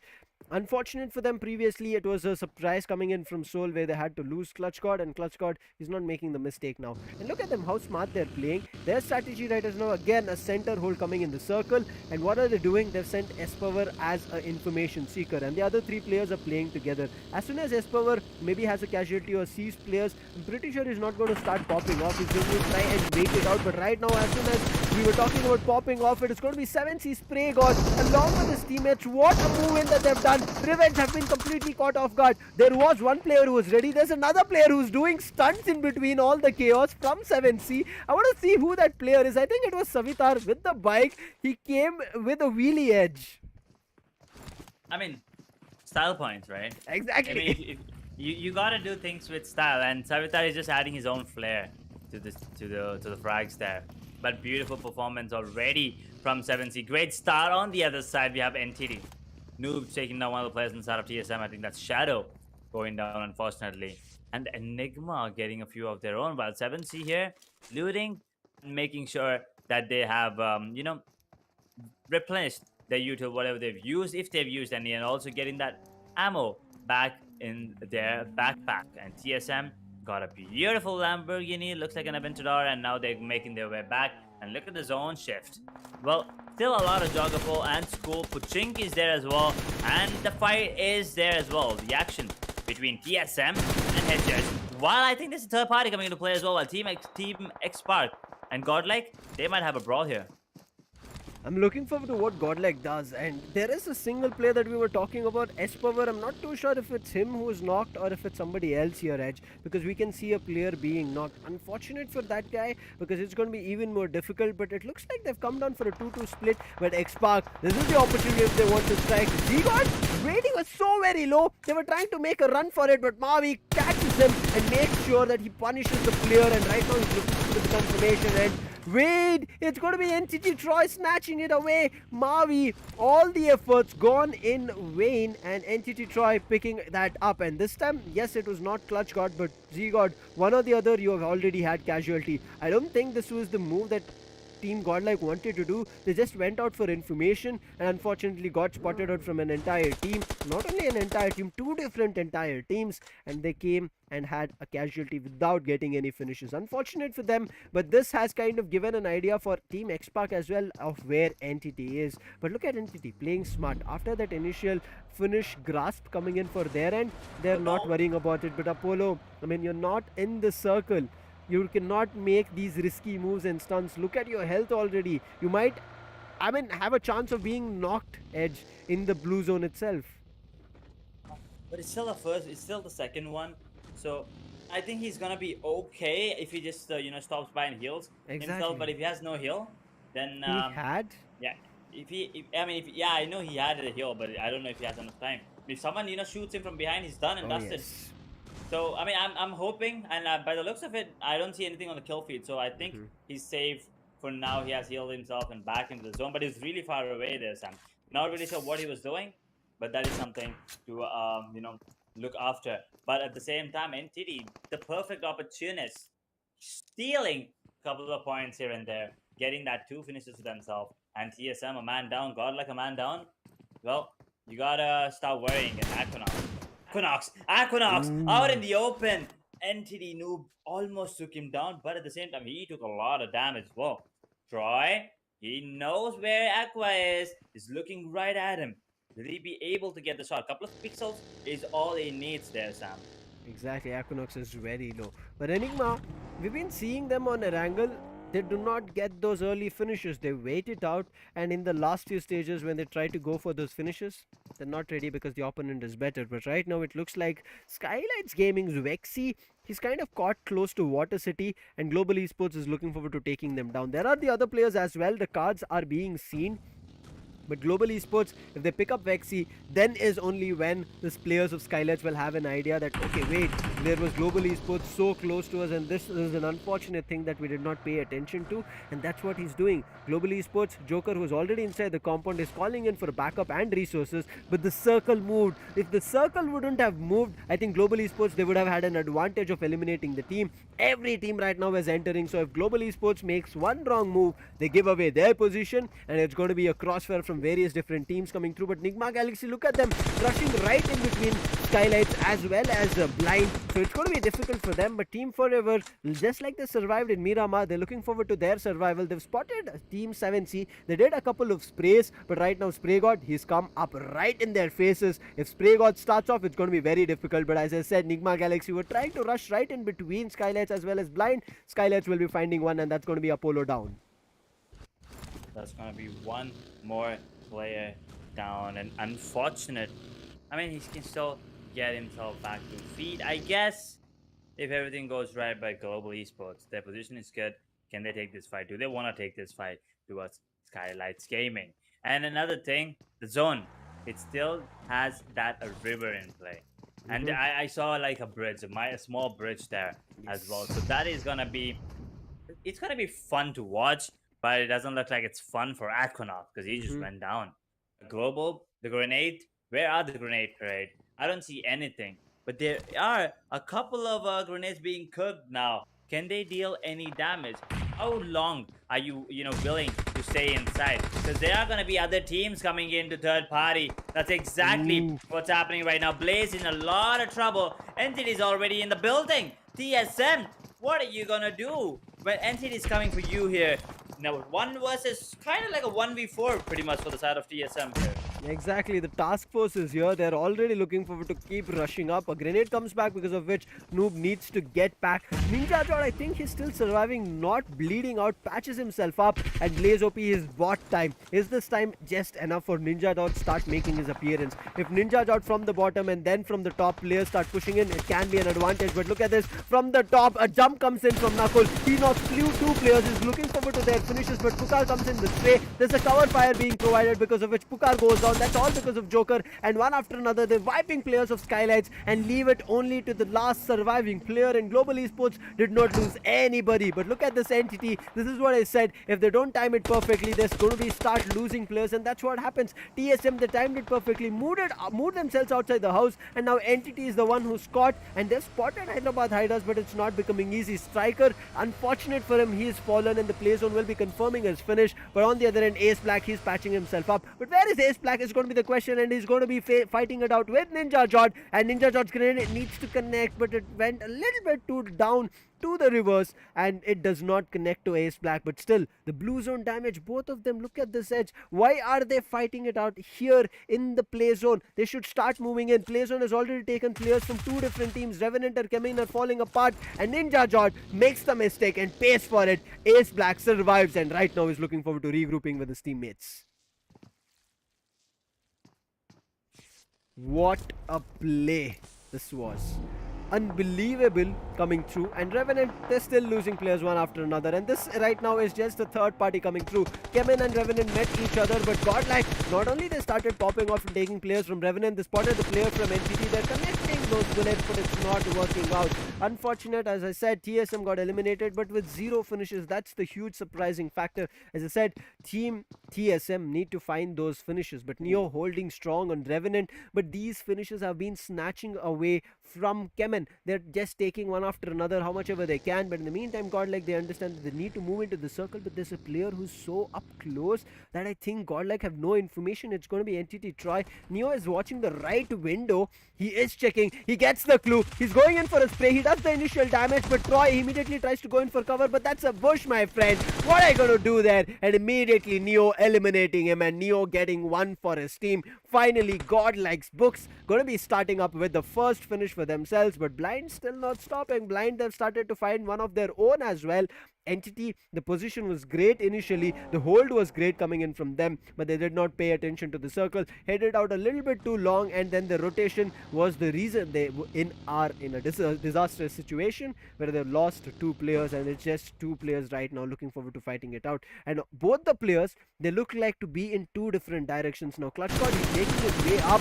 He was about to just get into cover where Scout spots him. The buggy, if it bursts right now, it can be a knock coming in on CHUDSCORT. So CHUDSCORT, he needs to be kind of worried about it, but he's also worried about Entity Noob. But there are the other players from GODLIKE, REVENANT and XSPARK, immediately looking forward to another team. They find REVENANT, the space coming through the water. Paradox has already been knocked. 420 OP, look at him being smart. He's just looking forward to a pixel because he's at the river shows. He's just looking forward to the opportunity. But did somebody else steal that finish? I think so. No, it Actually, was. no, never mind. He got it. Exactly. He wanted it and he got it because XSPARK, they know every single point. Not for them and GODLIKE. Ooh, taking a bit of damage there, but Dreams there. NIGMA Galaxy on fire takes down the entire squad of Team Forever. But yeah, as I was saying, GODLIKE.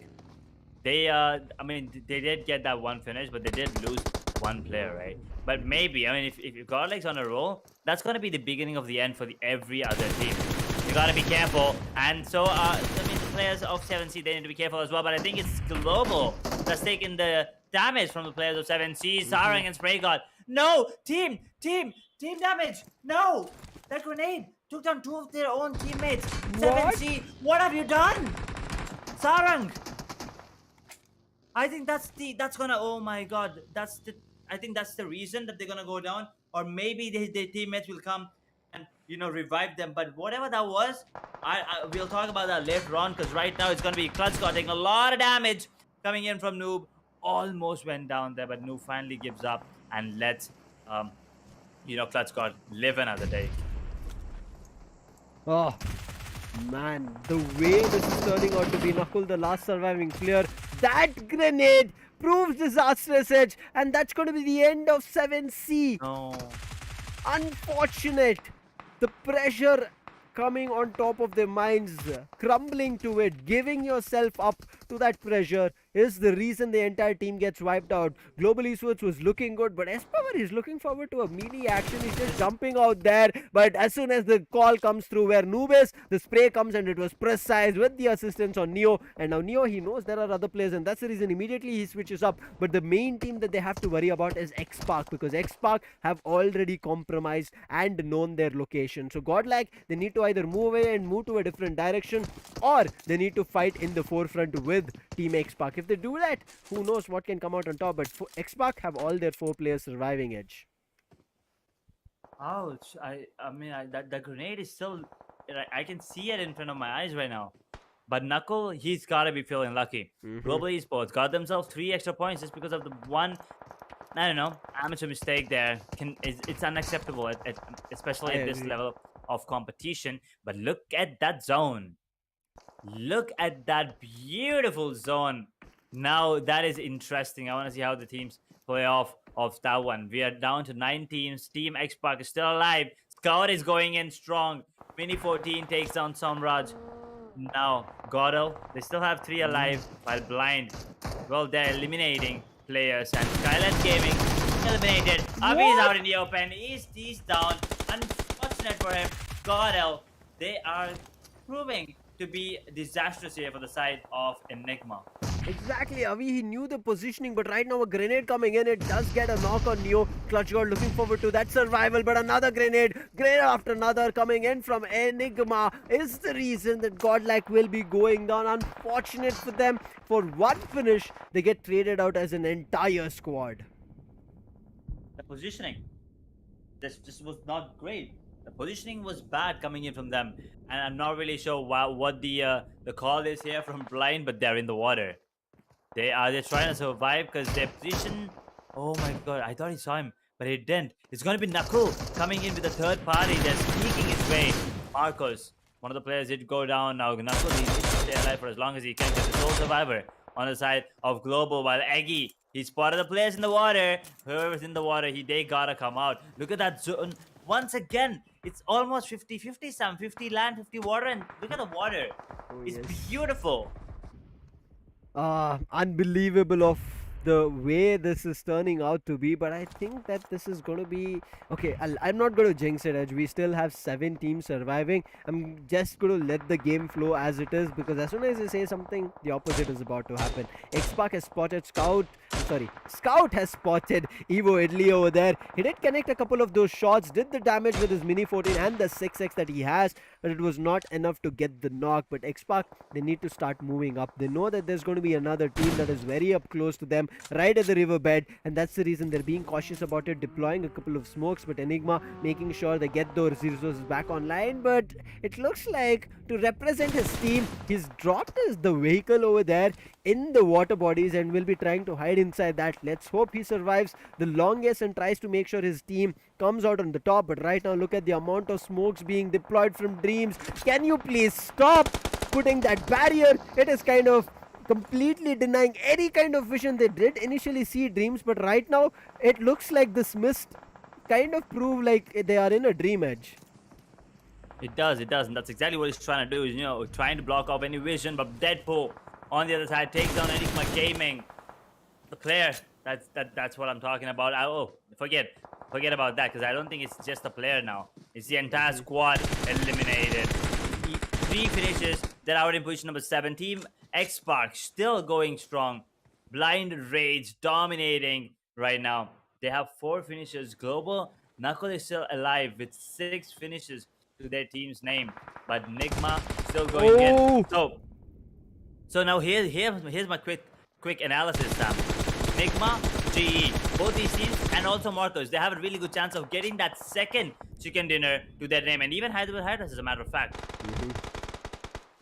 There is the possibility, as you said, but it looks like Team XSPARK, they're acting really, really smart. Along with them, it's looking like Blind also want one of their own. They have 5 finishes in their name. They're playing really good in terms of position. They've covered each and every angle and denying any other team from pushing from different direction. But Rage, he's going to be very crucial here. Scout gets spotted out in the open. Spy, he does the damage on Scout, and it's going to be finally Maxi OP who gets that knock on Scout, and the Rage coming in from Blind. He's going to be getting that finish for himself, and Team XSPARK finally losing one of their players. But Marcos immediately falling one after another, and Marcos Dion, the man who clutched an insane 1v3, will be eliminated, and that's going to be the end of Marcos. And Team XSPARK still surviving, 5 finishes for them. But XSPARK, if they want to convert this, they need to eliminate players from Blind. Blind, on the other end, the way they've created a barricade edge is going to be very difficult to push up. Knuckles still surviving for his team. He has 4 finishes going in for him. Nigma Galaxy have 2 players. Hyderabad Hydras have also 2 players. But Maxi, he's the one. You saw his name propping up multiple times. He's done the damage, and whenever he has had the opportunity of grabbing finishes, he has done that.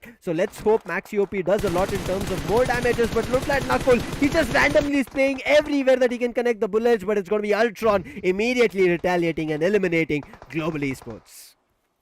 That was actually a really good spray, Exactly. Flicks as well, to be honest. Global Esports down in position number 5. Now 2 teams. It's a 50% chance that we see a new winner. It's 50% chance that we might have a repeated one. Nigma Galaxy and Hyderabad Hydras both have 2 players each, but Blind, they have 4 alive, and Team XSPARK, they have 3. So there is a really good, possibility that we will be having the 9th winner. And just as I say that, Max goes down, and so does Dreams on the other side. What was this? This was just brilliant. The timing when Nigma Galaxy players were spotted from both Blind and XSPARK was perfect, pitch perfect. There was no difference over there. But now it's going to be Hyderabad Hydras. As you said, it was a 50-50% chance, but now it's dropped down to a mere 20% for Hyderabad Hydras to get that victory. Hyderabad Hydras do have the circle, but Shadow, he's spraying, but there's just shadows over there, nothing else, no player being spotted. But look at Mavi, how close he is coming in to the team Blind, and if he gets the opportunity, he's going to be doing the damage. He finds that one player, Shadow. Now it's back to a 3v3 situation. Mavi is circling. Mavi is going close. The grenade comes in for assistance from Ultron, and they will be eliminating Shadow. And look at this, Mavi pushing up. He gets another one. His team is helping like brilliant right now. It's going to be the last surviving player. That's going to be Spy OP. He's looking forward to doing the damage. Hyderabad Hydras carry. He was trying to push up, but just one single boulder for cover. Mavi and his other teammates need to start propping up grenades, but they're looking forward to getting Ultron back online, and that's their main intention. Carry trying to go as a distraction right as now. Finally, there's a grenade coming the way of Carry. There should be a confirmation. Wait, it was not a grenade, it was actually a smoke, and now one after another, Team XSPARK slowly pushing up. Mavi, he helps up Ultron, and now is the opportunity. Maxi OP finds another player. That's going to be 420 OP, and immediately changes this from a 3v3v1 situation to a 3v2v1 situation. Maxi OP does fall down, but Ultron is not giving up the chances. He brings it back to a 2v1v2. Let's hope Carry survives this. Carry is just in the water bodies. Ultron and Mavi together, can they be deadly? But it's going to be Deadpool's deadly grenade. Oh, beautiful grenade, but Carry, what is he? I mean, I think he's just trying to stay alive for as long as he can because he's a sole survivor right now, but I don't think anyone spotted him. But if anyone spots him for even for like a second, he's gonna go down. He's playing it smart. HYDRAS now have a really good chance of making it to the top, but Mavi's the sole survivor inside of Team XSPARK. He's gonna be taking a lot of damage there, and that zone will be coming in. Why are they not seeing Carry? He just came out for like multiple seconds. They're blind. I don't want to say it, but they might actually be blind there for a second. Did not see him. Now he was spotted. But Mavi goes down. Team XSPARK. Now Carry. Can he pull off a 1v3 and get that second chicken dinner for his team in the same, or not the same day, but the next day? But yeah, blind. Looking to get that first chicken dinner. Carry is so dead. He's trying to deny that point. I'm not really sure if he did. He did deny the point, Edge. But what a game. Another game. Another map. Another winner here. It's not a repeated winner once again, ladies and gentlemen. It's gonna be blind official getting that first chicken dinner for themselves in this semi-finals. Well, you gotta hand it to Team XSPARK as well. They played very well, but at the end of the day, there's gotta be only one winner, and it's gonna be blind. I think we need a moment of silence right now for what's happening. Right? It's unbelievable of the position that we are in, and the part of the journey of the tournament we are in. It is just brilliant of how these young players are able to do this. And Edge, I mean, this is a place and tournament that we have been seeing a lot of changes happening, and I'm looking forward to it, that how these players will be changing up as we go forward. True. I am looking forward to see as well. A lot of young, really, talented, mechanically skilled players as well. So I'm looking forward to see how they show up. But now, I mean, it's been a while for the side of blind as well to show up. But they finally did. So I'm really looking forward to see how they keep. I mean, are they going to be carrying on that momentum? But with that being said, we have how many? 11. I'm so sorry. 11 different winners. Just imagine now that we are almost halfway through that 24 different winners, right? So the competition, Sam, looks way better than way better than ever. This is the closest I've ever seen. We usually see by the end of 10 11 games, we usually have a team, at least two teams getting 2 to 3 chicken dinners for themselves. But this time, no, not even a single team. I mean, HYDRAS did have that really close chance here to finish things off, but he was just caught off guard. I mean, once again, that was just too much to, not look at it again. So let's just take a look at the match that we just witnessed on the map of Erangel here.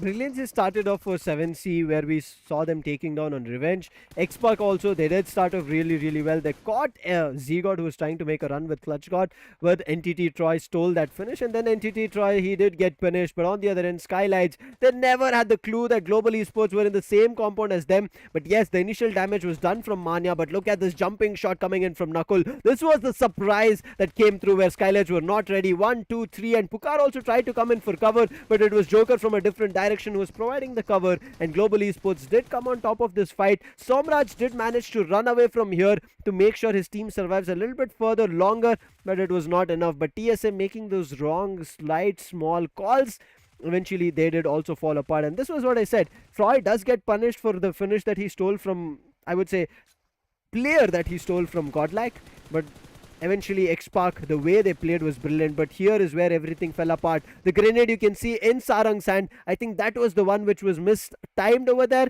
and then it was all one apart from another. Nakul capitalizing and making use of that timing, taking players one after another. And look at this Nakul again. SKYLIGHTZ to eliminate them, Nakul started with a jump, and again to end 7C, he came with a jump. I mean, that grenade played a crucial role in eliminating 7C. But this fight against the ENIGMA GODL did come out on top for the first couple of seconds. But these grenades, it did once not stop. again, GODL and, the grenades. Well, that's got to be a love story better than Twilight. Oh, wait, nothing's better than Twilight, actually. Okay. But yeah. But anyway, I mean, Team XSPARK, we wanted them to have, good game. They did. But just couldn't, and just couldn't close it off yet again, second time. So maybe moving on to the final map of the day, maybe they can do it. But you gotta see the confidence flowing in, right? They're feeling really confident. So that's one thing that I really am looking forward to see how they go and perform. But also great to see that it's not a single team just outperforming everyone. It's multiple teams trying their best every single game, every single time, different strat, different approach to the game. It's not the same kind of rushes. Like even teams like Enigma, GODLIKE, Blind, HYDRAS, they keep changing things up. The strats changing, the executes are changing, and Team XSPARK, well, this was the end for them there. But HYDRAS, Carry, he was smart. He knew that 1v3 was just too much to ask. And he knew, right, when the players were running towards him, he knew that he was the only surviving player. And I believe that's, that leap now. With 10 finishes and 25 points, Blind's going to have a really good leap there. But Team XSPARK, that's the one I'm interested in. 8 finishes, 18 total points there. XSPARK, this is the second time I think they've come on the second spot, but I need to give credit to Mavi here. He played so well, Edge. He was the sole aggressor for the team. He just kept pushing forward and forward and forward, got players from Blind. He brought it to a 1v3 situation, but unfortunately those grenades coming in, Maxi OP from Hyderabad HYDRAS doing the damage was one of the reasons that we saw, unfortunately, Hyderabad HYDRAS, not because of Maxi OP, but because of the play zone, get eliminated. If Maxi OP could have survived, the play zone wouldn't have pushed him. I'm pretty sure Hyderabad HYDRAS would have done a lot in terms of damage, because you can see they do not have a lot in terms of the finishes, but Maxi OP's damage was there. If we get a chance to see just Maxi OP's damages, I'm pretty sure it's going to be sky high. But in the 4th position, Nigma Galaxy, carrying forward the momentum, the confidence that they have, they're going to be at the 4th position with 13 points. Global Esports with 12, 6 for Enigma Gaming with 5 total points, Entity with 5. Marcos will be having just 4 placement points. GODLIKE, the aggression is good. You can see they have 3, but they did not survive for a long time. They lost the poor player very early on. SKYLIGHTZ, a surprise came true, but they did also get a couple of finishes. But 7C, unfortunate. They were the team to be eliminated after SKYLIGHTZ, but just because they did not have the finishes, nothing could work out for them. REVENANT with just 3 finishes and nothing in terms of placement points. CHEMIN with 2 finishes, no placement points for themselves as well. And Revenge will be having 1 placement point. Team Forever 1 finish, and TSM nothing on Erangel's matchup. That's surprising. We were talking about TSM, right, Edge? That they're slowly inching up, climbing up.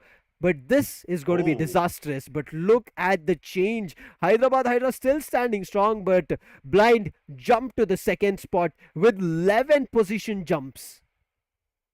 11. That's insane. But once again, I want to talk a little bit more about Hyderabad HYDRAS. Look at the difference they still have. 11. Yes, 11 points. And they have 1 more match to play. They have 11 already and a match to go. That's insane. First things first. And then Blind, having that 11 rank jump, that's absolutely nuts for them as well, pushing them to 2nd position now. Global Esports, on the other hand, they are looking confident with 74 points and 3rd position. 4 rank leap for them, and also Enigma Galaxy 6 rank jump there. 71 total points. GODLIKE still sitting with 69 points on 5th position. OR Esports, well, they've been pushed down to 6th position with 68 points. Team Insane pushed down to 7th with 67. But look at the differences, just 1 point difference, 66, 67, 68, 69, with Revenant sitting on 8th position. Edge, I want to mention here the first page that we are seeing right as of now. When we started the day, from the first spot to the eighth spot, there was a difference of just 9 points. Now, True. a difference of 22 points from the first to the eighth spot. This is where the competition is getting interesting. Irrespective, Hyderabad Hydras are playing really, really good in every matchup that we are seeing, but with new teams coming in as winners and chicken dinners, things are just taking a lot in terms of the changes. Unfortunate for Blind, along with them Global Esports as well, who do not have another matchup to play. If there was a situation, Edge, if they had just 7 matches played and Miramar is a match they would have ended on, maybe Blind or Global Esports, one of these two teams could have ended on top. Nonetheless, the second page, again, we see a lot of red marks in the third page, but the second page has it because a lot of the teams have jumped to the first page. You can see SKYLIGHTZ have made their way here, EXO have made their way here, and it is going to be TSM taking a downfall, but XSPARK finally making their entry here in the second page. They have to keep this going, and one chicken dinner might also push them to the next page, that is the first one. But EXO with 65, SKYLIGHTZ with 64, CHEMIN with 62, Marcos with 60 points. TSM is going to be the team which was very close, but unfortunate for them because they did not have a great run. But Enigma, it was a great fight that they put up across with Global Esports. The way they immediately retaliated with the grenades, Edge. True. The grenades were absolutely beautiful to watch, and Enigma Gaming sitting on 41 points with 17 on 17th position. Orangutan Gaming 18th position, 40 points, 40 for 7C as well. But the grenade, that's going to be haunting them. Pretty sure after the next game, 7C have one more to play, and after that, I'm pretty sure they're going to have some talks in that boot camp, because that was a disastrous grenade coming in. Team Forever, they're done. They're the only team done, which means they're going to be sticking in that third page there. But every other team, Soul, 8-Bit, Rivalry, Revenge, 7C, Orangutan, and Enigma, all of them have one more match to play, which means they have a really good chance. Maybe not 8-Bit, but everyone else, they have a really good chance of making it to the second page. Yes, they do have. Let's see which that team is going to be. But I'm also here wondering that none of these teams in the last page have a chicken dinner as of now. There is still a chance.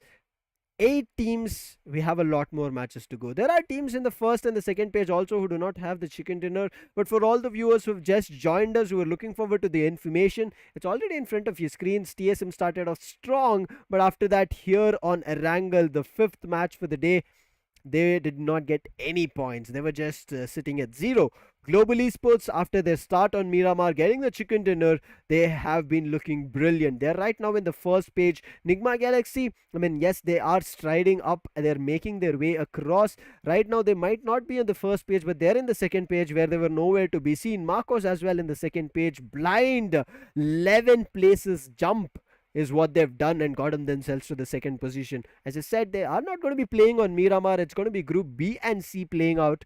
But nonetheless, Blind, if they put up a performance like this, I'm telling you, Edge, the way Blind has switched up in their performances and strategies, there is a lot of changes coming. There are a lot of changes coming in, for sure. But also talking about the final map Match. there, it's gonna be Miramar, right? And also, who do you think is gonna come out on top? Because I have a really weird logic, and I want to say Okay. that, but I Yep. want to just take your prediction first. Who do you think is gonna come out on top? See, right now, I don't have a prediction of a team's name. I want a team, especially we were just seeing in the last pages, right? Those teams to make a comeback. Now, 8-Bit, they have a chance. Just imagine in this last match, 8-Bit, they're good. They have the aggression, but somewhere they do not have the information, because of which, whenever they're looking forward to picking up a fight, it's going as a 1v1 and the opponent is taking advantage. So, I want to see the last page popping off and getting a chicken dinner for themselves. Okay, so are you ready for this? Yeah, Are you ready? bring for it on. So first thing, as Darsha said, AC last time Global Esports won, right? GE. The second time AC they fought on the map of Erangel. It was Blind. I know Blind. the team's name's Blind Official, but let's just say it's Blind Esports for a second. Okay, so it's basically Global Esports GE, and then it's BE. So the last time B and C fought, NIGMA Galaxy won. Now, what's the team that rhymes close to NIGMA Galaxy? Enigma. So I think Enigma has this in the bag. It's a stupid logic, but my prediction is that Enigma is going to be winning. And because see, they have a map to play, right? They're going to be Hmm. playing this match, and also if they win, we're going to be having 12 different winners. Oh So yes. I mean, I'm rooting for Enigma. I can say, I mean, in a good way. I mean, no disrespect to other teams, Hmm. but it's just that I want my stupid logic to work, right?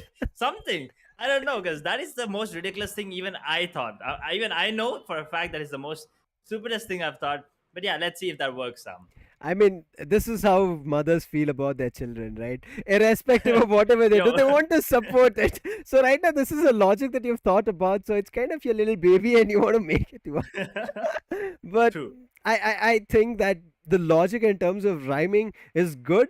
I give it 100 marks for that.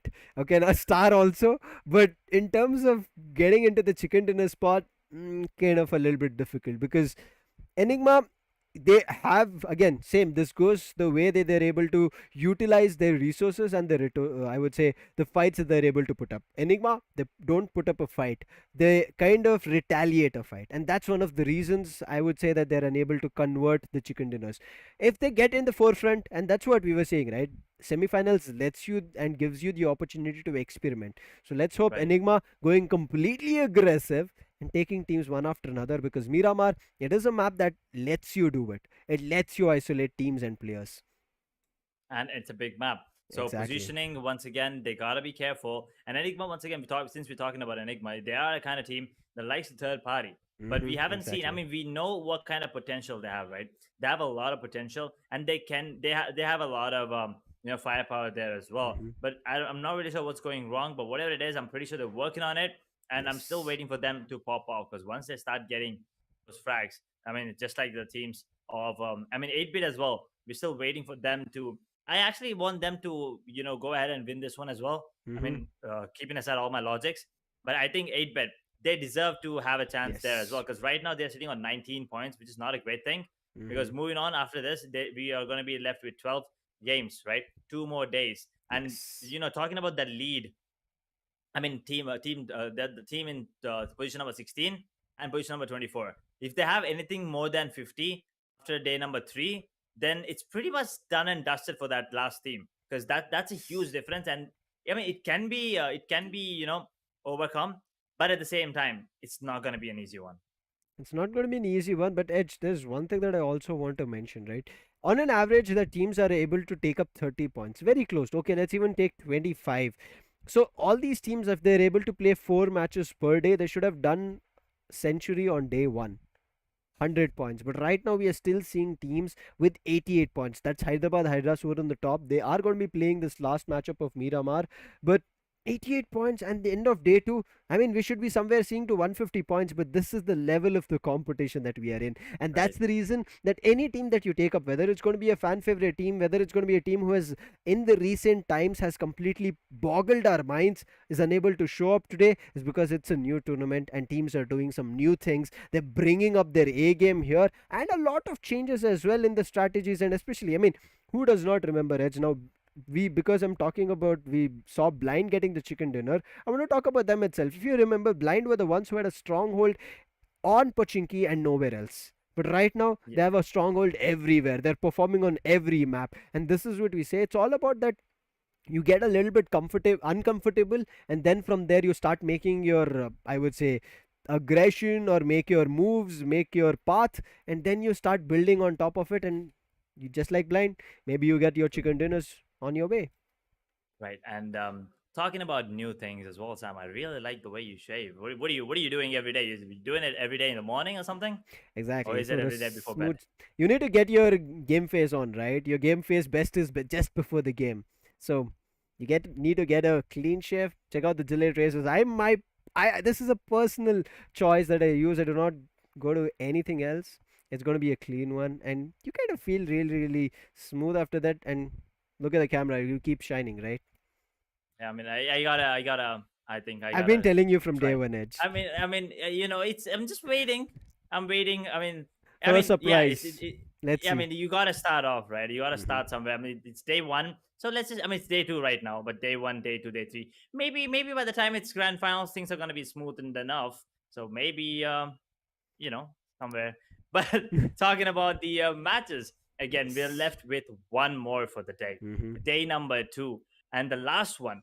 There's a really good chance, to be honest. I mean, if the stats don't lie, there's a really good chance that we can see a second winner. I mean, the same team getting that second dinner for themselves, and there's Mm-hmm. also a really good chance, a 50% chance that we might be able to see a different one.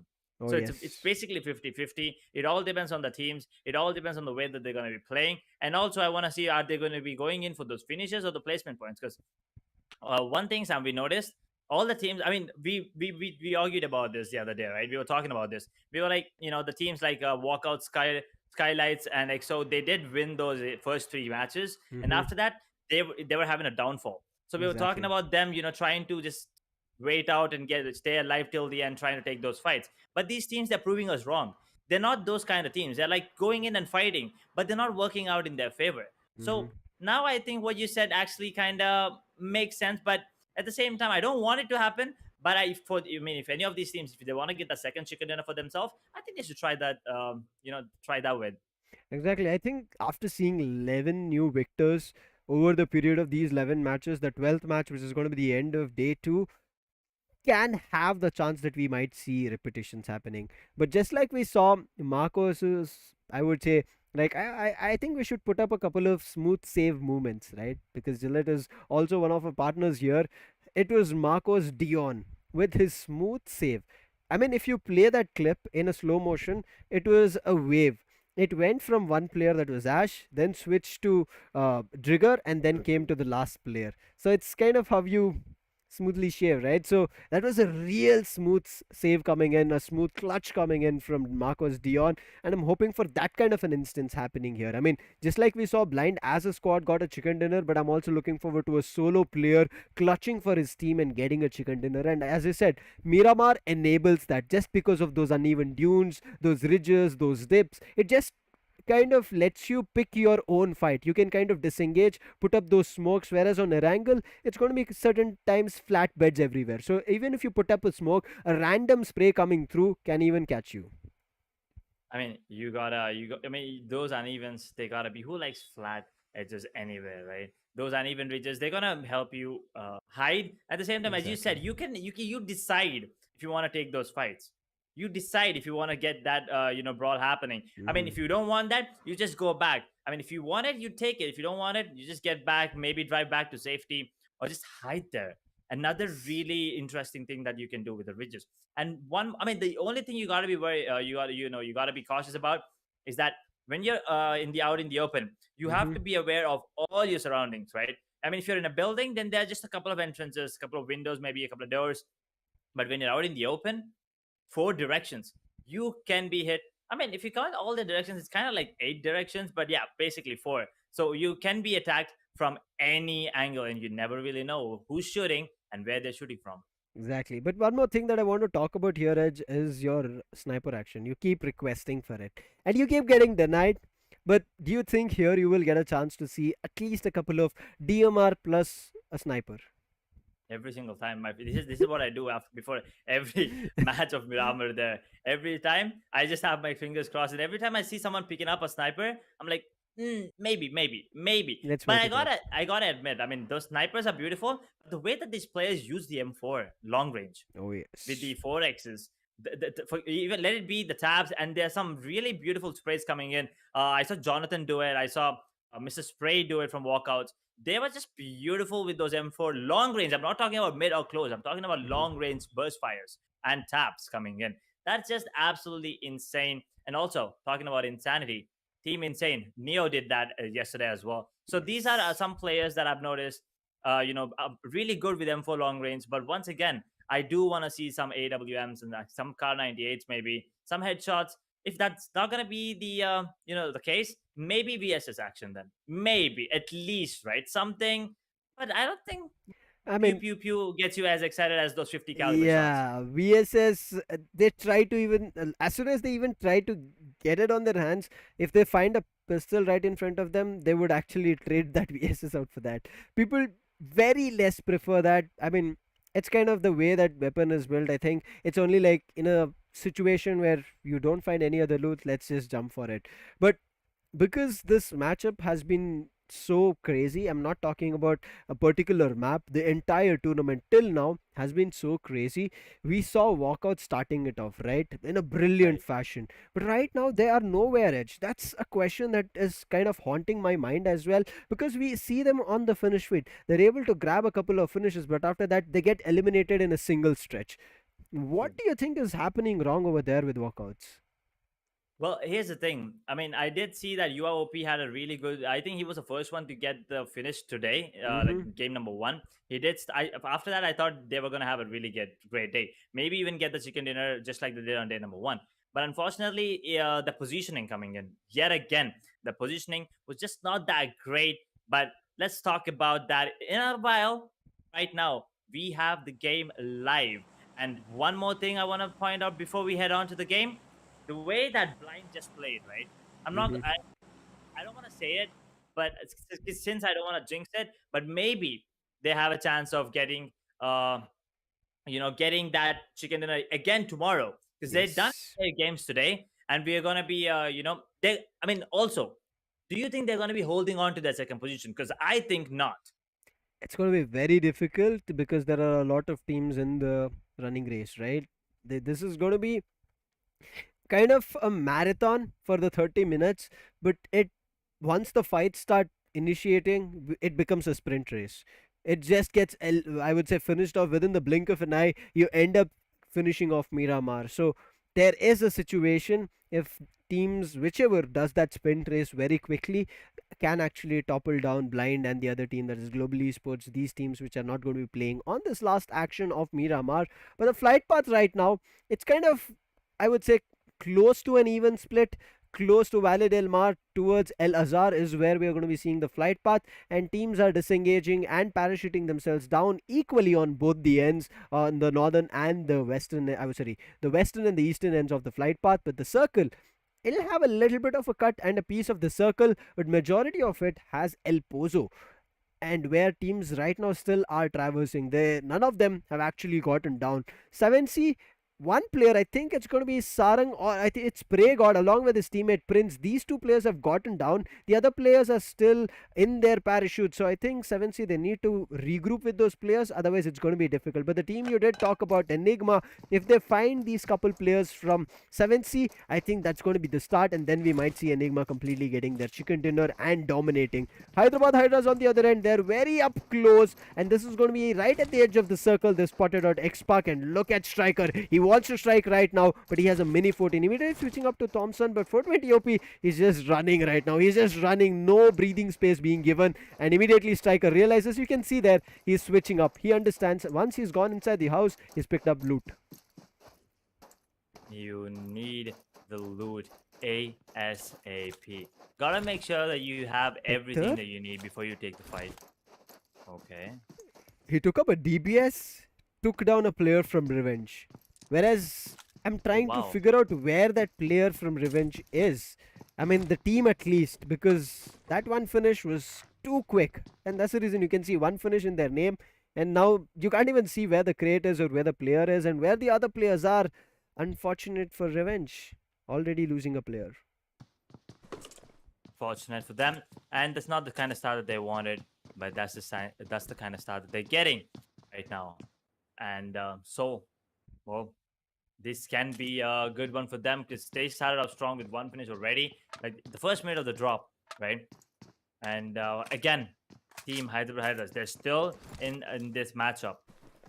I mean, they're still playing this. If they are at the top, 88, maybe they're going to be the first team to cross that, 100. Let's call it boundary as of now. I don't want to call it Essentially. the century. But I mean the threshold basically. I don't want to call it a threshold because that's not going to be the limit. But yeah, if they cross that 100, it's going to be really interesting. NIGMA Galaxy as well. They have a really good chance of crossing it. They only need 29.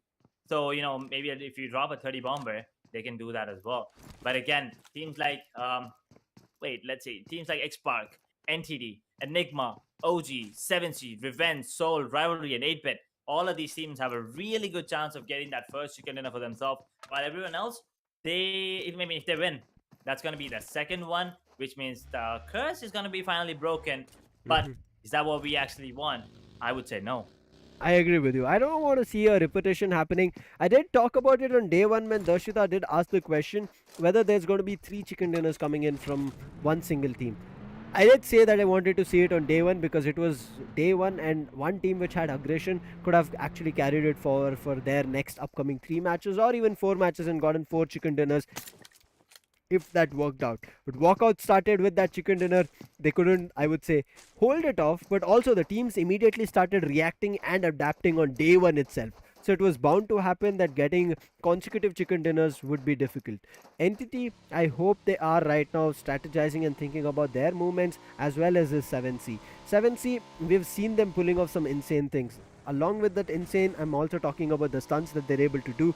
Previously, they were the ones who initiated the fight on Revenge. It was brilliant. It was a great surprise.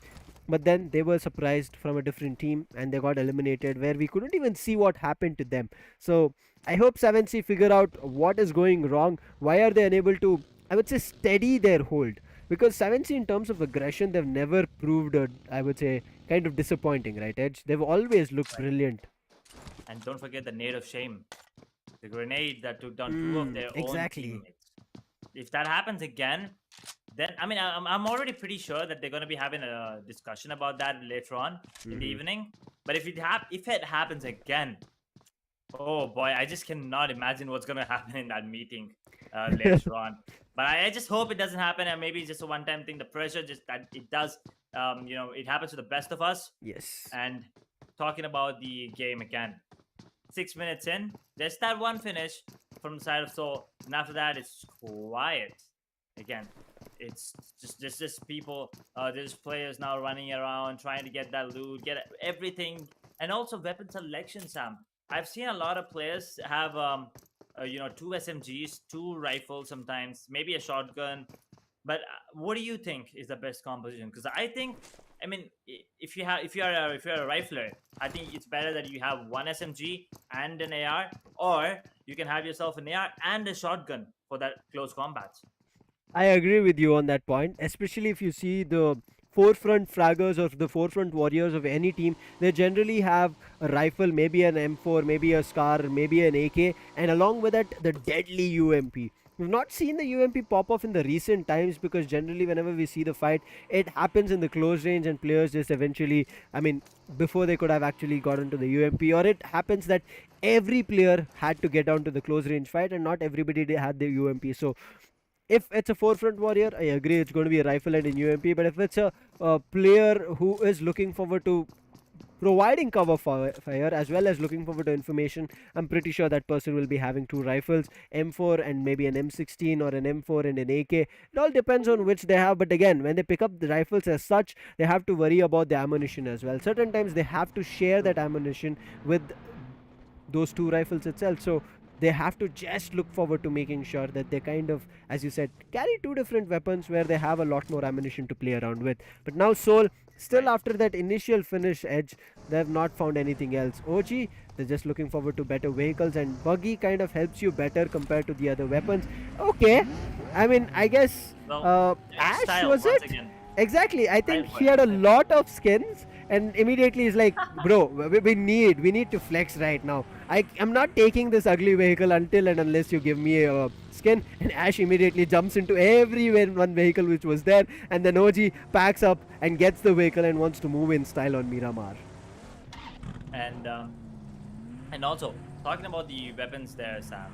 I mean, it's okay if you have 2 rifles, but make sure those 2 rifles use different ammo, right? Yes. I mean, ammunition, maybe 5.56, 7.92, maybe something like that, maybe the AKM or the M4, and M4 actually, or something like that. Make sure that you have enough ammo. As you said, you need to share them sometimes, because it's a team game at the end of the day. Yes, you're going to be, performing well individually as well, but the team is going to be the one that's going to be winning it for you, right? You need that team support. Make sure, I mean, you got to have a sniper. Maybe if you have a 50 caliber sniper, it's really good. If not, then a 7.92 and a 5.56. That's a perfect combo. But at least make sure you have a shotgun, like maybe at least on one of the players, because that's going to be, really useful close range right now. Talking about close ranges, the OG is pretty close to the side of Team XSPARK, and I think that's going to be a brawl here. It's going to be a brawl. XSPARK and OG. This was a fight that I already thought when the circle, they were at the edge. I mean, we were talking about the flex, right? We were talking about the style points. They wanted to travel along the paths of these dunes with all those skins, but right now if those skins don't prove good, it's going to be them falling apart. But they're looking that they want to make sure they do the damage on XSPARK. They find a knock and a finish, and there's no way of helping that clear, and they wanted to provide the cover fire, but unfortunate Ultron comes out in the open. Now it looks like, I think it should be Scout alone surviving, and Scout does it. He does find one on Trigger, but immediately the trades coming in, and Scout also falls, and that's going to be the end for Team XSPARK, the first team to be eliminated. We did have hopes high for them because they did, I would say, stay on top of the two maps that we saw them on. I think Erangel and one was on Miramar. They held the top two spots, but after that, getting eliminated here means that the points that they were able to grab edge, their dreams of trying to get to the first page, at least on day 2, has been shattered. Right. Now the thing to look after, are they going to be knocked down to page 3? Because they are now, yes. out in 16th position. There are 15 teams. I mean, obviously, they have a lot of teams in above them already on the scorecard, but we'll talk about them later on because it's going to be Beard Baba, on the other hand, trying to take down the players of NTD there. But Soul, third partying that, now takes on the side of walkouts there. One player knocked, and that's Beard Baba, actually. Okay. That's a fair trade coming in, but Enigma and 7C. Is it going to be a brawl once again? And Sarang, he is slowly scouting onto players while Hector there finishes things off onto one of the players there. I mean, if we see this fight, if 7C started off, I would still give or try to place my bets on Enigma. If it's just one team, Enigma are able to retaliate really, really well. But let's hope that happens. But right now, Soul, it's going to be another finish that they've already taken on walkouts. They're looking forward to another one, but Yuva OP is just hitting that gas pedal to the metal and just running away. It's been spotted from Goblin. He does the damage, but Mr. Spray, he is picking up a fight with Rivalry, and then he gets caught out with Nigma Galaxy.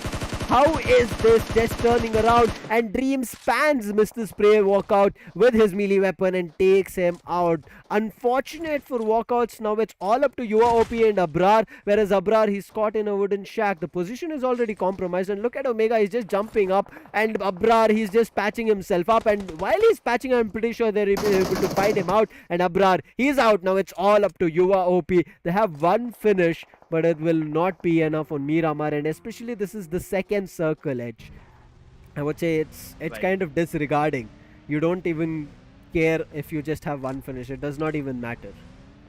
Well, Team Soul was trying to eliminate the players on the side of walkout. OR lose 2 there. EXO, Hacker taking down another one, unfortunately. There, and now let's see where that third zone is going to be going in. I think it's going to be Crater Fields, but guess what? I'm wrong as usual. It goes towards east. San Martin and Power Grid. I bet that both are going to be included there, which means teams like 7C and NIGMA, OR, OG, and NTD, all of them are already in the zone. And teams like EXO, well, they're going to be making their way back in while Rivalry goes out.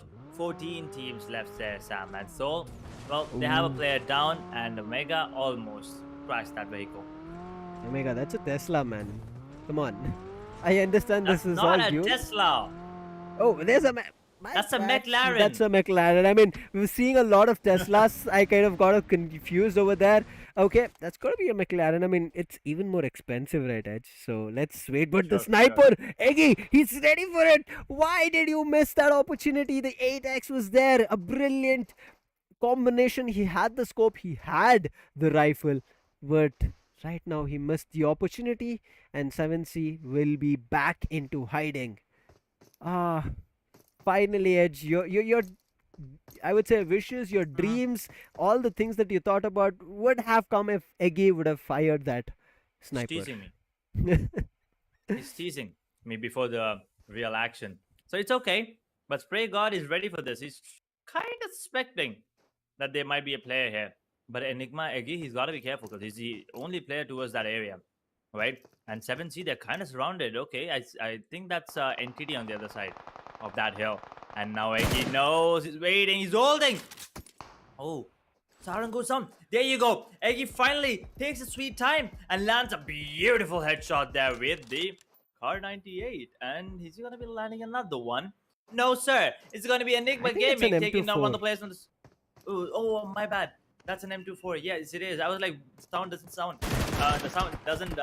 It doesn't sound like a Car 98. But yeah, Exactly. you're right. That is an M24. But sniper. So I'm happy.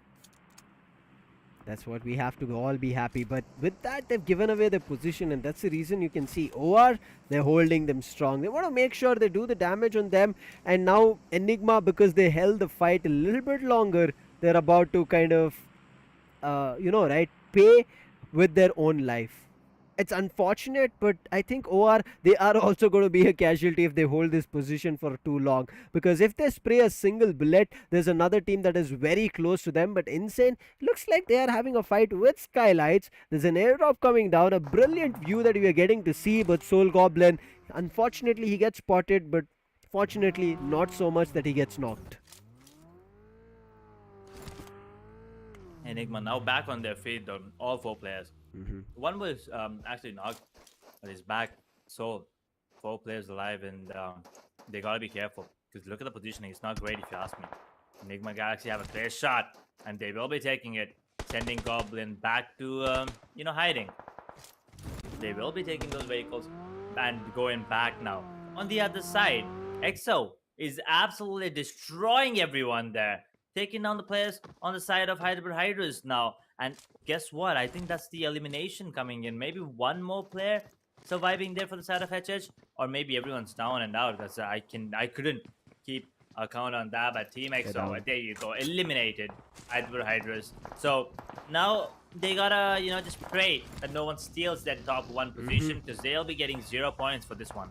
Exactly, nothing in terms of placement as well. If they would have held until another team got eliminated at the 14th and the 13th position, at least a single placement point they could have gotten. But if they even held, who knows, maybe at that point of time they could have done a lot more. But now Enigma, they're still standing strong. They spotted 8-bit, unfortunate for them. This is how 8-bit get caught every time. While they're rotating, while they're moving from one location to another, a team spots them, and 8-bit, they try to retaliate it. They do not actually pick the fight, and 8-bit are not good in retaliation. And look at them, they are going to be bidding us goodbye on Miramar. The hopes that we had has all been shattered. They're not going to be getting anything. But this was kind of a, I would say, fight that happened with 4 different teams. Enigma, there was Soul,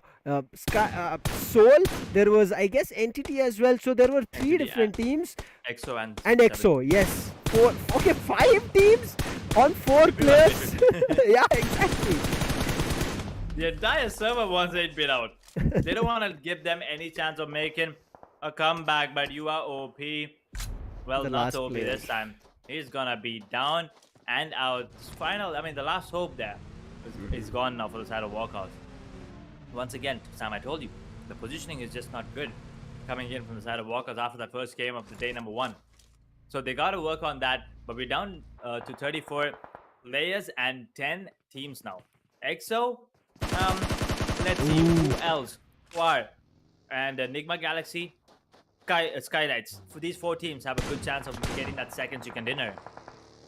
But now look at this. I'm not even sure how Sensei is surviving. He's just running around. But now Soul, they were the ones who spotted EXO running around. But now Soul are getting spotted when they're trying to make their move away. Goblin, he was out in the open. Sensei, the man who actually dodged every bullet coming in from Soul, he's the one who's going to be finding that first initial knock on Soul. Yes, Goblin can be retrieved. There's a dune. There's an uneven I would say, whether you want to call it a pasture or a ridge, it's going to be there, which will help Goblin to be retrieved, but they have to invest a lot of resources. While EXO, they're looking up to push up. Omega, he immediately deploys the smokes, goes and hides in the smoke, but they've read it brilliantly. Omega also falters. Now this is going to be very difficult. Akshat is down. It's all up to Hector. Hector is given the revive on Goblin, but Omega is already down, and Hector is doing the damage. 7Sea Spray God, he finds a player on, that's going to be Entity. They're getting one after another, but Sensei, he gets knocked to the play zone. This is the opportunity. If Hector wants Soul to survive, he needs to jump into the action. He needs to eliminate the player because it's a 1v1 situation, I presume. And yes, it's going to be Snacks versus Hector. Snacks is pushing up. Snacks has already taken a lot in terms of the damage. Snacks, he's very low, and it is the final connection coming in. But I don't think it was from his Soul. It wasn't. It was from a different player, from Revenge. Final boss. Unfortunate for Exo's player, but Soul will survive to stay and fight a little bit longer on Miramar. That's gonna be a really good story to tell later on for the side Oh, of Soul. yes. Absolutely beautiful patience coming in. Also That's thanking all I'm gonna Revenge. say. They're gonna be tagging Revenge. Yes, it wasn't them, surviving. I mean, all they did was survive, right? I mean, by the side of Revenge, we were kind of helping them, but EXO were kind of looking like the favorites there. I mean, already, I think they had like what 7 to 8 finishes. They were looking really confident and the favorites to winning this one as well. But now we're down to 9 and 27 players alive.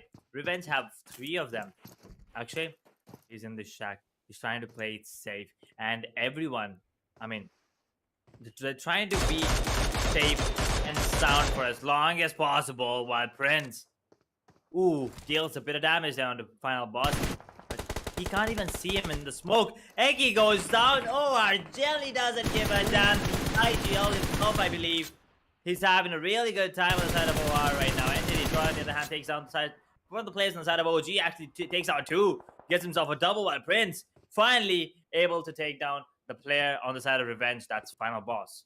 That's still a knock edge, so there can be a chance of a revival. They need to make sure they get that. But Entity there eliminating players. But you only, what is that? Oh my god, those tap shots coming in from him. It's an M4 and he wanted to control that. And I think it's all because of that 6x that he's put on.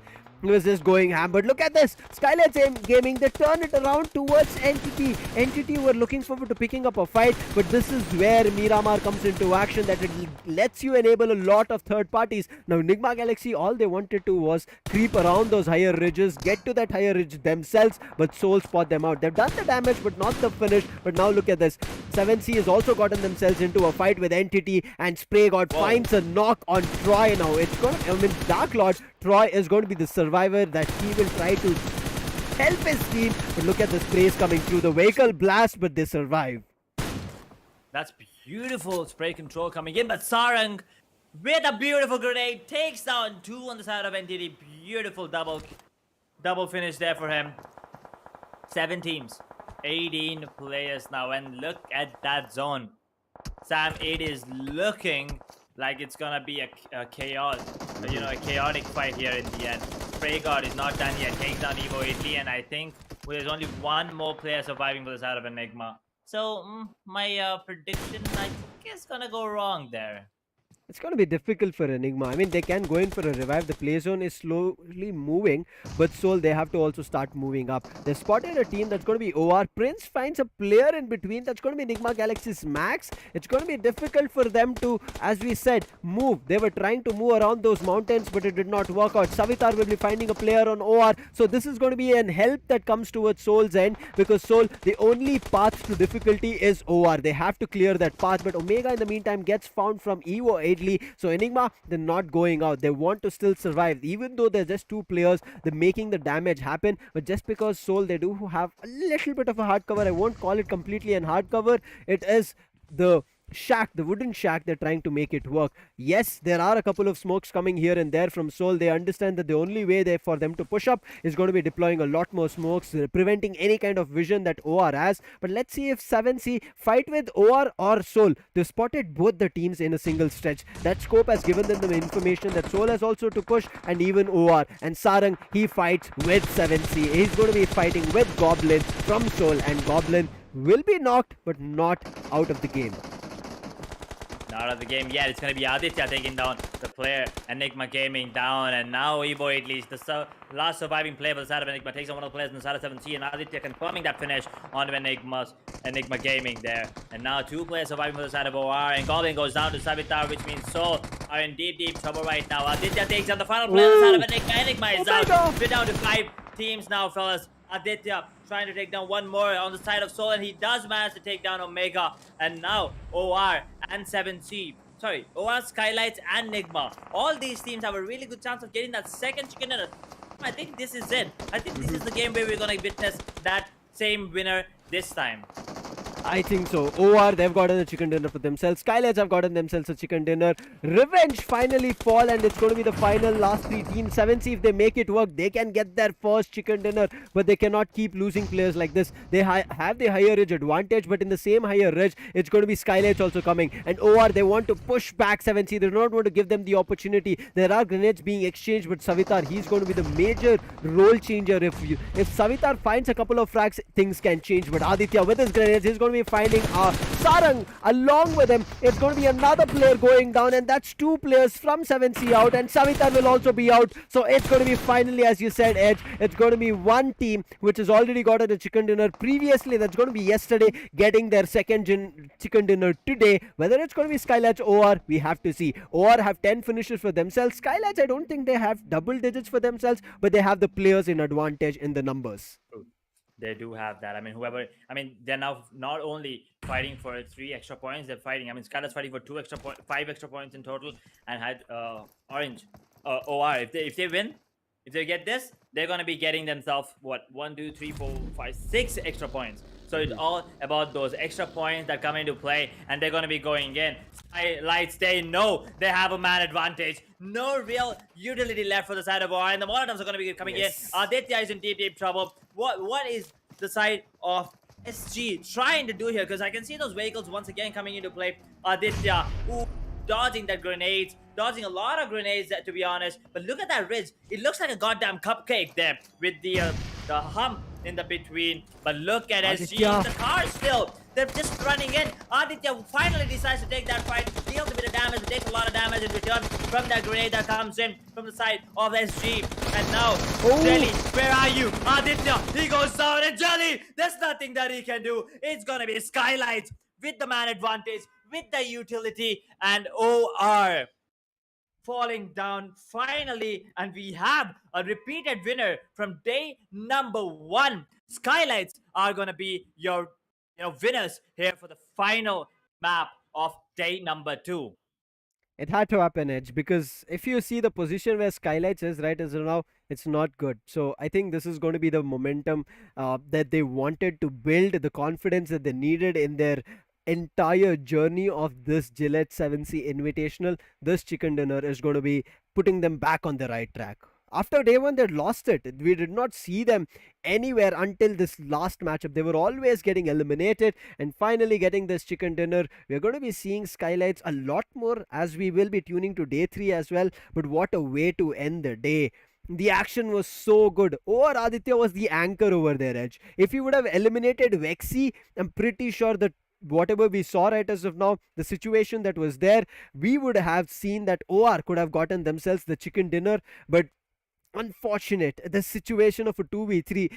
I would say, before we went about to start off the match, I did wish for a situation just like Marcus Dion did on Miramar itself, a 1v3, something like that to be pulled off. But I think just that lower edge that was there, which OR could not capitalize, could not come on top. But look at the amount of resources also. You also mentioned that the resources that OR had used up to just eliminate 7C was the major factor that they could not push back SKYLIGHTZ.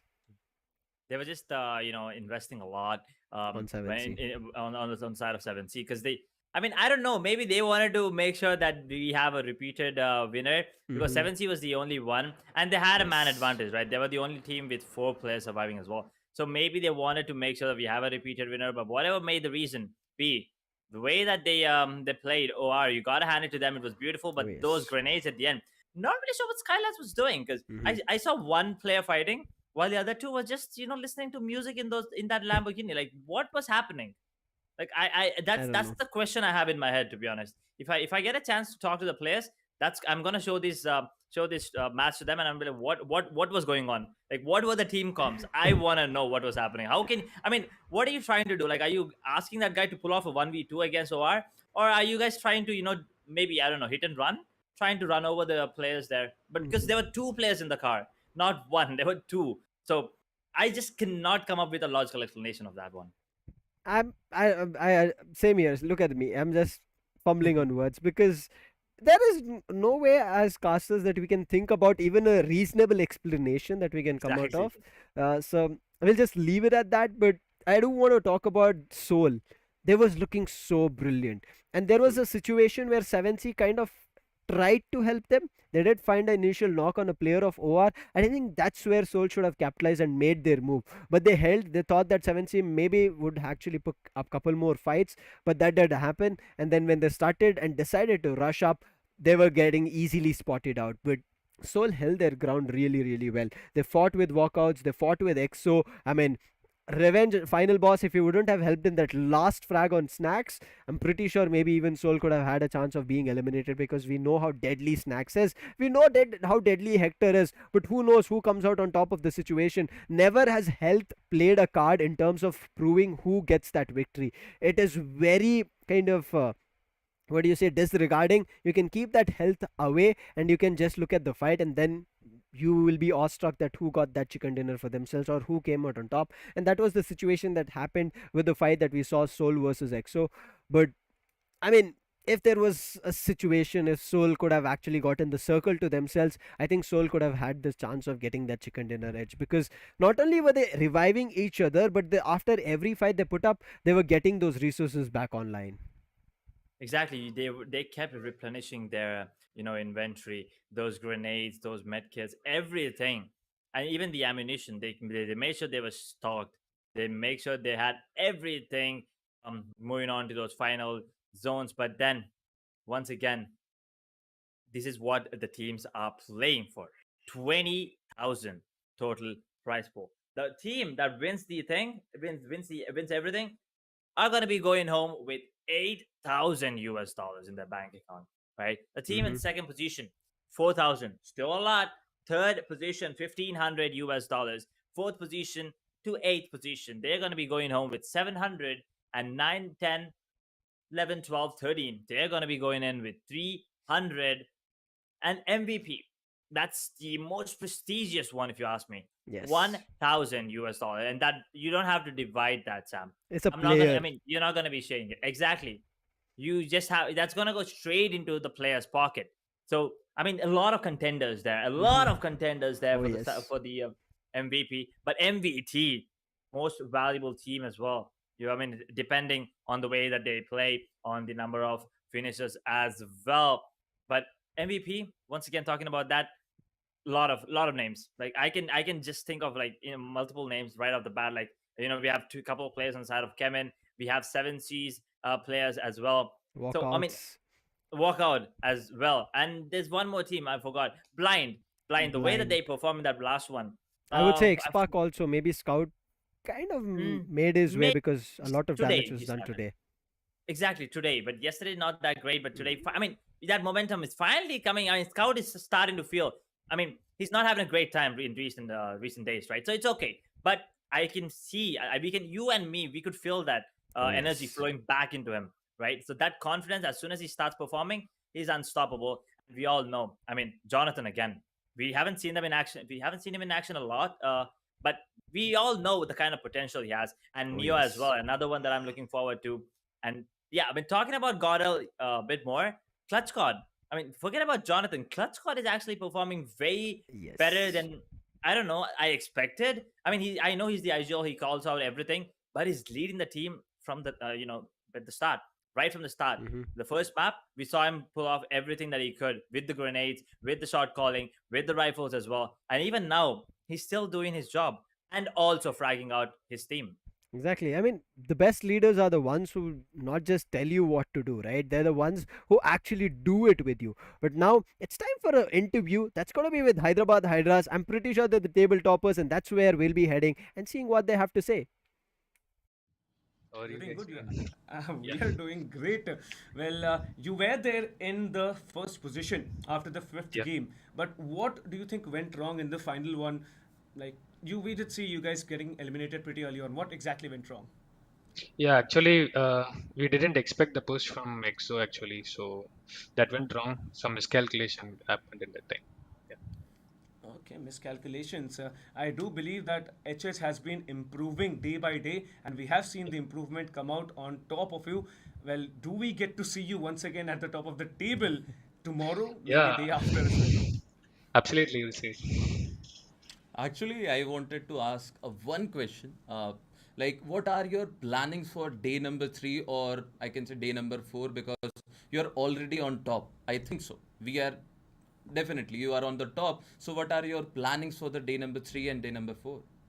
Yeah, no change of plans and no change of strategies will happen. We'll stick with the same and we'll do it. Yeah. All right, all right. So I'm going to ask a few questions to Carrie as well because I think he had a very big contribution in the third game. So Carrie, let's just transfer the headset to Carrie. Yeah. All right. Carrie, when he heard his name, Carrie was like, "Okay, I'm gonna also have to talk." But it's fine, Carrie. We're not gonna ask you a lot of questions. My only question to you, which is gonna be that the third map of Erangel, that was the fifth game today. There were so many opportunities. You could have just snuck in behind blind and taken them down as well. But why did you not take that dangerous move? Why did you not make it happen? My agents said to just survive, don't go for kills. Maxi is there already for he's going for kill, and then I just want to survive that place. All right, but what if your IGL had said, like, go in and try and get everyone else? Because there were, I believe, at least three opportunities where Blind had two of their players downed and only one was surviving. Were you like not willing to push and just play for the survival points? Yeah, because already Team XSPARK is there, I know. But let them take fight, and then after that, whatever happen, after that, I'll take that move. So third party is very important. Yeah, Simple. exactly.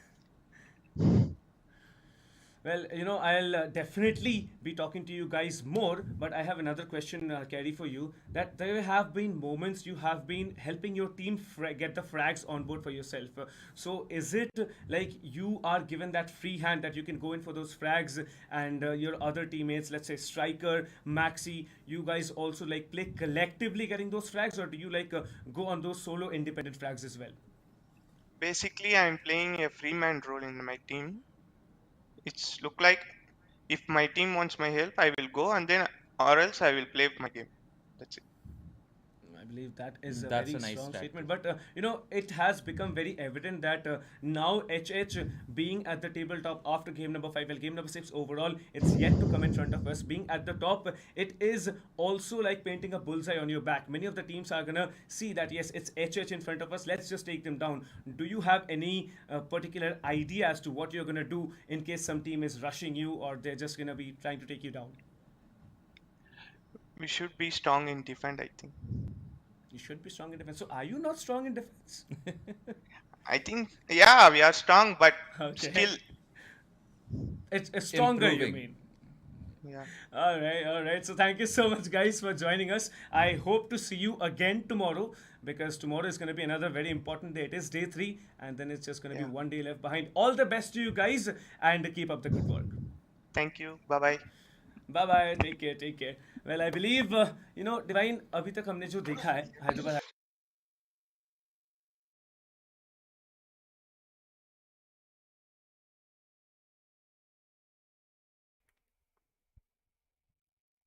Well, now you heard from the table toppers. Yesterday it was CHEMIN. Today, well, day 2 ended, and I'm guessing Hyderabad Hydras secured their top spot. Which, and you also know now what was going in their heads when they were Yes. taking those fights against teams like EXO and Team XSPARK, right? They were explaining us what was going on and what were the team comms. Well, now you know how the pros think and what it takes to stay at the top. But Sam, moving on to day number 3, do you think that they're gonna be they're gonna be able to secure their top spot?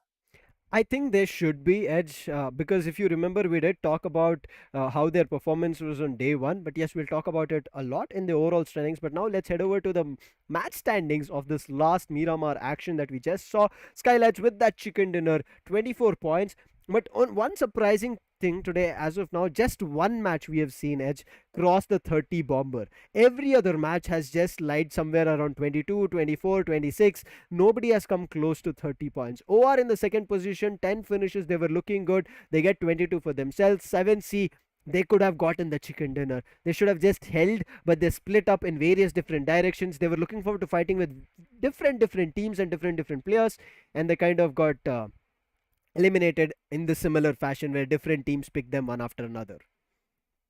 True, but also with this game, SKYLIGHTZ are the first team here in the Gillette 7Sea Invitational to get that second chicken dinner for themselves. The only team that has done that in 2 days. Now, I mean, it's not a great thing.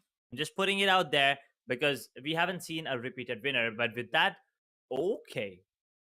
Okay. So my fault. HYDRAS are not the ones that are at the top. It's actually OR Esports that made their way to the top with 90 total points. Although didn't get the chicken dinner, I mean, they didn't need it, I guess. SKYLIGHTZ, that's a beautiful leap for them.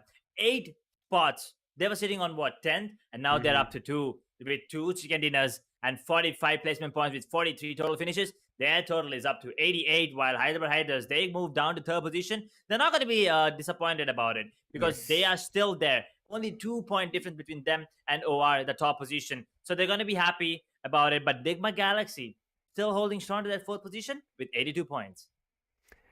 Brilliant play right as of now that we are seeing. NIGMA Galaxy did not move as you said, but we were talking about this, right? I will talk about Hyderabad HYDRAS again, but talk about the other teams right as now.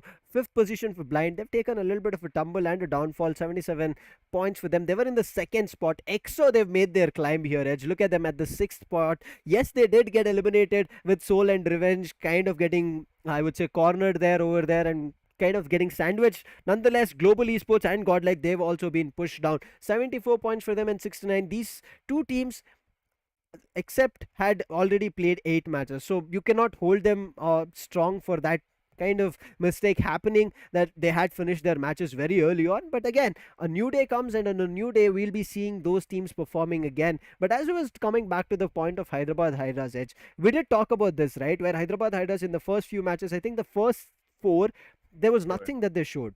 And all of a sudden, then a chicken dinner, 2nd page, then they make their way into the 1st page. And today, at least for 2 matches, they were on the table top. Yes, the difference is just 2 points, and that's the reason we said if Hyderabad HYDRAS held themselves a little bit more for the 13th, I would say the 9th position, or maybe even the 7th position, they could have held their 1st position. Nonetheless, if a team has the capability from a match of 4 matches, nothing that we have seen from them, and then in the 5th and the 6th match they come up and show up, we have a lot going on for them. But now let's talk about the 2nd page, and starting it off is going to be Insane, who are also pushed from the 1st page. But the difference between them and GODLIKE, who's sitting on 8th position, is just 1 point. So once again, and another thing, I keep pointing this out, 37 finishes to 31 placement points, which indicates that Team Insane are an absolute beast of a team, and everyone need to be looking out for them. REVENANT, on the other hand, they're now pushed down to 10th from 8th position, down to 66 points. Yeah, they are down to 66 total points. CHEMIN Esports from 1st position to 11th. A drastic change. Yes. But we all know they can absolutely. I mean, to be honest, it doesn't matter even if they're in the 16th position because they will qualify, right? But they want to show that dominance. They want to, tell everyone that they are the kings, and they want to make sure that they're sitting at top by the end of day 4. I mean, you never really know if that's going to happen. But Marcos Gaming holding on to that 12th position with 60 points. Entity Gaming with 59. 58 is TSM. And WALKOUTS are going to be 50 points. I mean, I think a 2-point difference between them and 16th place. So not a lot, but one team, actually 3 teams that are still struggling. Team Forever, Rivalry Esports, and Teammate Bet.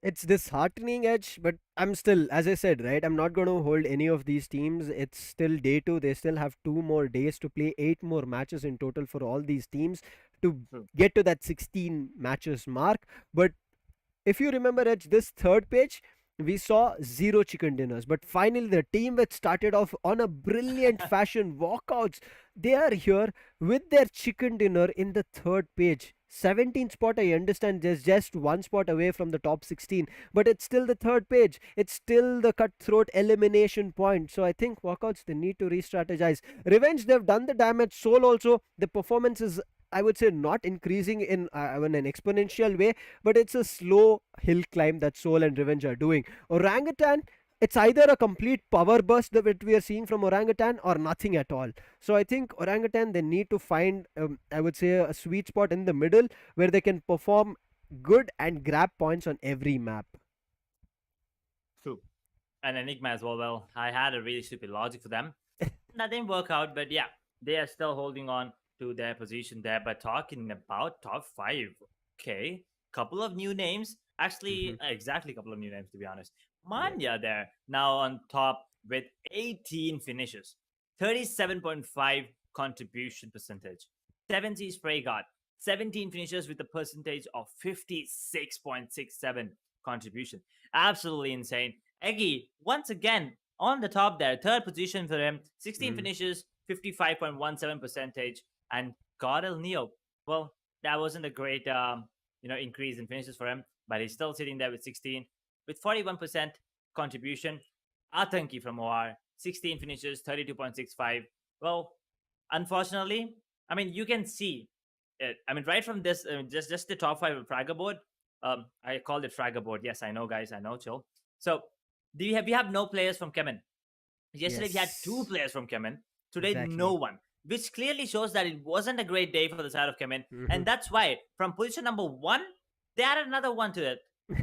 Unfortunately, they're sitting on 11th position now. Exactly. If they were added at that points to the 11 points to their overall standings, then I think they might be in the first page. But as you said, today's top fraggers list is different, but also it was all because of various different teams performing. But again, if you see the first few teams which actually performed really, really well, TSM, Nigma Galaxy, Blind, Marcos, and SKYLIGHTZ Gaming, you can't see those players here. You can see a set of different players, along with them, Global Esports with, I would say, one hell of a wrecker performance that they had with 33 total points is brilliant, and that's one of the reasons Manya leading the charge. It's still a lot for them to do, Global Esports. I'm not saying that they've done everything that they wanted to do in the semifinals. They have to keep this performance going up, because this MVP, this is where that I would say concludes, where the number of finishers will be getting that MVP position for himself and $1,000 for that solo player. Irrespective, this is a squad game. There is a chance of that one solo player grabbing more in terms of the prize. I mean, touch wood, but this is what I'm saying, that True. when we have seen in tournaments, majoritarily it becomes that the champions team have a top fragger, but in certain times there are situations where the champions team never get the MVP position. There are others who pick up that MVP, and I mean, for the tournaments excitement, that is really good, Edge. But in terms of having a situation where your solo player has got more prize than an entire team, just imagine. I mean, I mean, everyone's first things first. Everyone's gonna be like, "Bro, can you share?" Yeah, I mean, exactly. we supported you, right? So maybe you can support us. But yeah, $1,000 is not a it's not a less amount. Let me tell you that Exactly. it is huge, and also the fact that it's going straight into the player's pocket. Another big thing, you can use that to get yourself something. I don't know, have a bit of party there. If you win, I mean, that is obviously, if you don't win, then I don't know what they're gonna do. But if they win, that's definitely going to be used for the party or whatever they want to. Maybe get yourself something that's gonna help you perform, right? That's gonna help you, improvise your gameplay. And also, after the entire tournament is done, the first thing I'm pretty sure, I mean, even after today, like after this particular matchup that's done, I'm pretty sure everyone's looking forward to have a good night's sleep, because rest Yes. is so important, right? I was talking about it in map number 2. Rest is crucial for all these Very. teams. They need to be uh, very rested, and so they have the energy coming in tomorrow, because playing 4 maps each is not an easy thing to do. So you got to be re-energized. That, and also make sure your diet's really good, right? I mean, I don't know, but I mean, as a person that I've seen multiple players and boot camps as well, dieting. I mean, I don't mean dieting. I just mean the diet that you have, the Exactly. food that you consume is really important. I'm pretty sure it plays a part in your mind and how your physique is. That, I mean, people think it might not be a crucial thing, but trust me, guys, everything that you think about, you read, or the way that you're just sitting, I mean, your postures as well. I mean, Sam, we gotta be sitting here, we gotta sit straight, right? Don't Exactly. be hunched back and have backaches. I mean, what are we already? I mean, I'm 20, you're like somewhere, you're hitting 30 soon, so you're gonna be having that Okay. cake. Okay, So, it's that hurt. But yeah, okay, exactly. See, continue. it hurts, Sam. So just make sure you sit straight and have a good, I mean, rest once again. It all comes down to rest. That is crucial. And also, talking about things that go smooth, delayed razor blades. Don't forget to get yourself that and make sure that you're well groomed because you need to look good when you're doing some good. And when with those plays, I mean the fraggers once again, they are looking good there on the leaderboard, top fragger leaderboard. Let's just call it fragger board, Sam. What do you say? Exactly. I mean, it's top fragger in the sense we're going to be seeing the top 10 out of 24 teams. Just multiply into 4, you're going to be seeing 68 players. Out of 68 players, there are a lot more. I'm pretty sure more than 70 plus, because there are going to be substitutes who will be switching up here and there. But again, the top 5 we saw till Atanki with the 6th position. Finally, we did talk about it. Blind, they did get the chicken dinner, so the player should be somewhere there. Deadpool was there yesterday as well, if I'm not wrong.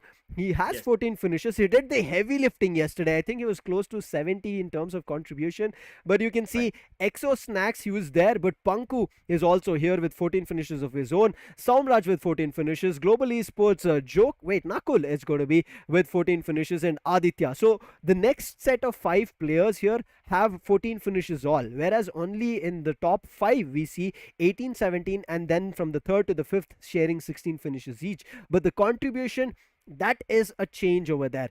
Blind again with Deadpool, he is lifting majority of that contribution towards his end, 40% of the rest of his players. But Panku, there is where we see the downfall, 35, 32, 29, and 28 till Aditya.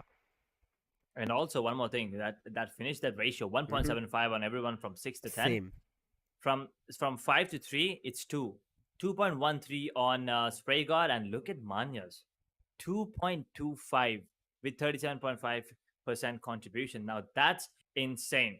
Absolute dominant performance coming in from him. You could see that, right? Not just the one that they actually got the chicken dinner, but also the one where I think Manya was a sole survivor. He tried his best to get as many frags as he could, get as Yes. many finishes as he could. So that is the performance, that is the mindset that he had. He knew for a fact. But I mean, we're done with the day. But I mean, I'm happy with the way that it went.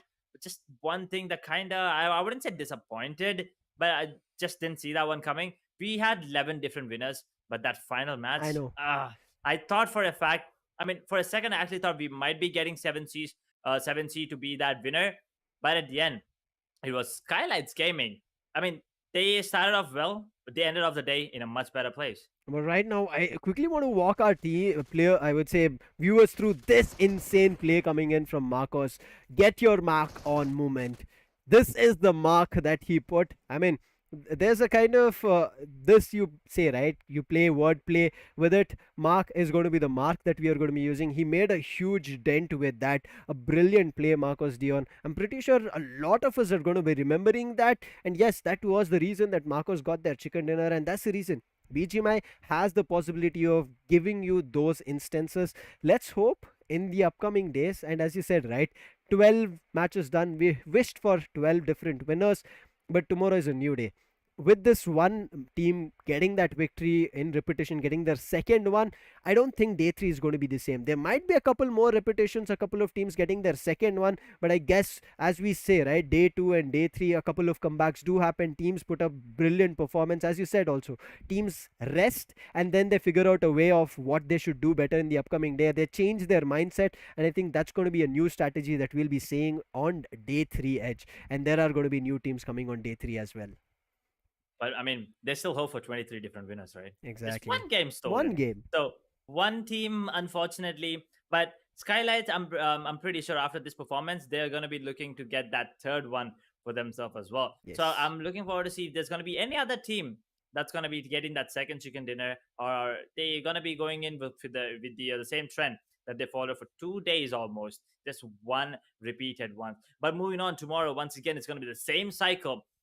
Erangel and Miramar, right? 2 maps 3 times each, 6 maps. Every team, they're going to be playing it they're going to be playing 4 matches.